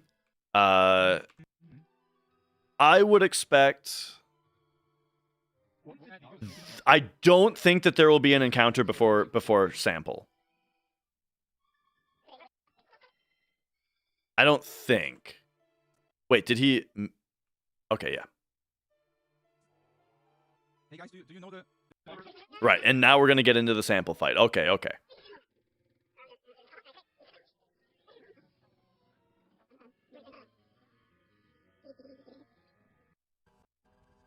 All right, all right. So then here's naming Red 13.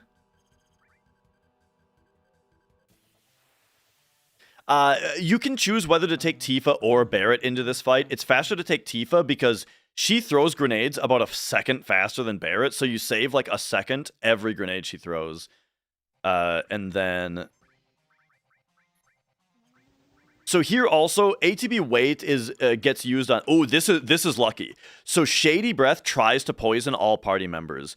And if it's successful, that's good, because now he won't do it anymore. Shady Breath is kind of a long animation. And so, but if he fails to poison every party member, then he has a chance to do it another time. And even a third time. So yeah, it's good to see everybody poisoned, because it just means his animations are going to be faster now.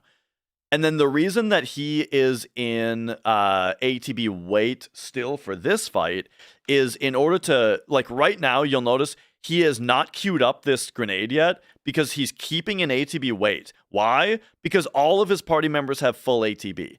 That means that if he was just to send this grenade, it would put us into time mode, which would only give the enemy ATB. All 3 of our party members are already full, so it would only benefit the enemy to queue up this grenade, to finish queuing this grenade.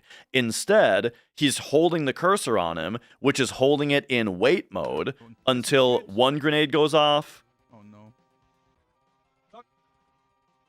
They get their turn. Until red goes off.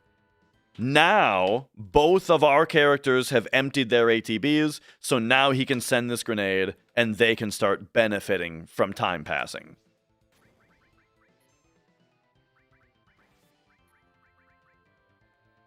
And there he let time pass to give Cloud the fast limit break.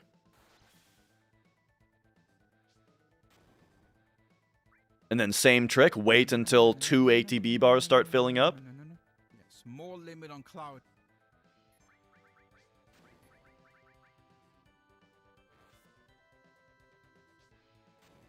Damn, this guy is freaking... No, okay. Nice. And there it is. Okay, wasn't the best fight. This is still good though. Wasn't the best split. Oh, we're slowing down a little bit here. Hang on, my computer is pooping. Hello? All right, mate. Whoa, my computer is actually shitting the bed right now. Maybe I'll... I mean, I can't imagine that these... I can't imagine that these paints are doing much to me. But, I mean, you know, we'll start closing them. Sure. This is actually wild. Are we about to blue screen?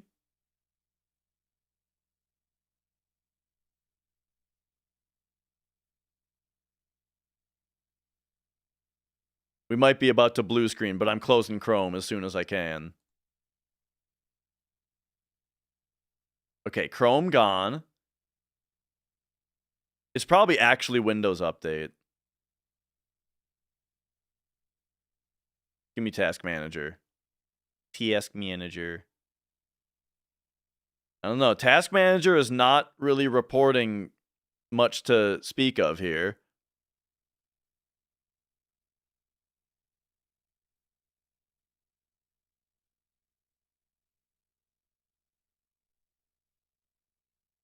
Wow, Paint is actually taking up quite a bit of RAM, isn't it? Wow, this is crazy.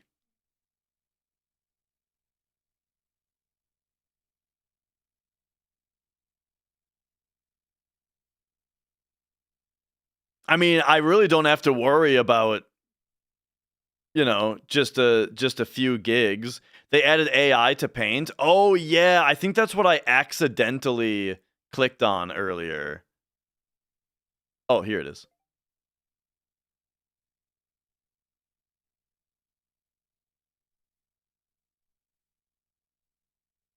Yeah. Why is Paint taking up 3 gigs? And shitification, that's why. Holy shit, dude. This is crazy. The hell's going on here? All right, open, don't save. Okay. Bring up this one. Close. Don't save.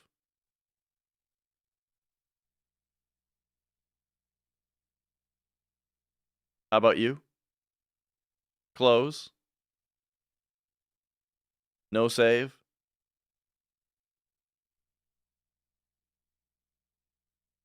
At some point, you're gonna have to just learn Linux. I know, man. I'm getting closer and closer, especially with Proton. Like running games really well, you know. I don't play games that are screwed on Linux due to anti-cheat. No, I don't think so. With Proton nowadays, I don't think that there's much holding me back from going Linux. I mean, except for everything else I do on the computer, like Reaper, and stuff like that. Like I don't know if Reaper has a Linux. Actually, I know it does. Actually, I know that it does because I know people who have made VSTs for it that work in Linux.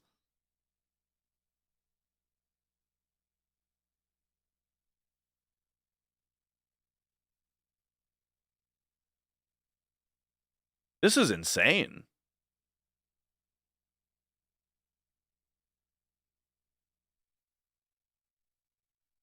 I guess I will close DaVinci now that it's... I mean, I saved DaVinci, so I might as well close it. See what that does.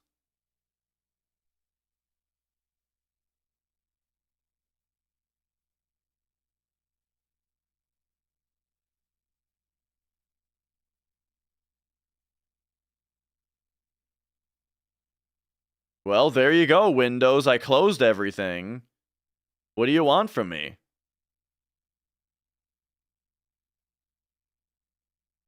Ugh.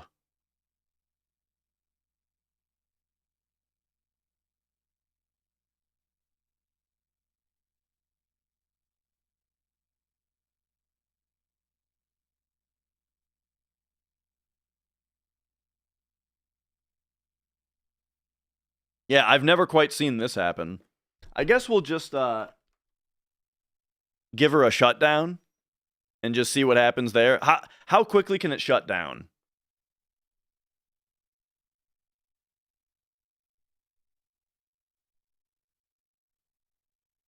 It didn't even give me like the shutdown screen. That's weird. But okay, all right.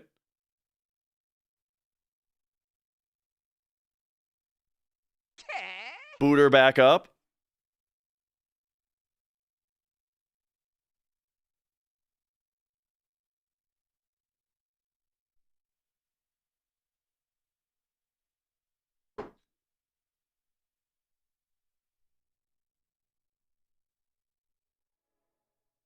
All right, there we go. Well, yeah, I wonder what the hell that was. I don't know if I'm ready to blame Windows on that one, or if maybe DaVinci was doing something weird. Maybe my graphics drivers did something weird, you know? I don't know.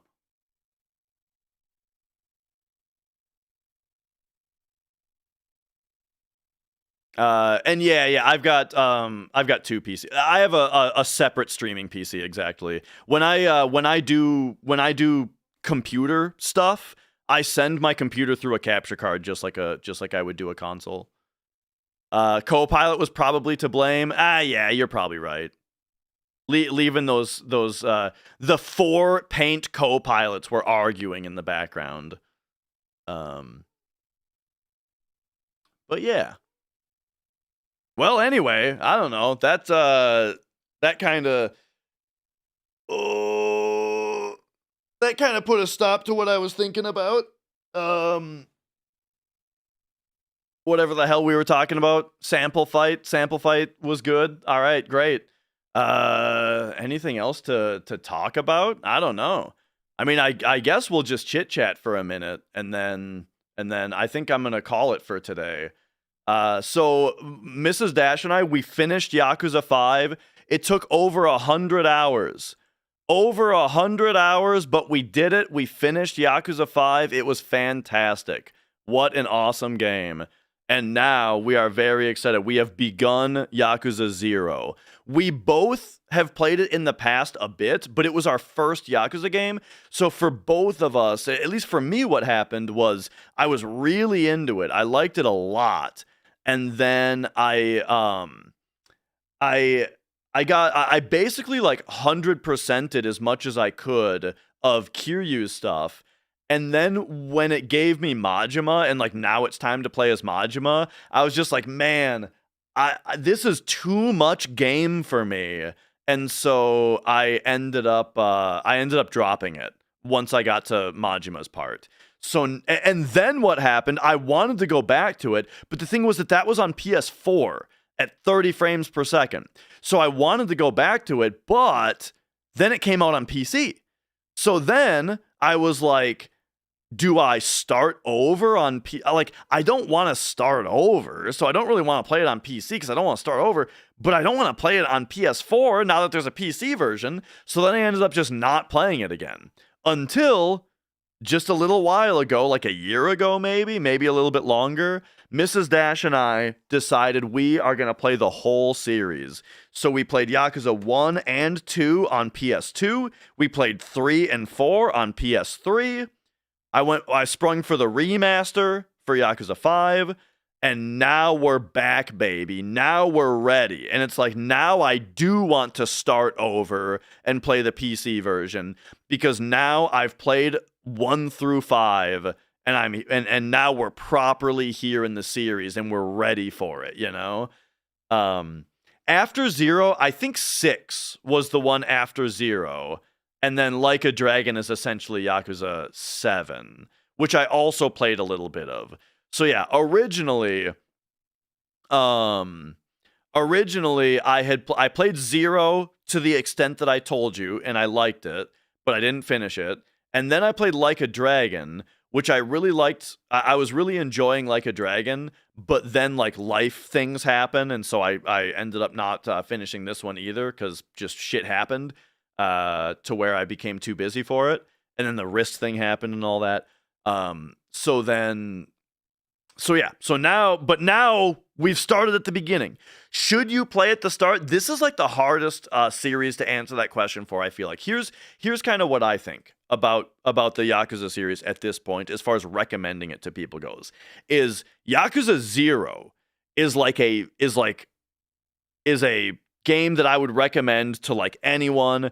This game is fucking phenomenal. It's really, really great. I would absolutely recommend it, and I do think that it's a great place to start. If you are like me and you've got like a burning curiosity for playing old games and seeing the progression of a series, like if you really want to see when you play Yakuza 2, and you like to see like, ooh, they did this on this one. Oh, they changed this about this one, right? And that kind of thing. And then you get to jump to 3 on PS3, and you're like, wow, the new generation. You get to see the upgrade. You want to see that incremental progress, right? I'm really into that. So I really like playing series from the start, and B, playing the original versions of each of the releases. I made an exception for Yakuza 5 because I had already played 3 and 4 on PS3, and so I was like, all right, you know what? We want to play on PC now. I made an exception for that one, but generally playing the original versions of all of the games and starting from the start. I have that curiosity, so that's the way that I like to play series. However, I if I'm not pushing that onto somebody else, I would say absolutely Yakuza 0 is a wonderful place to start, and the game is absolutely awesome, and I totally recommend it. But the whole series is good. It's just it keeps getting better. Here, this is the other thing about it is, it's kind of like it's a less extreme version of what happened with Persona, which is that Persona 3 for many people is the first Persona game, you know? And some people you want to play Persona 1 with the first person dungeon crawling and the weird grid combat. You want to play Persona 2 with like its different systems. But then Persona 3 is the one where the series becomes what it is known for. You know what I mean? I think Yakuza does a less extreme version of the same thing, where Yakuza 0 is the one where the series really becomes what people know of the series for, which is like the super over-the-top, wild and wackiness of it, you know? The first 5 games, they do have wackiness, they do have funny stuff about them, they are great games, but like that extra level of just sauce, of just spice that's on everything in 0 is where like the series really comes into its own. Do you know what I mean? Like in Yakuza 0, this is the one where like when you finish an enemy off, you get money from each enemy that you kill or that you defeat, and like that's shown to you by the fact that money is literally flying out of them when you defeat them. You know what I mean? And like stuff like that, and just all of the cutscenes of just like the choreography of the fighting and the cutscenes, and just like dudes just busting through walls to join the fight, right? Like let's get real. All of these games have shirtless beefcakes fist fighting on the top of on a rooftop, you know? Like they all have that level of awesome to them, but this one is where like now they're busting in through the walls, and everything is just so much more exaggerated. So yeah, I really like it so far. Really liked what I've played of it, and this time I plan to finish it. What else have we been playing? Mina the Hollower has been pretty great so far. You know, I'm enjoying this one quite a bit. Haven't played it in a minute because I've been, you know, busy with other stuff. And yeah, the Mark Hamill Majima, yes. That was a weird thing, is that Yakuza 1 was in English, and it didn't have the option for Japanese as far as the US release. But then Yakuza 2 was only in Japanese and didn't have an option for English. But the thing is, especially a game that takes place in Tokyo, I prefer to play it in Japanese anyway. So like the first one I would have played in Japanese if there was the option. So the whole rest of the series I haven't even checked if there's an option. But yeah, it's funny that the first one was in English, and yeah, Majima was voiced by Mark Hamill. But then rest of the series, yeah, the performances have been great. Yeah. But yeah, Mina was pretty great. Mio I played earlier this year. I talked about this is my 2 game of the year so far is Mio and Pragmata. These 2 games are like game of the year for me so far. Definitely check them out. And then besides that, trying to get through Metaphor. Speaking of Persona, I will make it through this game eventually, but you know, again, I've been busy. Oh, and then the other like active game that I'm playing right now is Silent Hill F, which I haven't done yet. Oh yeah, we got to check that out. Order of the Sinking Star. This is Jonathan Blow's new game. He is the guy who made Braid and The Witness, and ever since The Witness, he's been working on this game. And the thing about this game is that this motherfucker made his own programming language and compiler. He made his own compiler, which is an insane level of programmer to do that. and it now has a demo. So I definitely do want to check out this demo. Let me run to the bathroom real quick.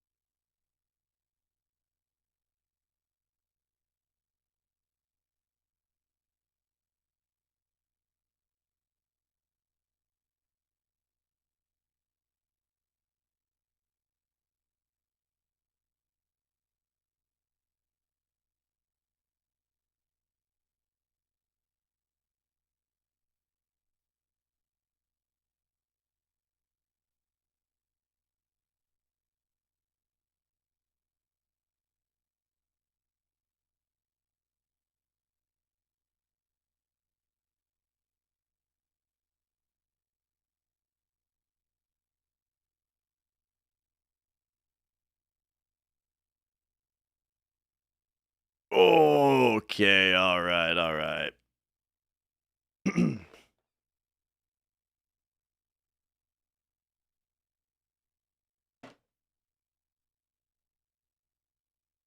So yeah, let's briefly check out what this demo is about, yeah?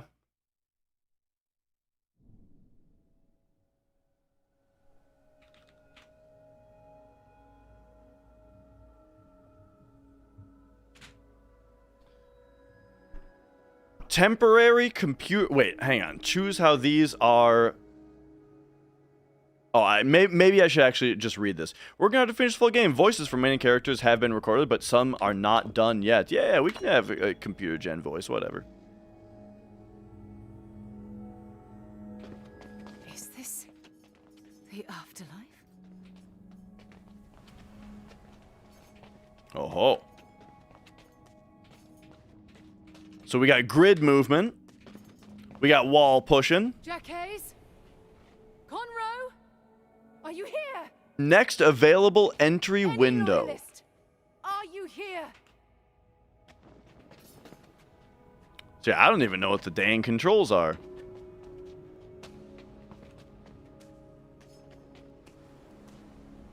Aha. Foreign script.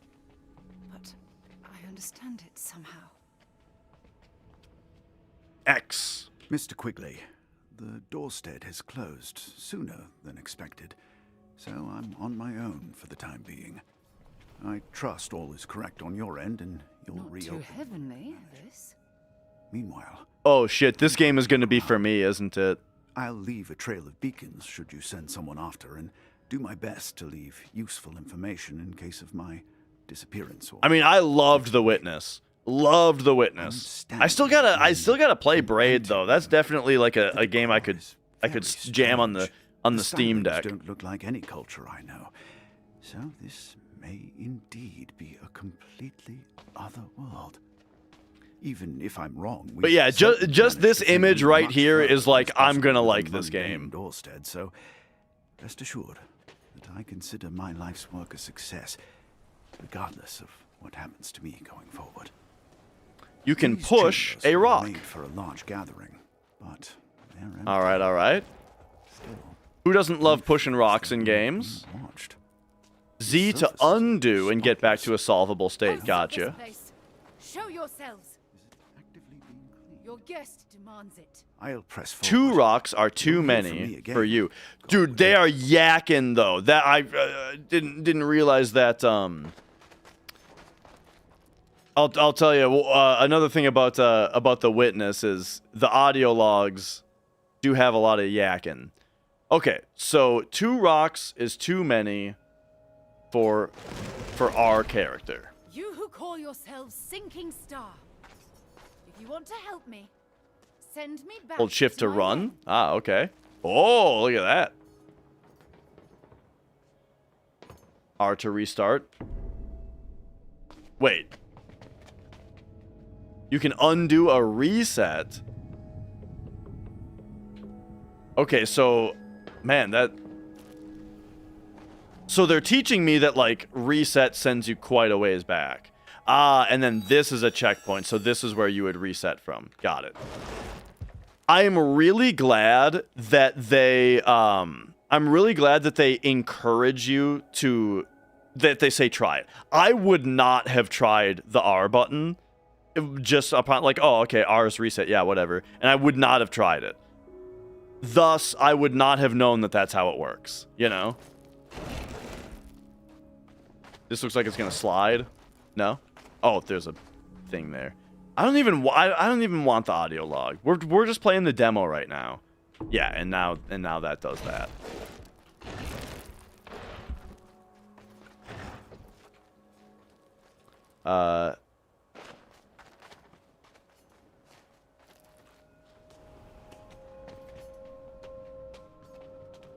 Okay.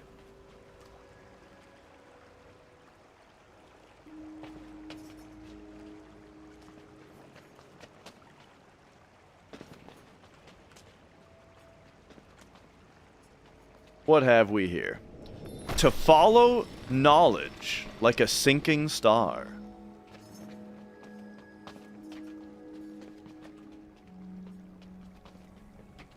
Oh. Okay, the movement feels a little weird when you go around corners, but the reason is that you don't have to hold it. Like right here, instead of moving like a Zelda character, you can just hit like down, right, down, left, left, up, left, right? And then that just moves you on the grid. Got it.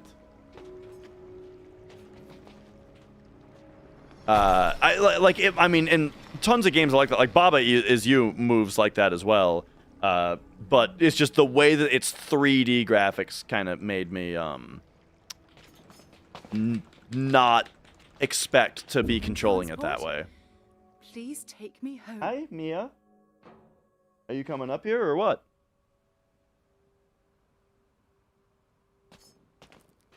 All right.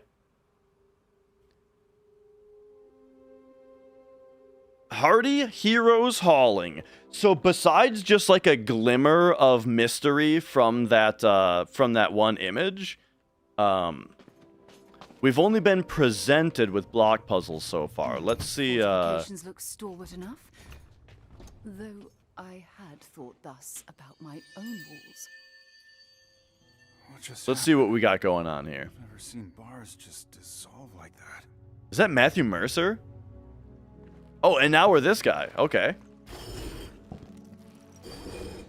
When we catch this guy, I'm gonna give him a big piece of my mind. No, that's Liam O'Brien. Hard. This place is so huge. How am I gonna find the others? I think that's Liam O'Brien, which actually, he was the voice director of The Witness. Let's go. All right, how many blocks can you push, big guy? Yeah. All right, so how do we actually do this though? Probably like this.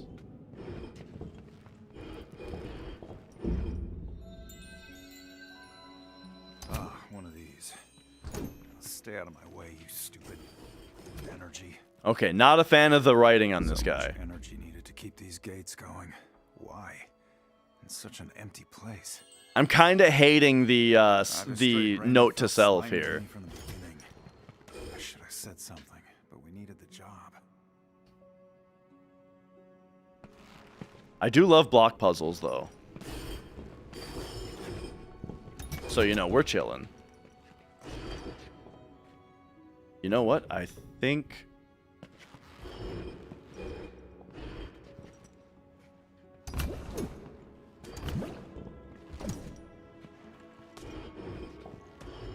Yeah, I think I fucked this up. All right. Hang on a second. Hang on. Bring me way back. Because, like, you pushing this down to the bottom, that's the trick. They're trying to trick you with that.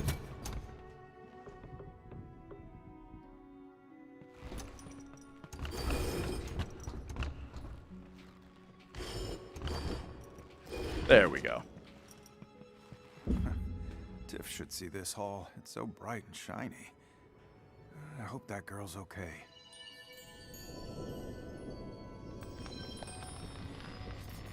Okay, so now we're back to her. So, is this V gonna send me back to the dude? And this... Oh! Valens! Oh, seems I'm on my own for now. I don't know how far I can get alone. Okay. So she... can't do anything. So far, I'm thinking, like, man,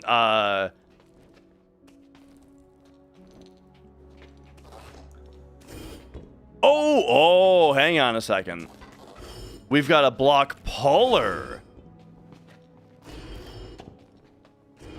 Interesting. Okay. Sometimes I feel like I'm being watched. It's creepy, but maybe a little nice? Someone cares about me. Oh, someone creepy cares about me. I hate all the voice acting so far. I hate all the writing so far.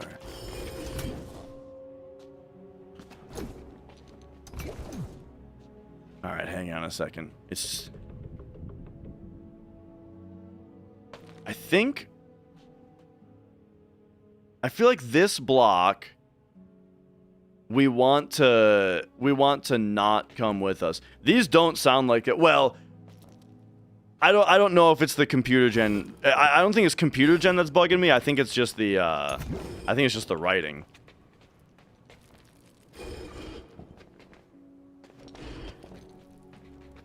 A funny thing though is that, like, The Witness, I also wasn't a huge fan of the writing in The Witness. So many The Witness had way less talking, though. The Witness had almost no talking in it.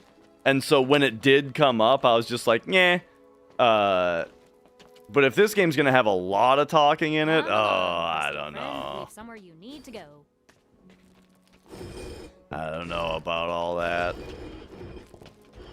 I'm loving these mechanics already, though. Let's see.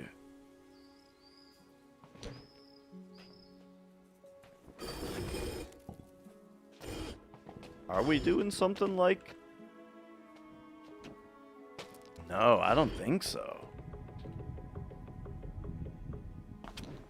Okay, perhaps it's the opposite of what I was thinking, which means...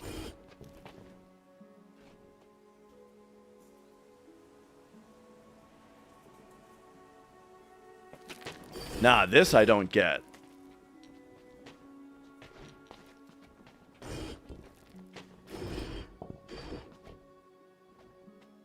This type of game always ends up not being a stream game for me. Because I like to just sit here and ruminate. But it's not a big stream thing. But I did want to check this game out, though, because I'm definitely going to play through it on my own. What the hell? So we've got block pull lady. The only way to get this into the right spot is to go like this. Okay. And then we take it up here. We take it like that. We take it like that. Yeah.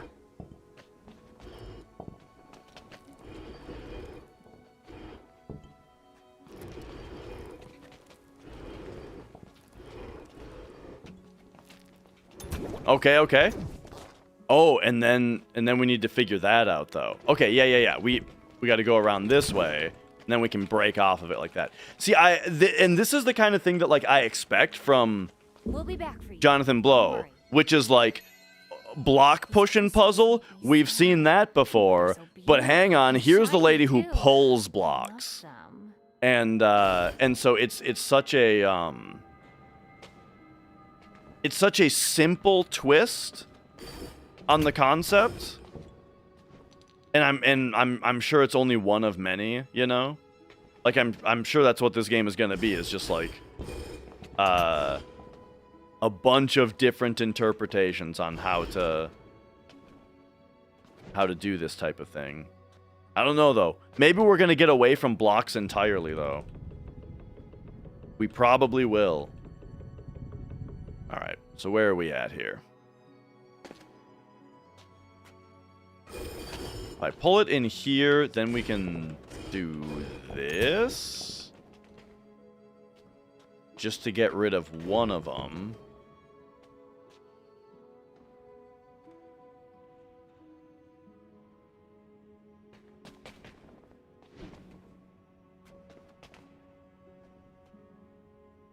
There is no way to... So the interesting thing about this character, yeah, is that she can't push something up against the wall.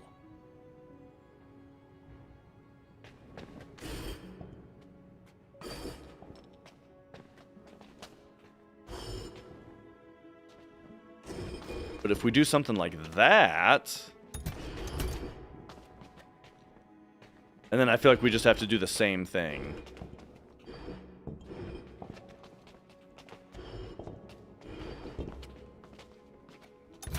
That felt like it could have been done more efficiently, probably. We'll pull you out of this. But that worked.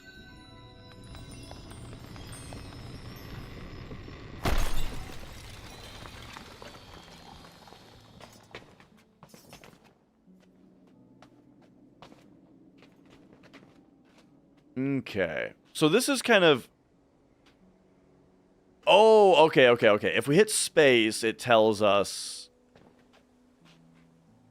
what room this is. And so we did all of these rooms. I get it. So these are all lit up now because we did all of these puzzles. So then over here, we haven't seen this one yet. So we can't even space it. So now we've got our third Still don't type of understand character. how I got out of there. Some kind of intervention from afar? First I'll find the others. Oh. Okay, so when he looks at a block, he transposes with At it? least the magistrate went crazy before the job. If we'd moved all these crystals out, I'd have naught to work with now. That's crazy. But okay, so we'll like do that. Oh, this guy's gonna be tough.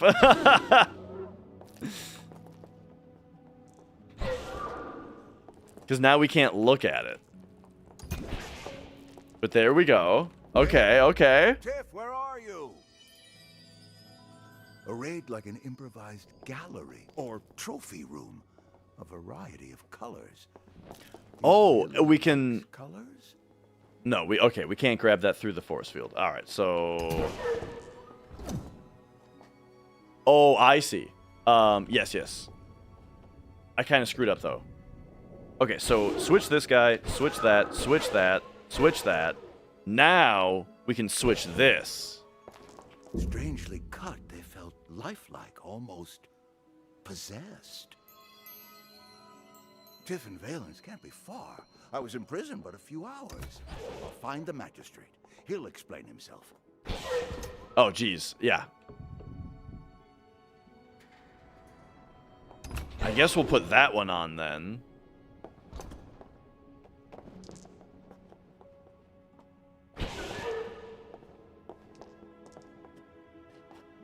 But now there's...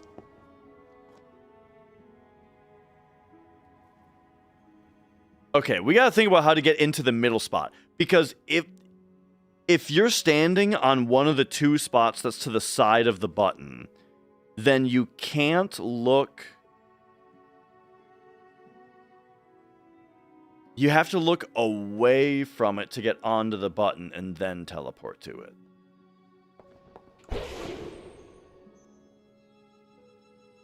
So, yeah.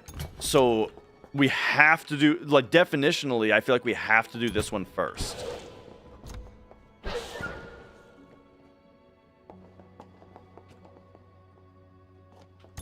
And then we do that. And then we do that. All right. Dude, that's crazy. We were so professional, and he was so incredibly rude.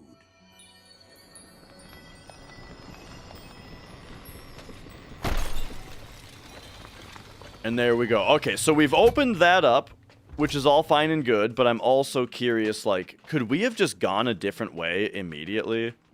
Like, what if I went over here? The Mirror Isles? Yeah, this is just a totally different set of puzzles. Okay.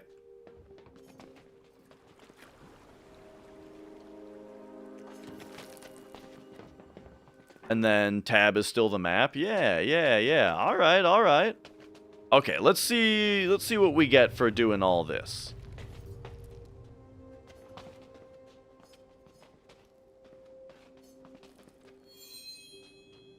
The Heroes of Hauling. You're damn right. Okay, so this opens when we do this. What have we here? Oh?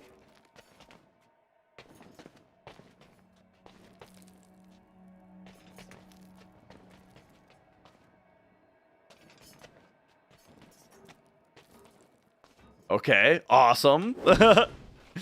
This game is called Order of the Sinking Star. This is a demo that is out right now. And then this game is, but it's still in development. But yeah, the demo just released. It's the new game by, designed by Jonathan Blow. He is the guy who made Braid and The Witness. Oh, and sorry, Sage, Natsu, if you're still here. How much did the world record beat the old world record by? For Zheal's no slots, it was, I don't know, actually, a minute and a half, about, I think, or maybe just 1 minute, which is pretty big for the most competitive category of the game. His hundo was about 30 minutes though. Finally. Hey, Izzy. Oh, I am glad you came along. It seems I can't get out my way. I can't get out my way either. We'll figure it out. We always do. Okay, so, well, I mean, I don't know how to switch characters. Ah, well, there we go. So if we're holding both, they do switch. The switchlers. Okay, but he can't pull though. So maybe now we just need to do this. Get that stupid magistrate. Okay, yeah. Let's go get that stupid magistrate. And find Tiff. Tiff, are you all right? Of course. Shush, we've got to catch the magistrate. Where's Izzy? You went the other way. Okay, and you can always switch. All right. Let's find him. Which other way? Yeah. There are a lot of other ways in here. So the only possible move to make here with her at all? Okay, oh wait, whoa. We do this, then she can pull it.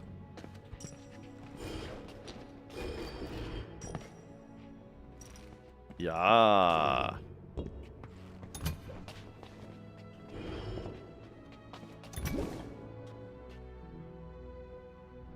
Okay, and then... And yeah, the teleporting dude can't even look. Okay, but... Oh, and then... Right. So you can just do that.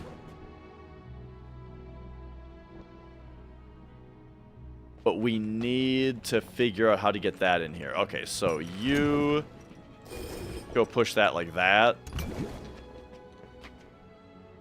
Oh no, this doesn't make sense. I think we need him in here. Even when we find Izzy again, then what? Like, you Just go leave? here, Go on, you do done? I that, know where you that do magistrate's going. We've gotta catch this. up. We just need to keep headed east. Oh. Okay. How do you know that? When he locked us up, he was dressed for travel. And about his neck... You were eyeing his jewelry, of course. in addition to the necklaces he wore the other day when he hired us, a new distinctive leather cord.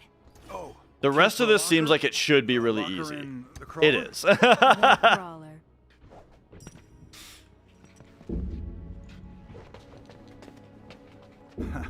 Let's go get that stupid magistrate. Let's go get that. I mean, he's not stupid, though. I mean, we don't like him. Everyone has redeeming qualities, though. Oh my god.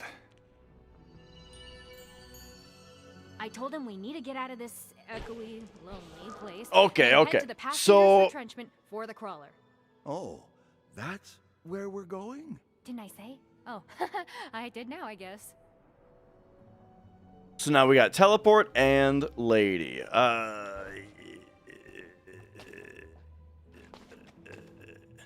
So he's just gonna, he's stuck in there. Yeah, like he's just stuck here until she helps him out. I wonder if, does it help to, oh, she can pull the dude also. Oh, I'll only be here for a minute, Deviant. I'm not too worried about it.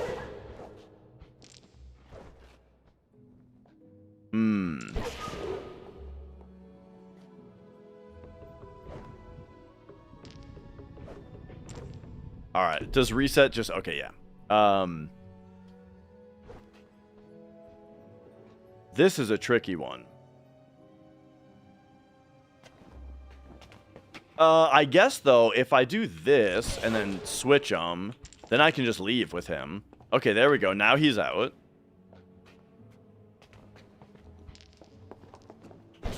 And then if we do this, now she can pull.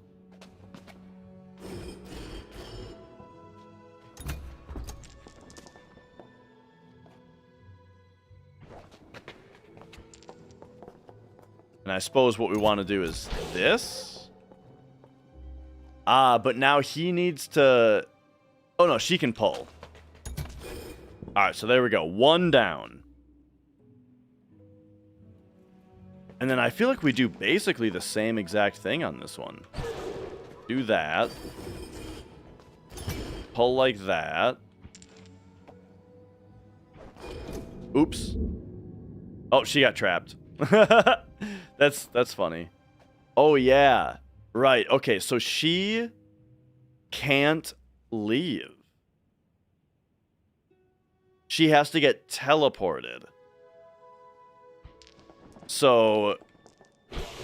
Right. Okay, hang on. You go like that. You get in. Then she has to go like this. Then we teleport swap them. We still work well together. This is really cool. I'm We've just liking taken these the puzzles a tally for the lot. move, as we'd agreed, and Slammo, he jails us. I still don't understand.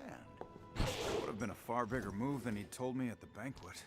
Did he think we were exaggerating? Trying to overbill? Bit of an overreaction.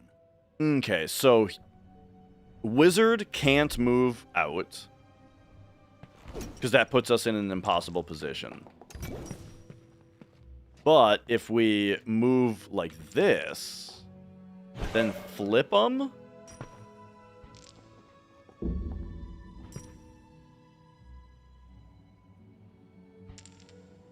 Wait.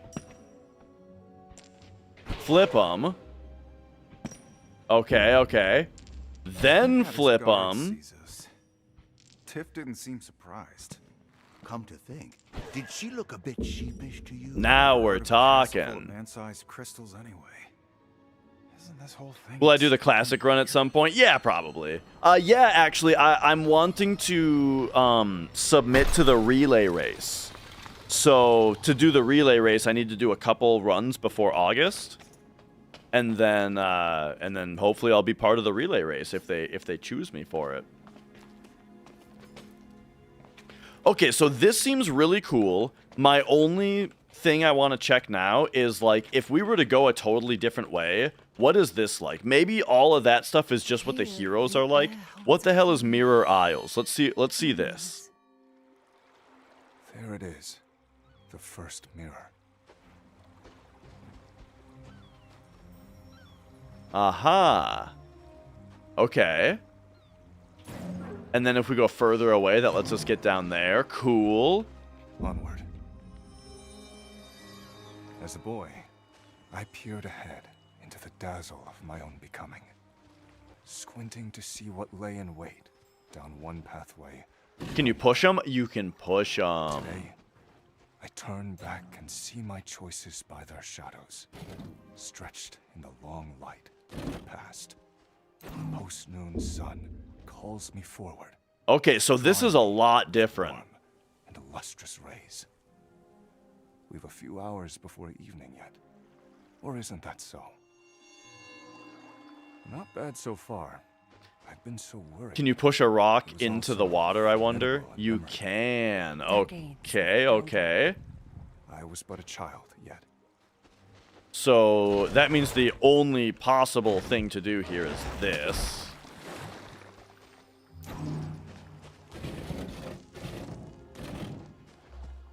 And then run back like that. And then now... Does it make sense?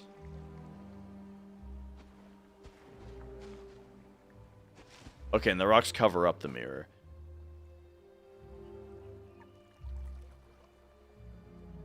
I think I see it. I think we need to build a bridge here. Whoops.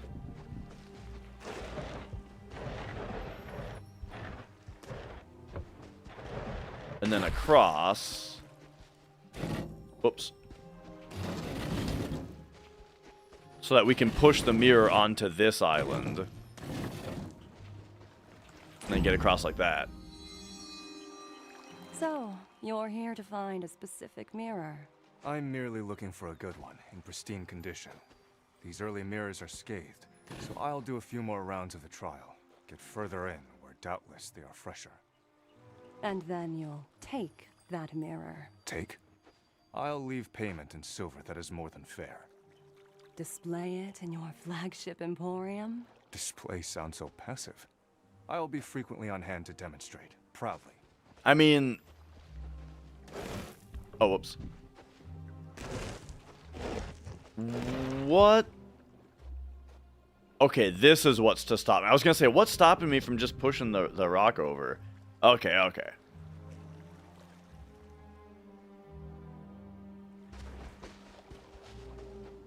Oh, hang on. I get this one. We push this here.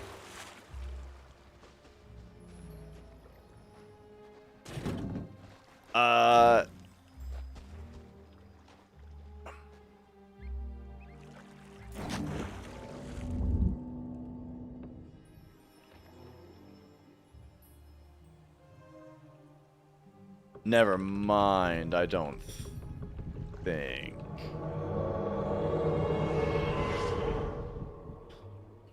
Zero Scar, hello, welcome. I kind of debated you a little bit. We were doing the FF7 world record commentary, but then my computer totally shat the bed. It was very weird. I blame Copilot being part of Microsoft Paint now. That's just who I blame. But let's see, does the mirror in the water do anything? But now I've started checking out this demo. You know, I'll be on a little bit longer. We're checking out the demo of the new wait a second. No, I think I was doing the right thing. We're checking out the demo of Order of the Sinking Star, the new Jonathan Blow game. No, I was doing this right. Yeah. We just push it one further, then we teleport over, then we put it there. And then is that good? That's not good. Wait a second. I thought that was going to be it.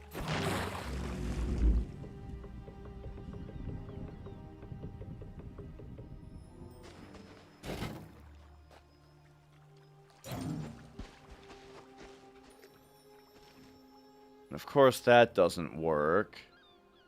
Okay, reset me. Okay. We're getting somewhere. Send me over here.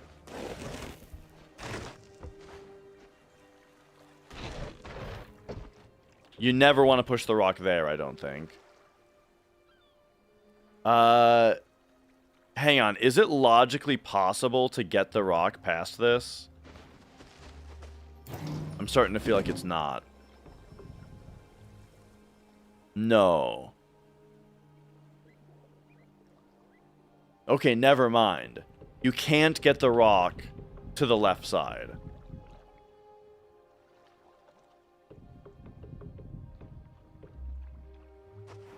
Oh,